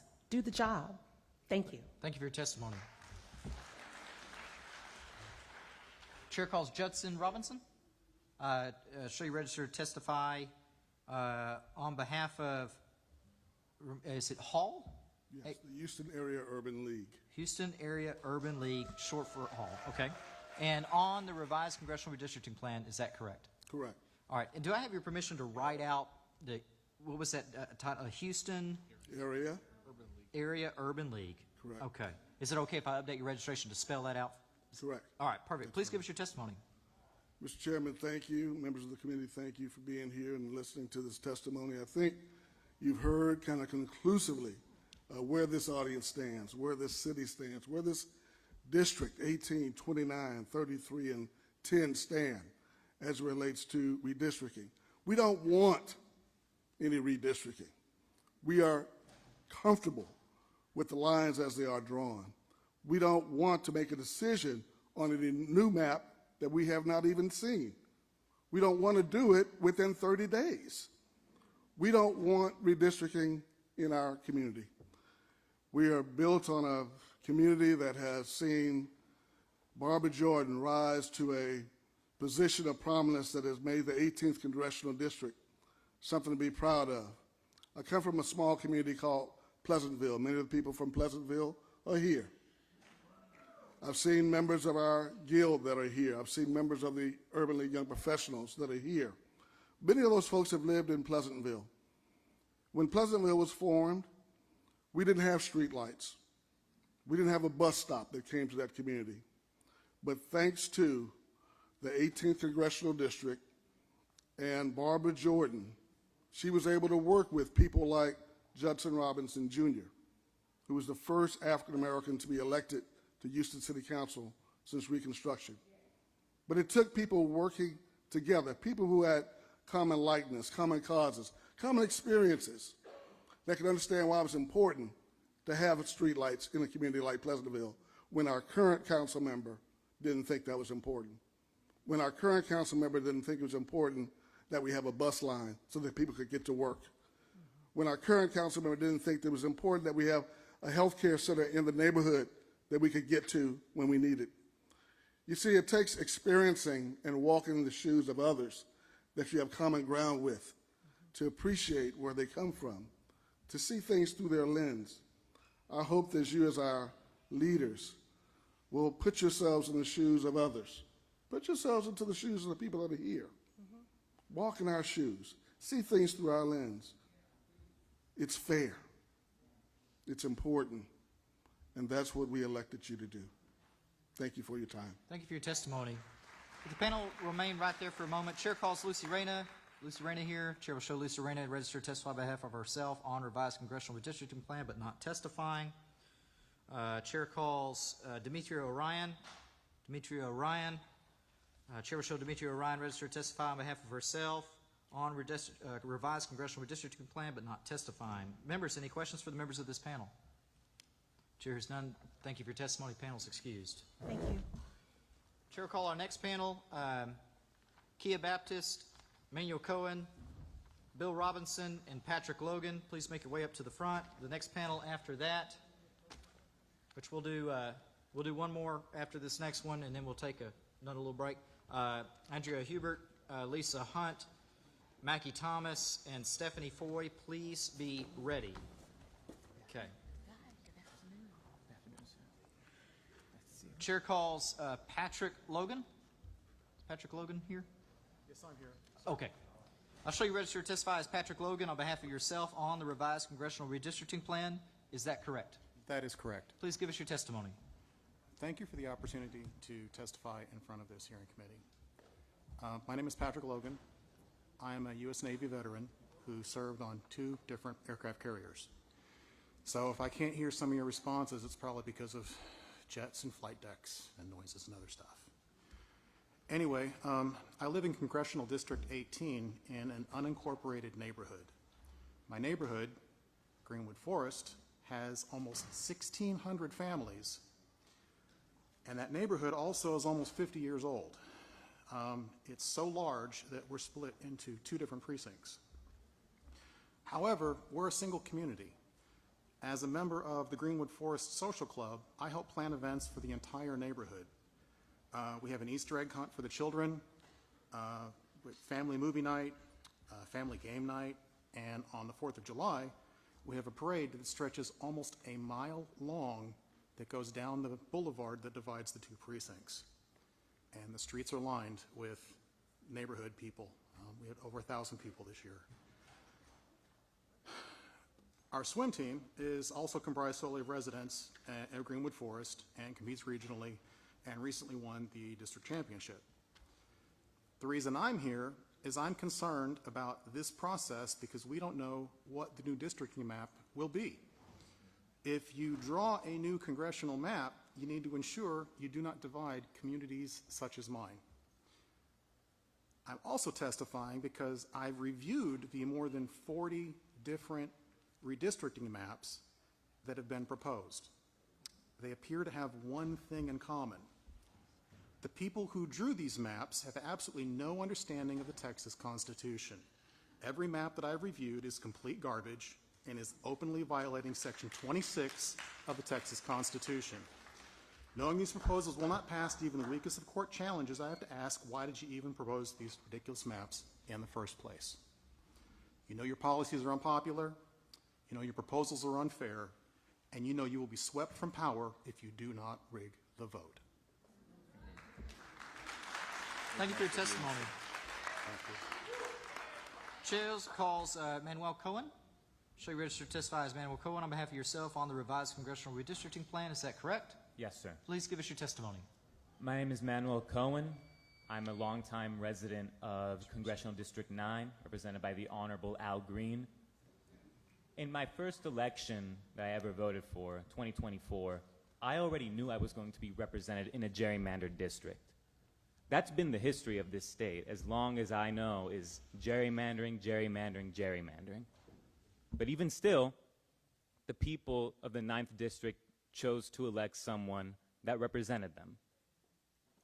These future maps are going to divide our community so badly that we will no longer have a fair representation in Congress. We are going to be deprived of our vote simply because Texas Republicans want to defend a pedophile. This is it. It's plain and simple. The man in office right now was Jeffrey Epstein's best friend, and the only way to protect him from any congressional subpoenas is if we put more Republicans in Congress. I don't know why you would seek to defend a pedophile, sir. It doesn't make any sense. You are the party of supposed family values. I don't think of family values being a pedophile. I want to make an appeal to you to at least try to draw a fair map. You know it's possible. I know all of you on this committee have the power to do so. Draw a fair map that repudiates this disgusting criminal in the White House and actually represents Texas voters. To the Democrats in this committee, y'all have said for a long time that every option is on the table. I want to make it clear to you that should include breaking the quorum. When the time comes, y'all need to be prepared to break the quorum so that way you defend our voices in Congress.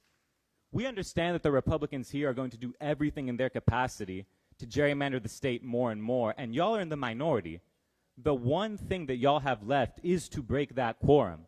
Please, for the state, break the quorum and actually force the Republicans to create a map that represents us. Thank you for your testimony. Chair calls Kia Baptist. Should register to testify as Kia Baptist on behalf of yourself on the revised Congressional Redistricting Plan. Is that correct? That's correct. Please give us your testimony. My name is Kia Baptist, and you're probably looking at me thinking she's one in a long line of people who've come up here and sat in this room all day, some of us from very early, to say what needs to be said. I have a script. A lot of it has already been said. Who am I? I'm not a politician. I am the hope and the dream of people who are named in my family and ancestors I don't even know. I think it is very important for you to understand, because I suspect a whole lot of y'all are sitting at your house frustrated at the news every day the same way that I am, the same way that a lot of us are, and wondering when on earth is somebody going to not be afraid of speaking truth to power and speaking truth to anarchy and oligarchy. And this is not an autocracy. We are a democratic republic. That means no oligarchy, no kings, no people who just said, I want 5 more seats and I want Texas to go get them. Now, I have lived in Texas for 20 plus years, and not one of those years has any Texan decided that they were going to go along to get along if they didn't agree with what was going on. Why are we doing it now? Why now? It used to be that bipartisanship was something that was lauded. People were elected because they were able to work across the aisles and work together to see that the right things were done. Where did that go? We are relying on you all to make sure that that happens. Don't give in to fear. They are trying to, we know why we're here. I know you said, we've asked the question, we know why we're here. Because the person in the White House has said this is what he wants, and he's going to figure out how to get it from our governor. And if the governor is not going to stand up for us, darn it, I expect for you to. Yes. Thank you. Thank you for your testimony. Chair calls Bill Robinson. Bill Robinson here. Chair will show Bill Robinson registered to testify on behalf of himself on revised congressional redistricting plan, but not testifying. Members, questions to the panel. Chair recognizes Vice Chair Rosenthal to question the panel. Thank you, Mr. Chairman. Ms. Kia, thank you for being here today. Sometimes you just walk out of a neighborhood and into a room like this with 1,000 of your dear friends and make a difference, and my dear, you have made a difference. Nope. A lot of people have said a lot of powerful things in this room. Nobody said it as clearly and concisely as you did right now, so thank you for bringing that. Members, any other questions for the members of this panel? Chair has none. Thank you for your testimony. The panel is excused. Chair will call up our next panel, Stephanie Foy, Mackie Thomas, Lisa Hunt, and Andrea Hubert. When we're done with this panel, of course, we'll take a brief break. And just a reminder, Crystal Jordan, we're still looking for you. Got your credit card up here. Promise not to do anything with it, but if you wouldn't mind coming to get it, if not, it's going to go to the police. I think that's right. Yes. All right. Ma'am, what's your name on the end? I'm Reverend Lisa Hunt. Lisa Hunt. Chair calls Lisa Hunt. Shall you register to testify as Lisa Hunt on behalf of yourself on the revised congressional redistricting plan? Is that correct? Yes, that's Please correct. give us your testimony. Thank you. Hello, members of the committee and Mr. Chair. Thank you for coming to Houston in person to hear our remarks. My name is Lisa Hunt. I'm a resident of House District 29, an Episcopal priest, and a target of this rushed gerrymandering effort. In the biblical book of Proverbs, we find where there is no vision, the people perish, but those that keep the law are happy. The effort to disappear thousands of Texas voters of color by redrawing congressional districts is a cynical attempt to undermine any possibility of a vision for the common good of our state and our nation. Income inequality, lack of access to health care, hunger, cancer clusters, housing shortages, fear of immigration raids, and food deserts rack my community. My neighbors and I do not have $1 million to contribute to your election campaigns, but we do have a vote if you will let us exercise it. Texas has one of the lowest rates of voting in the nation. Voter apathy and disengagement is one result of the current and historic gerrymandering and stems from the experience that our votes don't make a difference. The perception is that you, our elected leaders, only represent the rich and powerful business interests of this state and country. Now, I want to believe that you are capable of casting a vision of a more just Texas, where all voters have access to the polls, where minorities are represented in elected office, and where the needs of our citizens take precedence over the lust for ever greater power. We have major issues to address, and we need leaders like you who reflect the experience of all of us. I urge you to reject this immoral effort this immoral effort to further marginalize my community and others like it. Don't even consider this redistricting effort. Thank you. Thank you for your testimony. Ma'am, what's your name? What's your name? Makia Thomas. Okay. Makia, we're going to need you to fill out, to sign your witness affirmation form. She's going to bring that to you real quick. While she's doing that, I'm going to go ahead and call the other two who, unless they're Casper the Friendly Ghost, are not here. Stephanie Foy. Stephanie Foy. Chair will show Stephanie Foy registered to testify on behalf of herself on the revised congressional redistricting plan, but not testifying. Chair will call Andrea Hubert. Andrea Hubert. Chair will show Andrea Hubert registered to testify on behalf of herself on the revised congressional redistricting plan, but not testifying. Okay.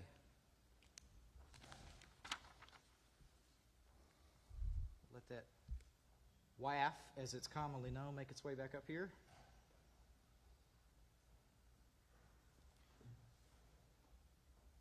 Show you registered to testify as Mackie Thomas on behalf of yourself on the revised congressional district plan. Is that correct?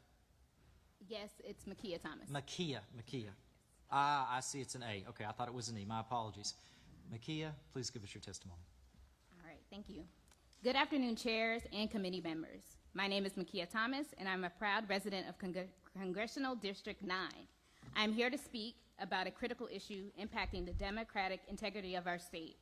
The stark disparity between Texas's diverse population and composition of its congressional delegation. This isn't a partisan debate. It's a fundamental fight for political power and ensuring who gets to wield it. Texas is a vibrant, diverse state where 60% of our population identifies as people of color, yet our congressional delegation only reflects 34%. This imbalance isn't an accident. It's a direct consequence of redistricting process that appears to employ racial discrimination to dilute the voice and power of communities of color. Our district should be designed to elect candidates who genuinely reflect the rich diversity of our state. Ultimately, we need representation that is truly responsive to the needs of all Texans, not just the wealthy or special interest groups. When districts reflect our diversity, our government can effectively address the real problems faced by ordinary people: affordable housing, food access, living wages, quality public schools, and accessible health care. Our election should amplify the voices of all citizens, not just a select few. In closing, I hope this is the first of many opportunities for the community to provide testimony on this issue. We currently do not have any maps to respond to, and we will need an opportunity to do so. Thank you for your time today, committee members. Thank you for your testimony. Members, any questions for the members of this panel? Chair has none. Thank you for your testimony. The panel is excused. At this time, we're going to take a brief break for our wonderful court reporter and for the members of the public in this room. The House Chair recognizes Mr. Rosenthal for what purpose? Mr. Vasu, quick question for the chair. State your question. How much time do we have left for public testimony? I am pausing the timer right now. We have used 3 hours and 14 minutes. And so that leaves? 1 hour and 46 minutes. Okay, very good. Thank you. Thank you. Members, any other? Okay. With that, the House Select Committee on Congressional Redistricting will stand at ease for 5 minutes.